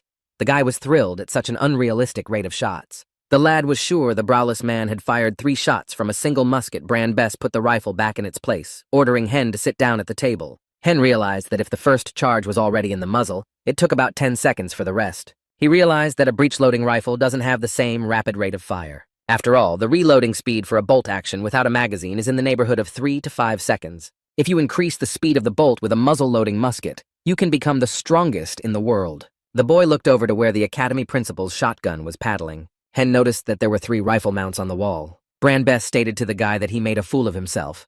The guy stated that it wasn't what the man thought it was. The man said that a squad of holy knights stopped by their academy last night. A squad of knights reported to the headmaster that Hijwick's mana was gone. Hen quite pointed out that all was right. He had dealt with the kobold boss. Bran Bess pointed out that the monster farm was a long way off, but Hen was quick to praise him for a job well done. The principal reported that the boy met his expectations. Hen didn't expect to hear that. Suddenly, Bran Bess indicated that the guy had exceeded his expectations, and out-intimacy level was raised to 100%. The man pointed out that it would now be out of place to ask a guy to get the small stuff. Hen pointed out that he'd get anything. Bran Bess pointed out that he shouldn't waste his time on empty change. The director said that Hen would have another task more important than small monsters. The guy asked permission to state a question. The man asked what exactly he wanted to know about. Hen asked how the director managed to fire the musket so quickly. Putting the book on the table, the man inquired what Hen thought was fast. Bran Bess pointed out that the guy has a long way to go to get to that speed, pointing out that we'll have to call him a boy again. Hen realized that Bran Bess could produce shots even faster. The boy tried to find out if the man had a skill or magic that helped him fire shots so quickly. Bran Bess pointed out that he had none. Hen assumed there was something crumbling in the black musket on the wall that allowed the shots to be fired so quickly. The academy director silently continued to drink tea without giving the guy an answer. Hen was sure there was something hidden in the gun that he didn't know about. Looking at the black musket, the lad suggested confidently that he was somehow related to the founders of the academy. Hen shifted his gaze to Bran Bess. The one in response nervously put the glass on the table. The guy did not expect such a reaction of the headmaster to his speculation. The man inquired if Hen knew about the 3 arrows. The boy assumed that by the 3 arrows, the director meant the 3 founders of the Musketeer Academy: Brown, master of runaway fire; Brown, master of penetration; and Elizabeth's master of marksmanship. The man indicated what was worth saying to Mrs. Brown. Thoughtfully, he took a sip of hot tea. The boy realized that the academy's name was in honor of the 3 archers of the kingdom of Pubiel. In those days, the academy was flourishing, and students were plentiful. Every time when rumors spread among the people about the 3 arrows that are active on the battlefield, people took in their hands muskets and came to the academy. There was nowhere to step in the corridors of the thriving academy, and the shooting lines on the practice range were never empty. Bran Bess pointed out that those 2 were different from him, both in the treatment of people and in the running of the academy. The guy looked at the wall of guns and wondered where the rest of the musketeers were now. The director pointed out that the others were lost in the war and gave Hen a new assignment. The guy didn't expect to hear such an answer. The headmaster ordered the boy to find traces of Mr. Brown and Miss Elizabeth. The guy was surprised by the task in which he had to find out if those two people were alive. He did not understand what the catch of this task was, because the creators of this game do not make quests just like that. If someone goes missing during a war, they are usually assigned the status of missing in action and considered dead during the battle. Hen realized that those two founders were far from just missing in action. Hen realized that if he refused, he would fail the quest and would not justify the hopes of Bezbrovoy. Guy stated that he would try to find out what happened to the rest of the Academy founders. Branbess inquired if the kid was confident in his abilities. Hen indicated that he couldn't give up without even trying. The man indicated that it wouldn't be easy for him. The guy realized what he was agreeing to. Earlier on Marshall's plane, there was a battle with no forces left to watch each other. Brown and Elizabeth left to find a suitable place to aim his gunfire. Branbess stayed behind to operate with a separately functioning detachment of the military alliance of the mini-pubial state. Hen was upset that the academy director had given him so few clues to complete the task. O walked the streets of the city. The guy realized that if in Midros on the quest allotted 20 days they are equal to 4 real days, he realized that already 2 players before him have completed this quest. For starters, the Musketeer sold the items he had picked up from the players. The merchant thanked for such a rare shield. The guy decided to find out the information at the gun store where he went. The merchant was glad to see Hen, who had not visited him for a long time, and asked what the Musketeer was looking for. The peddler realized that the Musketeer was looking for information about Mr. and Mrs. Brown. The man pointed out that they were a couple of the century whose love blossomed in the war. Hen realized he'd made a lucky break. The merchant pointed out that more often than not everyone says the two died, adding that the first rumors were quite different. The Musketeer was curious to know what the first rumors were about. The trafficker reported the couple's primary sources of information. Hen didn't believe what he heard. He was shocked the man pointed out that it was just a rumor. The guy realized that among all the information he'd gathered, this one he'd gotten from the merchant was the most detailed and the most ridiculous. Hen did not believe the rumors he had heard, for he was sure that the humans had defeated the demons. The man pointed out that the victory of the humans then could be considered a miracle. The guy was surprised that the NPS was talking so seriously about the war. Hen decided to really dig deeper into these rumors. Hen pointed out to the merchant that he could hardly believe the rumors he had heard from him, asking if there were any other rumors. The man said it was up to the guy to believe the rumors or not. The guy assumed it was a love run. The merchant pointed out that the half who thought so was killed by the headmaster of his academy. The Musketeer asked the merchant from whom he had learned of these rumors. The man, looking at the guy, replied that he had heard personally from someone who had seen those two last in person. The merchant indicated that he would name the man after the guy bought one weapon from him. The man advised the Musketeer to buy a rifle for 18 gold coins. The lad had long thought of changing his gun. He didn't want to buy a musket that was too expensive. He considered another option, which was a Spitfire rifle with a range of 40 meters with a price of 12 gold pieces. The next option was a needle gun with a price of 6 gold coins. Hen realized that such a gun would pull for level 30 or 45. Musketeer decided on a choice, assuming he would shoot with it for a while. The guy announced to the shopkeeper that he was taking a needle gun. The man was surprised that Hen had made the choice of this gun. After activating the bargaining skill, the guy wondered how much it would cost him. The guy managed to bring down the price by 70 silver coins on this gun. He was happy for such a discount. Hen opened the map of this world and was ready to go on. Down from the village of Nikai, in which an eyewitness lives, the last meeting with the 2 founders of the academy. The guy was pleased that he had managed to find a loophole to get through this assignment. The girl stated that from one person to Nitai, 80 silver coins. The Musketeer was upset that he wouldn't be able to save the girl, charged him. Opening the teleporter, the girl wished the guy a pleasant journey. In no time, the guy was at the point he wanted, moving across the map. The guy was thrilled the trip had turned out to be so expensive. The cute girl had welcomed Hen to Nitai. He was sure that he could easily find the one-armed hero taking part in the war between demons and humans in such a small village. Hen noticed the kids mocking the homeless man, calling him a monster. The homeless man pointed out that he needed a sword to chase the orc archers. The kids decided to run away from this schizo poor guy. Hen assumed that if he chased the kids away, the NPCs would give him some sort of regular assignment. Looking at the homeless man who was chasing the children, Hen indicated that he would deal with it later, since he had 2 tasks to do for a while. The Musketeer decided to start finding out information and the inn where he went.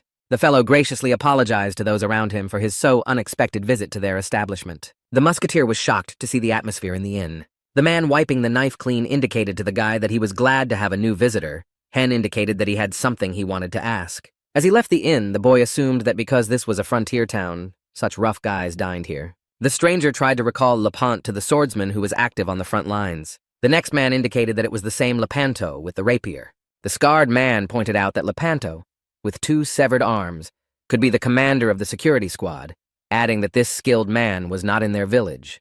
Henu was told that everyone knew and had heard of Leanto, but no one could say for sure where he might be. The guy decided to start his search for this man from scratch. Leanto is a warrior who used a rapier in battle and was active on the front lines in the Great War between demons and humans. He was also the source of the rumors that Bran and Elizabeth betrayed the humans. Earlier, the armorer had indicated that there was one person who had seen with his own eyes those 2 following towards the Demon King's army. The guy decided to go around that day to all the market stalls that were in Nitai. A man in one of the shops indicated that he had not heard of the name. Another merchant informed the lad that he had not heard of Leanto in this village. At the bar, the man indicated that there had never been a man named Leanto among his customers. Hen didn't understand why Leanto was called a famous bumpkin if no one in this village had ever seen him. Looking up at the moon, Hen realized that someone must know this Leanto by sight. Insert from the bench, the guy stretched and decided to continue his search for this man. A homeless man sneaking up on him unnoticed scared the Musketeer out of his wits. Turning around, the guy didn't realize who had scared him. The homeless guy was laughing with the guy. The unidentified man asked if the guy would be willing to play war games with him. Hen realized it was the same poor man he had seen this afternoon. The Musketeer pointed out that it was too late for him to fight now, suggesting that some other time. The homeless man pointed out that it was more fun to fight at night. Looking at the one-armed man, the guy didn't understand how he failed to smell his presence, even though his synchronization level was 50%. Hen didn't understand how this foolish homeless man had managed to sneak up on him unnoticed. Musketeer apologized for the question, asking what happened to the homeless man's arm. Taking a closer look at the one-armed homeless man, Hen was confident that he had managed to find the legendary Leanto. Suddenly, the man ordered the squire to move forward. The homeless man wanted his legendary rapier for battle. The Musketeer looked in amazement at the man who imagined he was holding his rapier in his hand. Hen was intent on finding out from Lepant about the veracity of the rumors he was starting. The guy tried to ask the homeless man a question, but he suddenly took off and ran in an unknown direction, imagining he was in a war. Hen didn't understand how the man could get away from him so quickly. What happened gave Hen even more confidence that this wasn't just a distraught grandfather. The boy shouted out the names of Mr. Brown and Miss Elizabeth's. The homeless man stopped and was shocked to hear those names. Leapant stopped and looked at the guy who was following him. The one-armed ex-warrior told the guy to run away, instructing the Musketeer that if he stood still, he'd get a bullet in the head. Hen didn't expect to hear that from Lepant. He didn't understand how to get him to talk. Lepant began to run away, indicating to defend against Brown's shot, you need at least a 5-layer shield. Running away from the guy, the one-armed man said that from afar, Elizabeth was looking at him. The guy didn't understand what kind of nonsense the homeless man was talking about. Hen realized that he obviously knew something and decided to follow the fleeing man. The guy didn't understand what was going on with Lepant. Hen saw him start to cry. The homeless man begged Mr. Brown not to go and leave them. Hen realized that Lepanton was raving about the past that was at the war with the monsters. Looking at the crying man, the Musketeer realized that this homeless man had PTSD and very severe.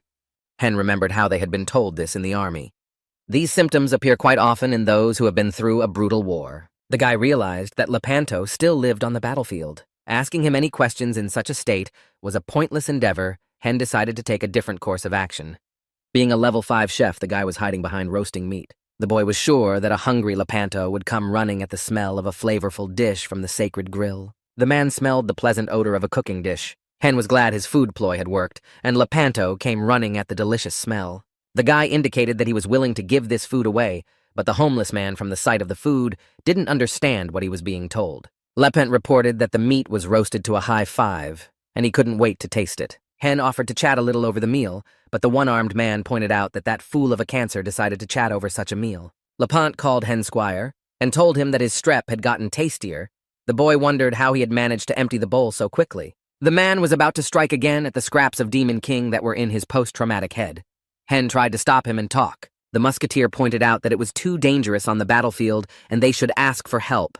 Lepant asked who they could ask for help from. Hearing the names of Mr. Brown and Miss Elizabeth's, Lepant looked at the lad in bewilderment. Lepant repeated the names of the 2 Musketeers he knew, then pointed out that these 2 would never come back. The guy didn't understand what the man was trying to say. The homeless man indicated that the next time he saw these 2, they would be enemies. Lepant said that he reported everything to the top, but in the end, he was punished himself, because the government could not vilify the heroes of the country. Hen understood that this man was not just aware of what had happened, he had shared the last dialogue with the Musketeers in person. Suddenly, Lepant rushed at the bat again, ordering him to hand him his own rapier. The musketeer didn't understand where the man had run off to again. He doubted he could put in the time with Lepanto's behavior. Suddenly, the guy has a new assignment to protect a war hero to bring back to the present living in the past. Lepanto Hen should go after his memories protecting him and finding physical evidence to bring him back to himself. They came to the plains of Marsh. This was the outer boundary of Pubiel. From this place, Mr. Brown and Miss Elizabeth had left for the sake of finding a point to aim at. A vast plain with a monster raid still in progress. Lepant reported that he had discovered a legion of cursed ents and dark elves. Hen didn't know what the madman was talking about. The guy couldn't check the level of the monsters beforehand. He realized that one shouldn't enter the battle recklessly. He realized it would be better to turn around and leave to the monster. Suddenly, the reasoning was interrupted by Lepanto, who was about to fight the monsters. He begged at the monsters, ordering Squire to drag his rapier. Hen indicated that they had come in search of that very rapier. The musketeer rushed to attack the monsters, indicating the unarmed ones to stand aside. Lepant didn't realize where his rapier was going. The monsters spotted Musketeer Hen intent on completing this quest and finding Lepant's rapier. Taking aim, the guy felt bad for using his skills in a fight like this. Applying the honed hand movement to the technique, Hen decided to deal with the larger creatures first.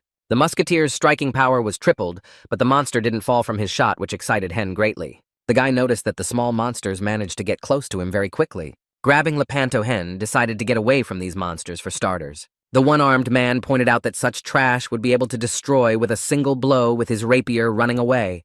Hen reported that they hadn't found her yet. After reloading the gun, the guy decided to deal with the smaller monsters first. His bullet took aim at the body of the monster flying at him. The second flying monster the guy killed with the bayonet on his rifle. The musketeer was ready to continue striking with his weapon. He was satisfied that he was able to deal with the monster with a single blow. Then the guy started aiming at the log-shaped monsters that were very slow. Hen intended to fire accurate shots at them until the monsters died. The guy realized that these creatures had the highest resistance among the ordinary monsters he had encountered before. Lepanto pointed out to Hen that with such skills he could become the commander of a squad of musketeers. He couldn't believe that the guy had single-handedly defeated the damned Ents. Hen asked the armless man to shut his mouth for at least a few seconds. The musketeer pointed out that a knight should never step on monsters in the open.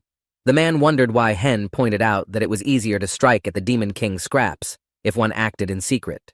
Hen pointed out that it was worth reporting to the regiment commander. Lepant agreed with the guy's assertions. They didn't notice someone approaching them. Hen was surprised to hear someone say his name. Turning around, the musketeer saw his old comrade with whom they had hunted wolves and golden eagles. Guy was very happy to see BM in this place. Hen asked the lizard what he was doing in a place like this. BM replied that he was hunting. The musketeer was shocked to hear that his comrade had been hunting in this place. The guy assumed that BM's level was high because you could die in a place like this in no time. Looking at his comrade, who was smiling, Hen didn't understand how he managed to survive in this place. Lepanto was happy to know that the guy had a lizard and his friends BM didn't understand why Hen was called Squire. The guy realized that BME Academy was on the other side of the country and was curious to know what he was doing here alone without a team. Hen indicated to BM that his level had risen a lot. Presumably, the lizard indicated that it was okay to raise his level. BM pointed out that Henu objects similar from the monster field.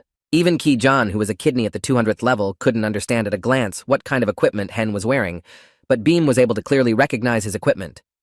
The musketeer offered to act on the spot. BM indicated that he had a quest, adding that it was a good offer, but he had a little trouble. But despite his problem, the lizard decided not to refuse his old comrade's offer. BM was very curious about what kind of mission Hen was on and decided to team up with the musketeer. Lepanto pointed out that in the armies of the Demon King Lizard, mages can be counted on the fingers. He was sure that once this lizard became on their side, they have nothing to fear. Bim inquired about which Demon King's troops this armless Hen was talking about and informed his comrade that there was something wrong with this bot's head.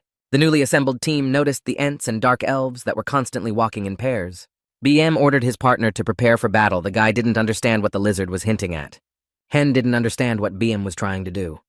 He wasn't a tank lizard after all. He had only instructed Hen to pay attention to the Ents. The monster stated that they hadn't seen lizards in the area in a long time. BM accumulated poisonous saliva in his mouth and prepared to launch an attack on the flying monsters. Unexpectedly, the lizard used the poisonous breath technique on the monsters. The musketeer was surprised that Beam's breath simply made the elves die before they could counterattack. After watching the lizard fight, the guy realized his technique and was happy for his friend. The musketeer took aim at the monster that was slowly approaching him. BM used poison spit on the monsters that tried to attack him. Enti failed to dodge the lizard's poisonous spit. His wooden body was badly injured. The boy watched as the monster was defeated by a joint attack with his comrade. The musketeer realized that the monster that required 5 bullets had already died from the power of BM's released poison. Looking at his old comrade, Hen was curious how much stronger he had become since their last meeting.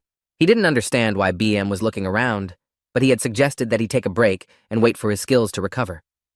Despite the fact that Hunting Hen had raised his level to 33rd level, this plane of marsh was not a place for players under level 40. Hen reported that it had not been long since they had parted ways with Bem. He inquired as to his level. The Musketeer was shocked to hear that his friend was on level 51. Hen didn't understand how the man managed to raise the level so quickly. Bim pointed out that all you need to do to pump fast is to know where and how to hunt. The lizard offered to deal with the Musketeer quest. Since he was busy, Lepant kept raving about the last war. The man said that the bodies of his comrades, who had been killed, were buried there. Watching the Lepanto knight, Bim doubted that he could be safe with him. He found it strange that the NPCs suddenly changed their behavior. Suddenly, the one-armed man rushed out, indicating that his rapier was in that place. The guy assumed that Lepanto was getting his memory back, suggesting that once on the battlefield, the NPCs realized that the war was over. BM pointed out that they were in a bad way, because there were dead people on the other side. Hen was surprised by the lizard and added that his venom did not work on skeletons. Hen realized that Lepanto had begun to haunt his memories and the location of his rapier. They followed the fleeing one-armed knight who was trying to locate his rapier. Suddenly, Lepanto stopped, indicating that he saw his lost rapier. The rapier was where those two had left on the day of victory. BM assumed that the assignment at Hen's with the history guy indicated that it was an assignment for the Musketeers. Lepanto was going to keep them from leaving the Musketeers. He realized he had fallen under a spell. BM ordered that it was necessary to quiet this one-armed man. The guy didn't understand why. Lepanto shouted Miss Elizabeth's name as a magical glow appeared from the ground, which Hen and BM noticed. Outside, angry and hungry zombies began to crawl out of the ground. The zombies were followed by BM's skeletons as well, indicating that this was exactly why he was offering to pacify Lepanto. The Musketeer started aiming at the dead that were climbing out of the ground. The guy managed to get an aimed shot at one of the zombies. The Musketeer indicated that he would take on the skeletons, leaving the rest to BM, telling him to try to separate the right body part, without which the monsters would die. BM, armed with blades, managed to successfully attack the zombies by chopping off their limbs. The skeleton guy was approaching the Musketeer and realized he wouldn't be able to reload in time. In that case, he decided to use the sharp bayonet of his rifle. Resisting the dead man, Hen managed to successfully pierce the dead man's body with the bayonet. Musketeer realized that having reached here, he can't just fail this quest. He intends to fight till victory. The breathless body of the dead man fell to the ground. The Musketeer managed to stab him with his bayonet. After killing that monster, the guy realized it was the last one. The guys noticed the rising sun guild that approached them. Hen didn't understand what they were doing here. Byam told the Musketeer to run away as quickly as possible, and the lizard began to draw his blade. The guy pointed out that Lepanto is in a bit of a precarious state, adding that running would be problematic for them. This guild owed Hen a debt of gratitude. To BM was surprised to hear the information they were looking at the guys who were ready to go into battle. Byam pointed out that this guild wouldn't back down even if they were given what they wanted. The lizard asked the Musketeer to attack first. In return, the guy asked to hear his request after the battle. The man offered Hen the choice of giving them the items immediately or after death. They were sure that if they destroyed the player outside the city, the Chaos Index would not rise. The man's speech was killed by a precise shot to the head. He did not expect such an attack, so he was unable to resist it in any way. The other guys were shocked at the Musketeer's such a precise hit. The Musketeer's attack was followed by BM's venomous spit. The adventurers hurriedly drank the antidote for the lizard's poison. The man tried to attack the lizard that stood against it. The man saw BM's quick reaction and assumed his opponent was level 60. The Musketeer realized that in the current environment it would be difficult for him to keep time to reload by retreating backwards as he had done before. He didn't want to fail the mission with Lepant. One of the Rising Sun Guild approached Hen, intent on destroying the marksman. The Musketeer blocked his attack with his spike. Hen realized that the player shouldn't be compared to monsters in terms of strength. The second attacker attempted to destroy Lepant, who sat unmoving next to the fighting Musketeer. From behind the dust, it couldn't be seen if Lepantum had survived the attack of the attacker. Hen was sure he had failed this mission. The guy didn't realize if he had failed the Queso or not. There was no notification system. Suddenly, Lepant's silhouette asked who they all were. Lepantum managed to recover and appeared in front of the guys in full health. The one-armed man asked the Musketeer what all the other enemies attacking him were, and he nodded positively. One of the enemies tried to attack Lepant, calling him a beggar scum. He used the double-cut technique. Lepanto applied the technique of breaking a simple attack and hitting with his right hand. Enemies did not expect such an attack from a one-armed man.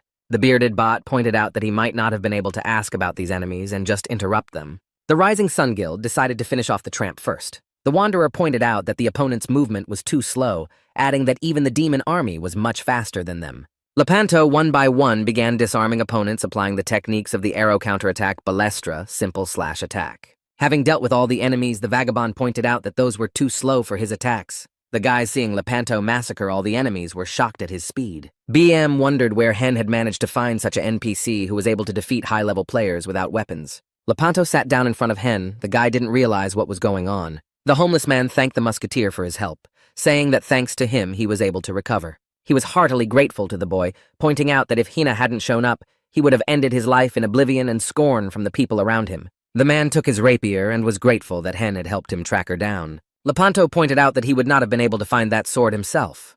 The guy managed to complete the task. He was credited with experience, and for his 100% proximity to Lepant, his overall reputation was raised across the continent. Lepanto reported that he was under the influence of a memory control spell. The man indicated that all his memories were sealed because of Miss Elizabeth's and Mr. Brown. 3rd Legion Counselor Wizard Rothzak had his memory wiped by BM, indicating that it was the current head of the mage community of the Kingdom of Pubiel. However, in the kingdom, archives must remain the war notes except for the king himself. No one can edit or delete them, reported Lepanto. Hen realized that with his reputation, he would not be able to get anywhere near the royal palace. Lepanto asked the musketeer for an apology. The man indicated that he could not meet Mr. Browless. He indicated that the wizard Rothzak had cast a spell on him to get rid of him without getting his hands dirty. Hen was shocked to hear that if Rothzak learned of Lepanto's existence, all the other knights who fought in the war would be in danger. Lepanto gave Hen a coin and ordered him to give it to the Browless one, indicating that he knew how to handle it. The man pointed out that it is proof to the Browless that these words came from Lepanto's mouth. Lepanto was about to follow Mr. and Mrs. Brown. The man said goodbye to Hen, indicating that he would remember his favor all his life. The musketeer indicated that his quest was over, and he intended to go to the capital. BM thanked Henu for helping him fight the Rising Sun Guild. For now, he would be able to hunt in peace for a while. BM asked his comrade to raise his game level as soon as possible. The guy asked why the lizard was helping him, and he said he wasn't helping him much. The most important thing about Midros is information that can be applied. Hen added that the features of monsters route quests and the like are also very important. The musketeer pointed out to BM that he had told him quite a bit of high-quality information that he could just sell for decent money. BM said that he sees enough potential in the boy, so he shares useful information with him. The guy assumed that since BM shared with a player who is at the 40th level, an investment in the future. Bim said that Jin Cog was now at the 23rd level and asked Hen what he would do if he caught up with him. The guy realized that he had to try to raise his level as soon as possible. He said goodbye to BM. When Hen left, he assumed that the Rising Sun Guild was looking for BM because of the dagger he had hidden behind his back. Musketeer came to the academy and realized that the hardest part would be convincing the director to believe his words. After opening the doors and entering the Musketeer Academy, the guy miraculously did not get hit by a bullet that flew near his head. The director of the academy did not believe that his old comrades turned out to be traitors. He demanded from the guy to show proof of his words. Hen held out the coin, indicating that the man should know what kind of coin it was. The man looked at the coin and remembered Lepanto, with whom he had fought in the war. The guy asked if the director knew what the item was, and he said it was a tracking coin that could be used to find out the location of its owner. It is needed to avoid hitting an ally on the battlefield, and to know how the military operation is progressing. The owner of this coin was Lepanto, who acted at the head of an assault regiment of the 3rd Legion. The academy principal learned that Mr. Brown and Miss Elizabeth had followed the Demon King's troops, and that Lepanto and the other witnesses had been subjected to a memory control spell. The man understood that the leader of the mage community was Rothzak, but he didn't understand why he was being told otherwise. Looking at Lepanto's coin, the man was immersed in his thoughts and didn't understand how to put what had happened into a coherent whole. Unexpectedly for Hen, the browless man asked if the guy had any free time tonight. The director of the academy gave a new quest, which they will do together tonight. The man needed Hen's help to infiltrate the palace and retrieve the archival records. The guy grabbed his head and didn't understand how he would be able to cope with this task, because if he failed this task, the closeness with the bots would drop, and he wouldn't be able to continue playing in the kingdom of Pubiel. Browless wanted to make sure of Lepanto's words. With the help of the materials collected in the royal archives, Hen suggested that in that case, it would be better for the man to go himself. The boy reported that he had no rights to enter the palace, because the man reported Rothzak tried to hide the truth, and no one from the royal family told him anything. The director pointed out that he would not be able to get the records alone, and Hen realized that he was the one who suggested that he break into the archives. The director of the Musketeer Academy told Hen that no one but him could stealthily penetrate the archives and get the documents. Since the browless one had started calling Hen by name, he decided to agree and help the headmaster find out the truth about his missing comrades. At the castle gate, the guards asked why the musketeer had come here. The browless one replied that he had business in the community of mages. The guards inquired who was with Bezbravoy, and the man said it was his escort. The guards let both of them into the palace of the royal capital of Stoke. The man asked if Hen had learned the plan, and he said that after finding the object in the eastern part of the castle, he would head to the western part of the castle, indicating that he would not go to the central part of the castle. Bezbrovi ordered the guy to memorize the road they were following, because if he went anywhere wrong, the trap would activate. The man reminded Hen that he would definitely need to leave the castle before 9 p.m.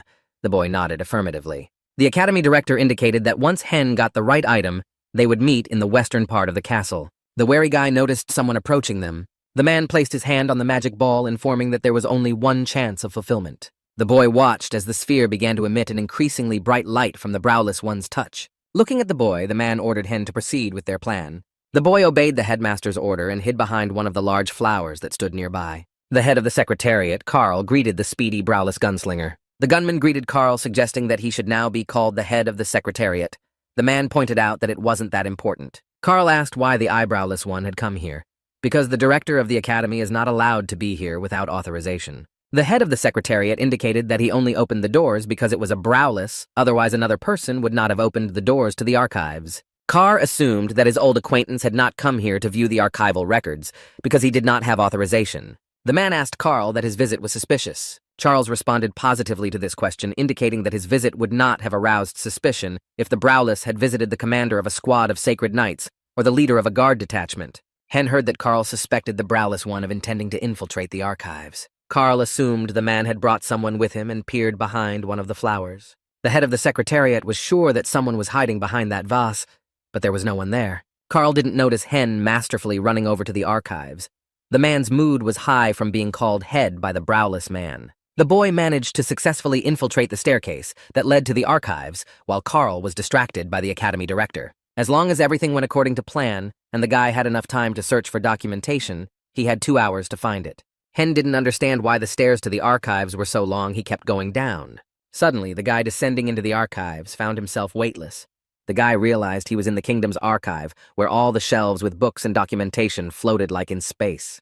Hen was surprised that he managed to feel the floor beneath his feet. He was shocked.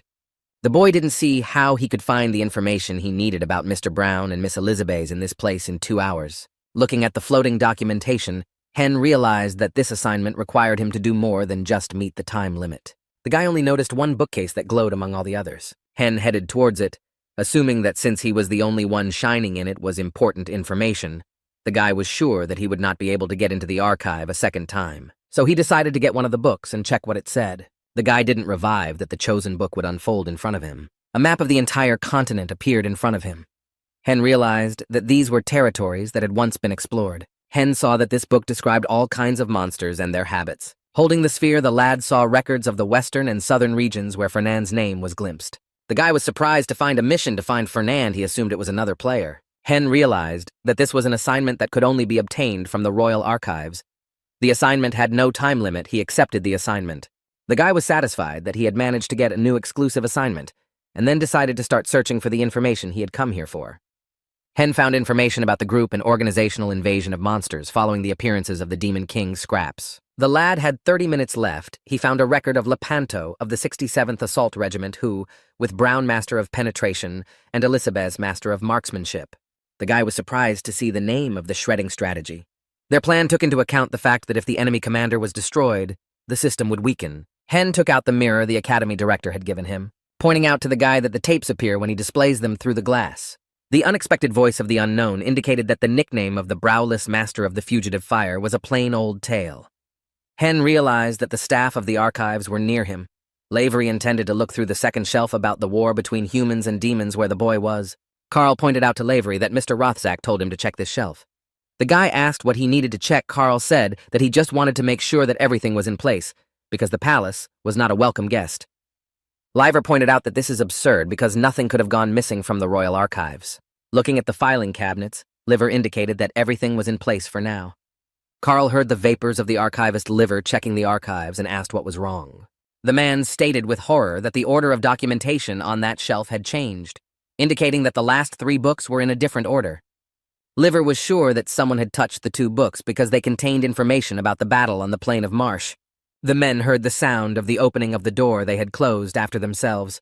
Carl ordered to alert the guards of the intrusion. Running away, the guy realized he was spotted. He was sure it would all fail if he let himself get caught. Hen managed to successfully escape from the archives before being discovered. The guy heard that the guards were looking for the intruder. He didn't understand how he wouldn't attract unnecessary attention. Hiding, Hen realized that except for the guards, he was the only one in the place. The guard indicated that if they notice an intruder, have him captured immediately. Instead of moving around hiding in safe places, Hen decided to take the shortest route out of the castle. The boy realized that if he could get out of here, he would be outside the eastern wall of the castle. He was trying to hope that no one would notice him. Suddenly, a holy knight appeared in the guy's path. Hen tried to stop abruptly, but failed and flew into the night. The man didn't understand what kind of abnormal person ran around in the middle of the night due to an emergency in the royal archives. The knight recognized Hen didn't expect the knight to know him. The boy realized it was Sir Cindergaard, and they shook hands. The guards were glad that the holy knight had managed to catch the intruder. Both guys looked at him with misunderstanding. Liver, pointing at Hen, was sure that this was the same type who had infiltrated the royal archives. The guy tried to make it look like he had nothing to do with it. Hen pointed out to Cindergaard that he didn't understand what the mages from the archive were talking about. Sir Cindergaard knew that the mages had declared a state of emergency, pointing out that it was impossible to arrest a man without evidence, and informing him that the suspect Hen was cooperating with their squad of holy knights, reporting that this musketeer recently successfully eliminated the head of the kobolds, Hijivitka. Cindergaard pointed out to Secretary Carl that you can't make an arrest on mere suspicion. The knight was not pleased that his comrade was suspected of what had happened. The boy was very touched that a holy knight had come to his defense. Carl agreed with Cindergaard's instructions and decided to find evidence of Hen's involvement first. Pointing at the guy, Carl assumed that since he had shot the head of the kobold's Hen musketeer. From that, Carl assumed he knew the browless man. Hen replied that it was obvious to be familiar with the director of the Musketeer Academy. As he left, Charles pointed out that if this guy turned out to be an illegal intruder into the royal archives, they would hold the squad of holy knights responsible as well. Hen thanked Sir Cindergaard, the one who pointed out that you were welcome. The lad was surprised that the man had graciously managed to help him get rid of his pursuers and suspicions. Knight reported that the members of the archive are sensitive people and like to release thorns all the time, so he asked Hen to be careful. Cindergaard asked what the musketeer was doing in the royal palace. The knight's question was interrupted by the headmaster of the Musketeers' Academy, indicating that they had someone to meet. The man said he had come to pick up his lost student. Besbrawi thanked the sacred knight, the one indicated that he was always happy to help an old friend. Hen pointed out that since his director had found him, they should get going. Cindergaard bade the musketeers farewell, pointing out that they continued to strive for the good of the kingdom of Pubiel. The guy asked if the browless man had seen Rothzak, and the man indicated that he had not been able to see him, assuming that the leader of the mages was avoiding him. The director asked if everything had gone well. Hen pointed out that everything went smoothly, the musketeers were satisfied, and left the kingdom's court. At the Musketeer Academy, Hen told the headmaster all the information he'd discovered. Guy placed the magic mirror on the table with the report from the royal archives. Because Hen wrote everything down in a hurry, he didn't have time to study the data in detail. Using a magic item, all the recorded data from the archive appeared in front of the musketeers. In the archives, it was stated that at 21 hours, a sentry found 2 men leaving the barracks and heading towards the Demon King's troops. When ordered to stop, one of them opened fire on the guard, resulting in the guard's hip being punctured, rendering him militarily incapacitated. The next day at 8 o'clock in the morning, soldiers approached the 2 spotted, but was immediately shot. It was clear from the report that Mr. Brown and Miss Elizabeth had joined the Demon King's army. After the musketeers checked Lepanto's report, which indicated that Mr. Brown and Miss Elizabeth arrived at the 67th Assault Regiment, where the order for their capture had not yet been reported. Brown and Elizabeth fled with an important person of the Demon King's army, who was a black elf, pointing out that they would not spare the speaker at the next skirmish and warning him to beware of Rothzak. Hen didn't understand why the 2 of them personally conveyed to stay away from Rothzak. Guy thought Rothzak was suspicious for hiding the truth about the departure of those 2, but Brown and Elizabeth gave a warning at the time of his departure.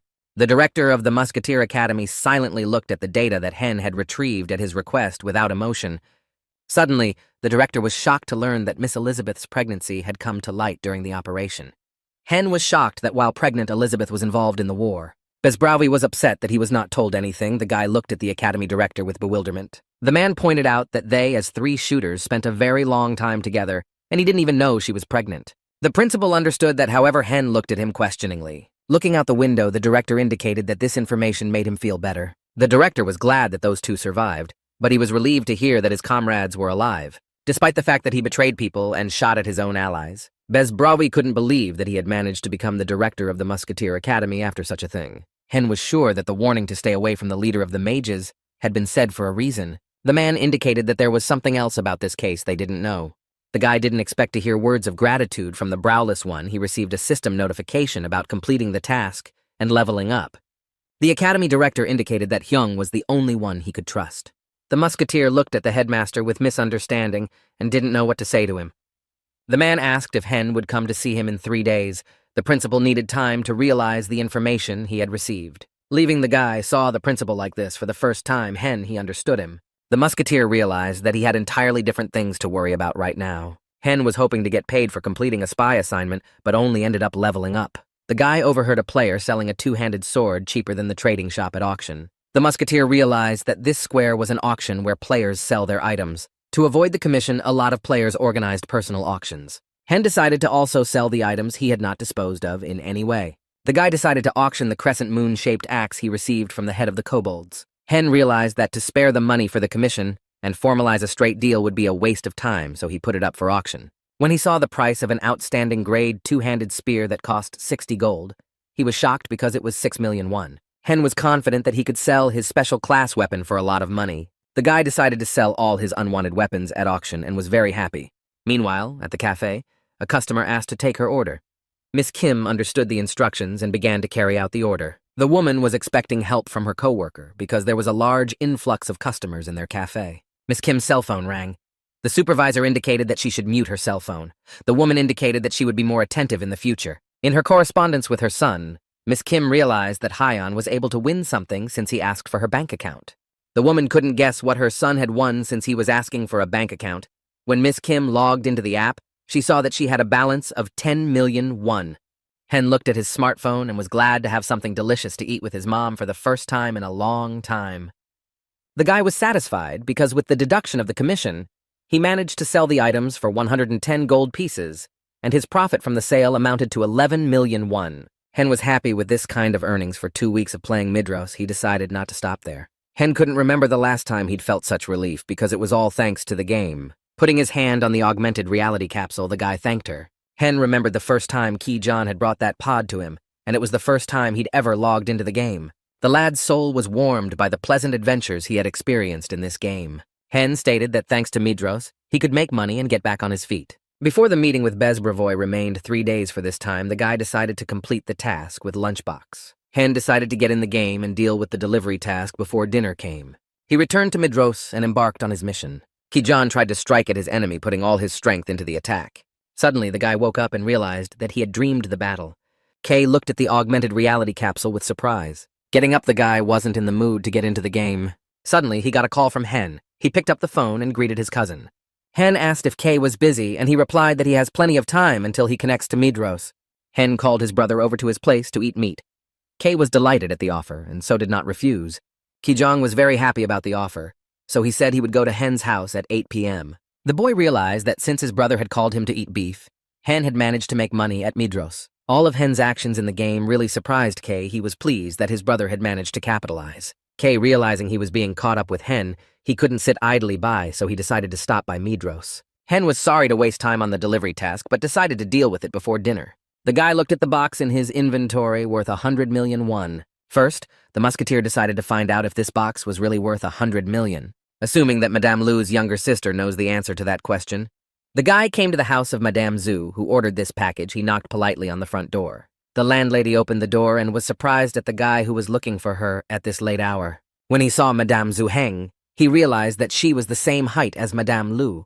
The guy indicated that it was a pleasure to meet him, clarifying the question that she was Madame Zhu. Madame Zhu wondered what the guy had brought to her at this hour.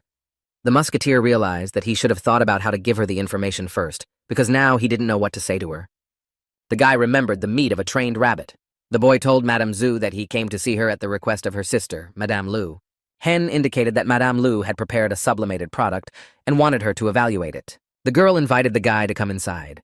The guy was pleased that his deceptive maneuver with the rabbit meat worked. Madame Z asked what happened to her sister for sending a messenger for such trifles. Hen realized that his acting skills weren't great, but it all came out thanks to his ability to cook in the game. In Candle Castle, the guy realized that the NPCs in this game don't do anything so easily. Remembering all the bots he had encountered, he realized he had to use a special code word to get them to react. Hen decided to find out what code word suited Madame Zhu. He pointed out to her that Madame Lu had asked him to tell her that the box of food had been sent. The girl wondered if the food would reach her successfully this time. Hen reported that Madame Lu trusted this messenger man. Madame Zhu replied that the last time she received a letter with similar content more than 3 months ago from what the guy said, he realized that other players had taken the box for themselves. The guy asked the girl that in the capital it is so difficult to open a shop. Madame Zhu was surprised that her sister did not tell anything about it. Hen smiled misunderstandingly, for other than the need for a lobby, he had heard nothing. Looking at Madame Zhu, guy did not understand why the box of food is so important. Girl pointed that the guy's face indicates his lack of understanding. The guy didn't expect to hear that and didn't know what to say to Madame Zhu. She pointed out that the food in the box was made from the meat of a wondrous bird that is famous for its unusual flavor in Candlestick Castle, saying that people who know about delicacies would definitely want to try it. The guy realized that there were a lot of rich people who wanted this box, but there was only one box that reached the capital. Hen realized that this box would go all the way to the king. Madame Zhu shut the guessing guy's mouth by pointing out that she does as her sister tells her. The girl pointed out that this was the place where most people from the strongest pubial kingdom on the continent gathered. Madame Zhu asked what would happen if all the strong people gathered in one restaurant. The guy didn't understand what else the restaurant could be chasing besides more money. Suddenly, the guy pointed out that the time was late, saying that it was rude to stay late at a lonely girl's house. He hurriedly drank his tea and left. The guy pointed out that he handed the meat to her, so he left with a loud slam of the door. Madame Zhu had not expected such an unexpected farewell to her guest. The girl was convinced by her sister's words that Hen was a very interesting guy. Shocked by his encounter with Madame Zhu, Hen took off his augmented reality helmet and exited the game. He realized that Madame Lu was not an ordinary NPCs from the newcomer village. He suggested that the target of these sisters. Suddenly, his thoughts were interrupted by his mom and Kay, who entered his room. The guy didn't expect them to come together, which he was very surprised about. Mom hugged her son very tightly. He did not expect such a strong embrace. The woman indicated that it was enough for her that her son just kept his spirits up. Mom asked Hen where he got the money from, assuming he wasn't doing something illegal. An overjoyed Hen indicated that he and Ki-jung together would explain everything to her. Kay indicated that he had eaten well, reporting that today was a good day to buy melon. After eating, the two boys were alone together. Kai-jan realized that his brother wanted to talk to him. Hen asked if his brother remembered the food box task he had told him about earlier. Kay was surprised to hear that his brother had changed his mind about selling lunchboxes and was determined to pass the assignment. The guy didn't expect to hear his cousin's decision like that. Hen smiled good-naturedly at his surprised brother. Ki-jan continued to wonder about his brother's decision because he could have gotten a lot of money for this boxing. Kay tried to change his brother's mind, but he indicated that he would explain everything to him. The guy told his brother that Madame Lu wants to make a guild to gather information under the guise of a restaurant.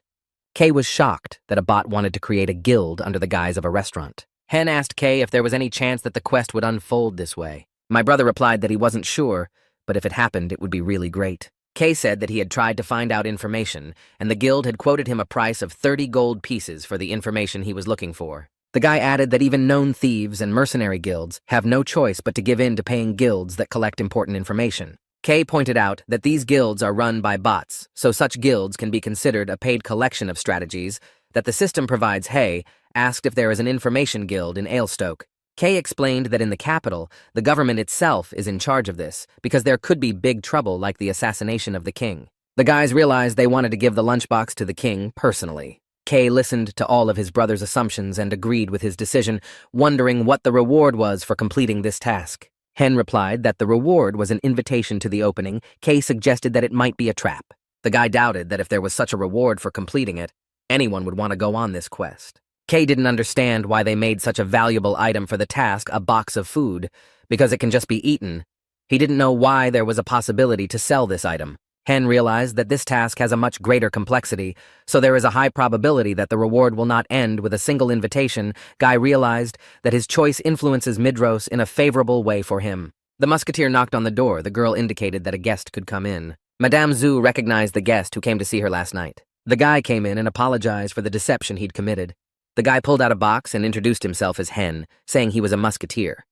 Hen reported that he had brought her a box of food at Madame Lu's request. The girl pointed out that she knew everything from the beginning. Taking the box, Madame Zhu pointed out that Hen is a very interesting person. Smiling politely, the guy didn't know what Madame Zhu was talking about. The girl offered the guy a choice of tea, coffee, or alcohol.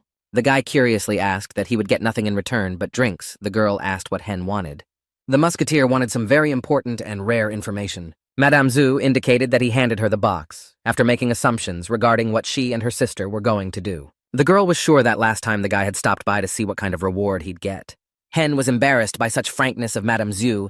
He began to suspect that this girl was not a bot. The girl knew no one would bring her that box until she knew the truth. Madame Lu was well aware that most people simply will not deliver a box of food to Madame Zhu, pointed out that if someone does bring a box, there can only be two options. The girl called the first option who brought this parcel a moron without a drop of greed, or it is a person who knows about their plan and wants to take advantage of it. Madame Zhu pointed out that the smart ones don't come here. Watching the food from the box, the guy realized that the man who transcends greed is chasing profit. The guy thought the atmosphere in the house had gotten a little strange. The girl reported that her sister Lu had said something else. Hen was curious to ask what exactly Madame Lu was saying. The girl replied that no matter who brings the box, it must be destroyed. The musketeer did not expect this turn of events. The window shattered. The guy jumped up from his seat. The guy didn't understand the intentions of the girl who was next to him. A loud clap was heard in Madame Zhu's house that echoed throughout the neighborhood. A harpoon was fired at the musketeer, but he managed to dodge and the weapon embedded itself in the wall of the house. Taking aim at the girl, Hen tried to find out from her what she was up to. Madame Zhu was surprised that the guy managed to dodge the harpoon. Immediately, the guy was hit with the next attack. He didn't expect this. Unknown people burst into Madame Zhu's house and began attacking the lone musketeer. Since there were a lot of enemies, the guy decided to start by increasing the distance. Hen was lucky that his musket was loaded in advance. He started aiming at one of the attacking enemies. Taking aim, the musketeer fired a precise shot that hit his opponent. The guy managed to block the axe that was about to chop him in time. With a leg kick, the musketeer manages to throw his foe back a distance. Hen understood that he needed to fight holding back his enemies one by one, but there was too little space in Madame Zhu's house. The musketeer, realizing the hopelessness of the situation, loudly ordered no one to move. The guy aiming at Madame Zhu indicated to his enemies that if they try to do something, he will shoot her in the head, saying that the box of food he takes back to himself. The musketeer ordered the girl to throw the attackers out of the house immediately if she didn't want to earn a hole in the head. Madame Z pointed out that the guy was being too rude to her. The musketeer indicated that a detachment of holy knights would arrive at this location upon hearing the sound of gunfire. The girl looking at the angry musketeer indicated that indeed a squad of knights would be coming. However, the girl said with a smile on her face that all the squads of holy knights had been bribed. Madame Zhu pointed out that whoever was making the noise must have a plan, but the idea that Hen intended to take the box of food sounded new to her, for the musketeer was in danger and thinking of the box. Hen didn't understand what Madame Zhu was hoping for since she was acting so confident. The girl points out that Hen would have gotten 100 points for completing this task from her older sister, but she gives him 80 points by applying magic. The musketeer continued to hold the girl at gunpoint, asking what she was up to. The girl inquired that this test was not part of the musketeer's speculation. Madame Zhu indicated that the trial test was over and motioned for him to sit down. The guy looked at her bewildered. Hen looked at the girl and didn't know what he should do next, assuming he was going to unite or just give in to her. The musketeer wondered why on earth it was over. The girl didn't understand the guy's intentions because she told him that the test was over. The guy replied that the test was a death threat to him, and he didn't intend to trust her. The guy said that in that case the reward should go to him. For a moment it was both silent and there was an unfortunate pause between them. The girl laughed at this attitude towards the future guild master. Hen was pleased that he was able to guess correctly and give the right answer to Madame Zhu. Madame Zhu offered the musketeer to make their first transaction. She is ready to provide him with excellent information. Hen received notification of the successful completion of the quest opening of the Sacred Grill in the capital. It was information that players with an ability like Hen's needed. 2 for later in the Midros game in the desert canyon of Lhasa. The guy was happy to receive the information and assured me that there was plenty of magic weed in this canyon. Hen made sure that everything happened just as Madame Zhu told him. The musketeer managed to successfully capture 1,000 goblins. It was a great place to up the game level, killing goblins. The guy noticed something strange behind his back. He just imagined it and decided to go to the capital to visit the director of the Musketeer Academy. The guy walked into the Musketeer Academy, which hasn't changed a bit. The musketeer saw the principal, who was silently staring out the window. Upon entering the office, they greeted each other. The principal looked at the musketeer and indicated that in his opinion the guy had changed. Hen didn't expect to see such an expression on the academy director's face. The director assumed that in those 3 days, the guy had honed his skills. The guy realized that his level had increased so much that the NPC has noticed it. Hen realized that since he had risen 10 levels now, the browless one would look different. The man pointed out that because of this, the process was accelerated. Hen didn't understand what the academy director was talking about. The man indicated that it was obvious and held out his hand, offering him a new task. The director of the academy said he needed to raise Hen, but he didn't know what the man was talking about. The mentor wanted Hen to become one of the 3 shooters of the new generation. The boy realized that all the tasks he'd completed were beyond the ability of the ordinary musketeers. Hen realized that all of these events were necessary to raise him to be the next generation of marksmen. However, the lad didn't understand why he, if there was Miss Elizabeth's and Mr. Brown. He looked at the principal, who was silently staring at the guy. Hen was excited about the new adventures that awaited him in the world of Midros. This time, Hen was required to catch the golem. The browless one asked if the guy had hunted them before. The guy replied in the negative, indicating that he had heard of them. The academy director pointed out that they were stronger than the previously defeated Hiwitka guy was a bit flustered. The mentor assumed that Hen would refuse the assignment, but the guy indicated that he was agreeing. In the city near the golems, adventurers were recruiting teams of level 70 and above. The man was looking for a fire or ice mage to join his group to catch monsters. The musketeer believed that everything happened just as it was described on the internet. On a rocky mountain ridge, stone golems or cannibalistic gray trep plants often appear. Golems are monsters that long-range players avoid in the first order because of their thick cover, and gray-slash monsters that warriors dislike the most because they are hard to see. In Midros, always hang out together completely opposite to each other monsters. This is done so that there is almost no hunting field that would be considered favorable for a player with a certain occupation. Hen realized that whichever field a musketeer went to was without benefit. If Hen had a different profession, there's no way he'd be able to go this route. The new Generation 3 Arrow Quest can only activate the first 3 people to pass the browless test. Hen was glad he was so lucky to decide on a profession when his mom pulled the power cord. The guy noticed something strange and was surprised. Hen saw a group of adventurers fighting against the golem from their attacks. The monster's body slowly began to crumble. After seeing them fight, the musketeer took the option of avoiding such players. Walking alone, Hen realized that the golems, besides breaking and crashing, showed no other actions. Hen was sure he could do it when a small pebble flew off his feet. The pebble was attracted to a pile of rocks that lay nearby. From this pile of rocks, a huge stone monster appeared in front of the musketeer. Hen was glad that the opponent didn't keep him waiting long. The musketeer was satisfied that he had managed to load his gun in 42 seconds, his cloak fluttering in the wind. Aiming, the guy realized that the distance to the monster is 50 meters wind speed of 6 meters per second with southeast direction. After determining all the indicators, the shooter fired a precise shot at the huge stone monster that was approaching him. From an accurate hit, the gunner assumed he would need 1 headshot on the golem. The musketeer's reasoning proved to be flawed. Such damage was not enough for the stone monster that was heading towards him. Running away, Musketeer realized that even if he raised his level, it does not mean that all monsters will die from 1 accurate hit. After increasing the distance a bit, the guy stopped and took precise aim, and then tried to make another shot at the huge monster. The musketeer managed to accurately shoot and hit again at the head of the stone monster that kept coming at the guy. The guy tried to pull himself together and calm himself down, getting ready for his next shot at the monster. The musketeer happily pointed out to the golem that he thought wouldn't die from his shots, but the guy thought differently on the matter. Hen let the monster get closer, aiming directly at its head. He was sure that after the 3rd shot, he would be able to defeat the stone giant. The powerful shot managed to shatter the monster's stone head into many small pebbles. The guy was sure he'd killed this monster with 3 shots to the head. Hen noticed that the monster he had killed had risen.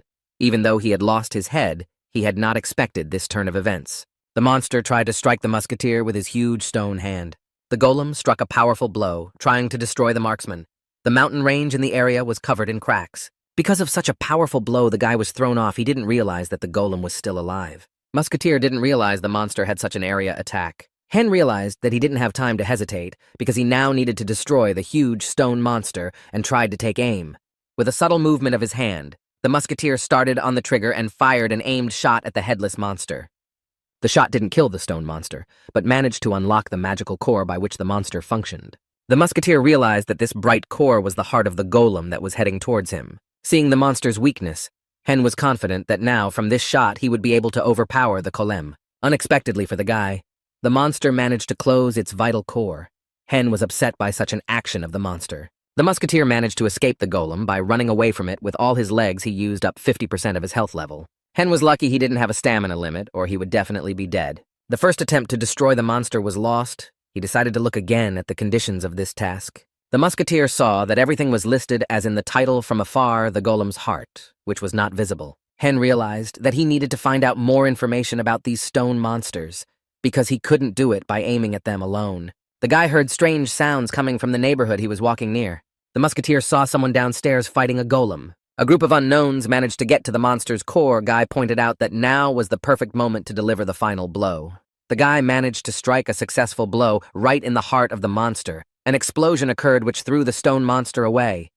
The musketeer watched as the unknowns managed to team up to deal with the golem. Those were very happy with their successful battle. Seeing how the guy managed to finish off the monster with one blow, Hen decided to approach them. Hen asked the guy that sphere in the monster's body is the sources of the golem. The stranger assumed it was Hen's first time in the golem zone.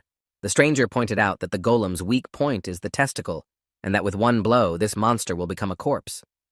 The guy pointed out that everyone calls this highly flocculent bead containing mana a semen. When Hen heard the information, he realized that if you hit this place with iron, not a single person would survive. At the moment the sphere is revealed, the golem begins to regenerate. In such a situation, you need to strike as quickly as possible. The stranger did not believe that Hen was single-handedly trying to fight golems. The musketeer positively responded by pointing out that he was a ranged dealer. The guy warned Hen that it was better for him to leave, pointing out that warriors die after 4 or 5 hits from the golem, but for a dealer of long-range attacks, and 1 hit is enough. Hen asked if they knew the golem's bracelet. The guy replied that he knows such a monster of offense here. When this monster awakens, all the people on this mountain run to him in a crowd, then I'll kill him, or he kills all the players. Suddenly, the guy's reasoning was interrupted by his comrade pointing out that the stone golem was reviving and ordering everyone to concentrate near it. Guy rushed to the aid of his team, advising the musketeer not to hunt alone. Hen wished the guy good luck. It was surprising for a guy to see a long-range attack dealer wandering around the golem zone alone, assuming that Hen had completely lost his mind. The musketeer realized that if he fired at the golem's sphere and then made another strike at the opened egg while the golem was still recovering, he could destroy it.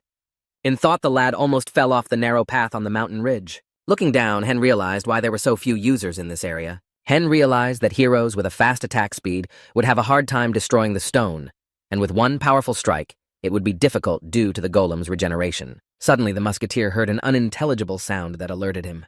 Raising his head and looking up, a player flew towards him. Hen did not understand what was going on here. The unknown guy plopped down next to the musketeer, who didn't expect this turn of events. Looking at the guy, Hen assumed that another player's corpse had fallen on him. From beyond the gorge, a golem leopard was heard raging on the other side of the mountain range. Unexpectedly, the bar's golem awakened to all the players in this neighborhood. Hen was very surprised that a monster could debuff a player. He received system notifications. All the players tried to fight the huge stone monster. Mages used fire spheres and ice blasts. Hen noted that it took less than 5 minutes for the 10 team to assemble. He realized that if he wanted to fight against the golem alone, he needed to manage 4 minutes. The musketeer was curious to know how long it took for a bar's golem to regenerate. The commander of one of the teams ordered not to use lightning on the monster. The archer was sure that electricity could paralyze the golem. The archer didn't listen to the commander's instructions and fired an electric arrow at the monster. The huge brass monster went into a frenzy from the electric shock. There was a bright flash that blinded everyone in the neighborhood. Hen was surprised by such an attack. He covered his face with his hand. The musketeer did not believe that he would be able to slay such a huge monster by himself. With one blow, the monster killed all the adventurers who were near him. A few days later, the guy was looking for a team to hunt golems together. He was level 60. The guy was frustrated that in such a long time he hadn't managed to find a single team member to hunt. Looking at Hen, the guy couldn't believe that a nub like this musketeer was hunting in this place. The guy decided to follow Hen and see how the gray trap catches him. The guy following the musketeer intended to steal his items after his death. Following Hen into the area of the stone golems, he realized that this wasn't the best place for Gotho to recline. A bright flash made the guy cover his face. He didn't realize what had happened. The musketeer fired a shot, after which smoke came out of the barrel. The stranger continued to follow Hen stealthily. The boy watched the musketeer, who had everything going according to plan. 9 days later, near a copper mine at a resting point, a guy was having a snack. Hen didn't understand why the other players couldn't just bypass the tray traps. Other players without skills couldn't see the monsters. The musketeer noticed that the golems were heading towards him. The guy was glad that the barb golem was awake, because it took 10 days for the monster to awaken. The rest of the players were horrified to see the golem boss. They decided to avoid fighting him, because they had seen a video where he managed to destroy 50 people with one blow. The guy used magic potions to increase his abilities. All restrictions were lifted. His resistance to the weakening condition was raised by 20%. The musketeer began aiming at the huge stone monster. The monster didn't feel the musketeer's attack and was surprised. Hen decided to get items from the inventory that would help the EMU in battle. The musketeer threw a pre-prepared object at the monster. The explosives hovered above the stone golems, then exploded. Seeing the explosion, Hen didn't expect this scale of attack. The stone monster's life spheres showed themselves after a powerful explosion. The musketeer fired a series of precision hits at the monster's magical life cores. Earlier, Hen had made a claymore without any preparation, similar to what he used against those stone monsters. The guy had dealt with the stone golems, and it was left to him to destroy the leopard golem. A huge brass monster struck next to the Musketeer. The surviving stone golems tried to attack the guy by surrounding him. The Musketeer had no intention of backing down from this battle, and so he furiously rushed at the monsters. After shooting the brass giant, the guy's ears popped. Hen realized that if he avoided the battle with the bars golem again this time, he wouldn't be able to meet the deadline. Looking at the giant, the Musketeer realized that this was his last chance for a successful attack. Musketeer did the damage, but realized that at least one more shot was needed. The huge monster was ready to deliver its crushing blow, spinning its arm. It began to accumulate energy. Hen, having assessed the situation, decided to change his tactics of seeing the battle. To begin with, the Musketeer tried to increase the distance as much as possible. Looking at the swinging monster, Hen realized that he needed to get as far away from it as possible. The guy got hit by a huge bars golem that he couldn't fight off. The monster delivered his crushing blow and knocked the fleeing guy to the ground. Musketeer was unable to react in time to the monster's attack. When he came to his senses, he saw a huge brass monster approaching him. Hen saw that the monster was overdoing its attack and started to fall apart. Walking up to the lad, the giant attempted to strike at the seated Musketeer. Using the power barrier skill, the guy managed to counteract the monster's strike. Professional force barrier. A virtual barrier made of mana that can last 5 minutes. The satisfied guy took aim at the monster and wished it a quick death. On this day, the first shotgun in Midros opened its fire. Hen managed to fire an accurate shot and destroy the monster. Seeing the flash, the unknown man was shocked by the Musketeer who had defeated the giant. The guy tried to videotape what was going on. He couldn't believe that the Musketeer was able to single-handedly take down the bars golem. A guy looking for a team came to this place because of the sounds of an earthquake and ended up with an unexpected find. The unsub realized that the Musketeer would be a great earner for him. After dealing with the brass golem, Hen exited the teleporter in the capital city. People he didn't know were urgently looking for people to join a team to catch trolls. The surrounding people noticed the Musketeer who was laughing nervously. Hen was very satisfied that he was able to accomplish the task alone. The Musketeer kissed his weapon, with which he managed to destroy not only the stone golem, but also single-handedly finished off the brass golem. It's all thanks to the fact that the barrel of the gun withstands as soon as the bullet leaves the muzzle. It immediately explodes. If you touch a monster's testes, it will die immediately, no matter how much impact the ammo has. Hen decided to take his musket to the smithy for repair in the afternoon, having decided to unlog beforehand. The Musketeer decided to check his achievements. He was very happy just from the mere sight of those achievements. Upon reaching Emperor solo game, Hen realized that besides him, there were 2 other players who were able to cover the difference of level 40 just like him. Hen assumed that those users also spent money and came up with something unusual like his monster defeat bomb. The guy finished reasoning and called up the user window.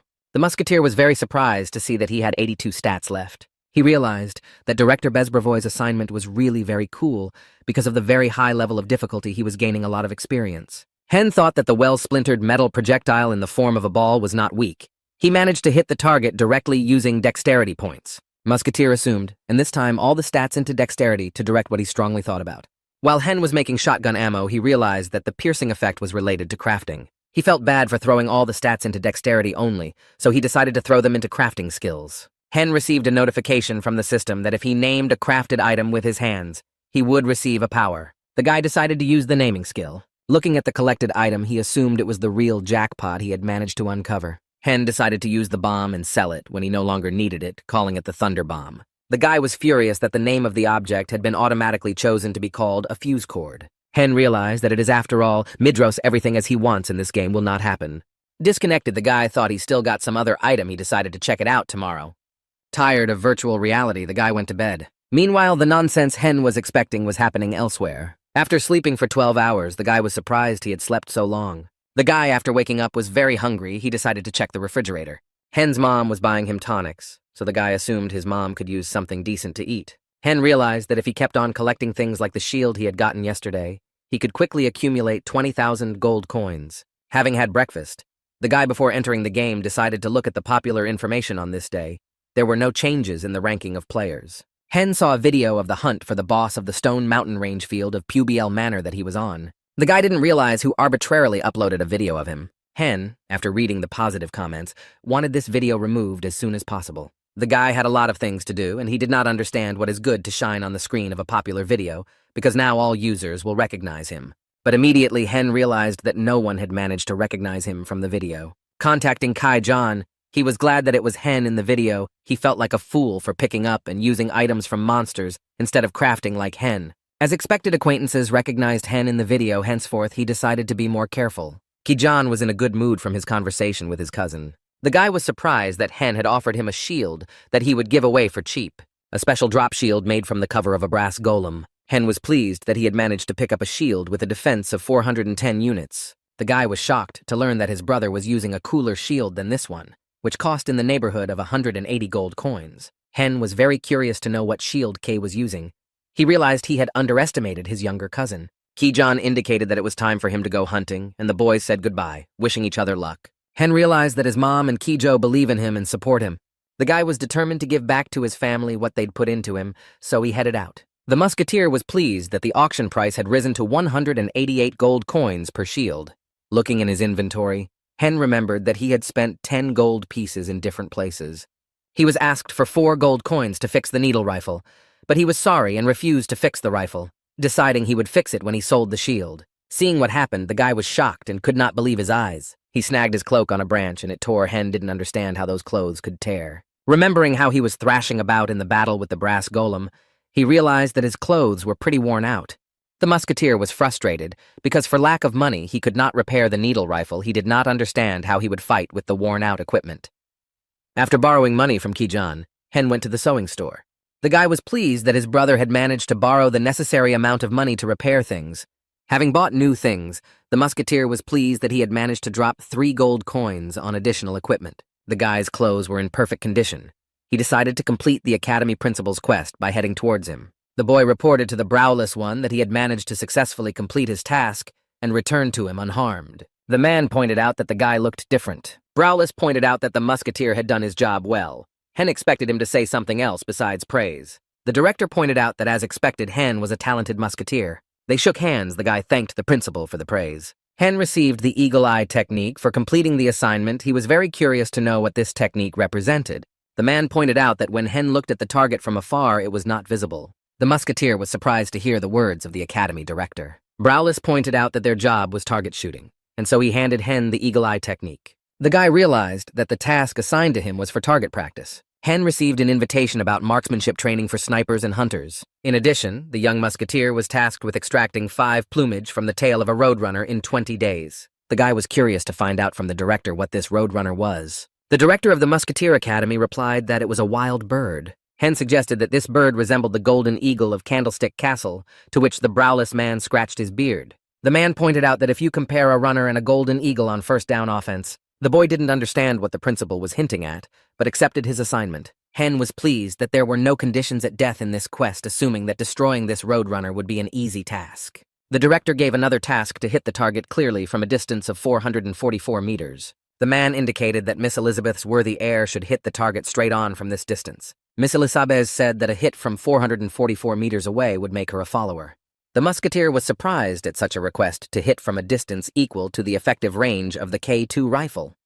The guy suggested that he should do it right now. The principal replied that when he wanted to. The headmaster of the academy indicated if the boy could become Elizabeth's heir, he would need to take. Hen looked at the wall where the rifle hung, and he realized that the heir could take Miss Elizabeth's rifle. Miss Elizabeth's shotgun was in perfect condition compared to Hen's worn-out rifle. The Musketeer realized that the remaining 2 guns were taken after the task was completed. The rest of the guns found their owners. Hen realized that the guns of the Browless and Mr. Brown had been given to the other 2 players. The 3 shooters of the new generation inherit weapons based on their predisposition, so Hen's emphasis on marksmanship has been on marksmanship all along. The director asked if the guy would now shoot from a distance of 444 meters. Hen didn't know what to tell him. Hen indicated that he would deal with the roadrunner first, and then proceed with the marksmanship. The academy director indicated that he was looking forward to his return. In desert terrain, the range of the roadrunner, the Musketeer realized that even if he just needed to destroy the bird, he shouldn't let his guard down. By applying the apt eye technique, the guy was able to zoom in on his desired target. This technique allowed him to use a sniper's scope. Hen realized that he didn't need to see the target at this close range, because it was only harder to keep an eye on the bird. Getting ready to pull the trigger, the bird suddenly looked at the guy who had been watching her. The Musketeer didn't expect the bird to run away from him with such speed. He didn't realize what had happened staring at the fleeing roadrunner. It seemed impossible to the boy that a bird could run so fast from a pursuer. The guys near the roadrunner were sure that once the bird appeared, their hunt was over. The Musketeer felt bad for interrupting the hunt of 2 unknown players. 3 days later, the guy realized in frustration from the failed hunt that he had 17 days left to complete this task. The Musketeer was angry that he hadn't managed to collect a single feather in those 3 days. Hen took aim at the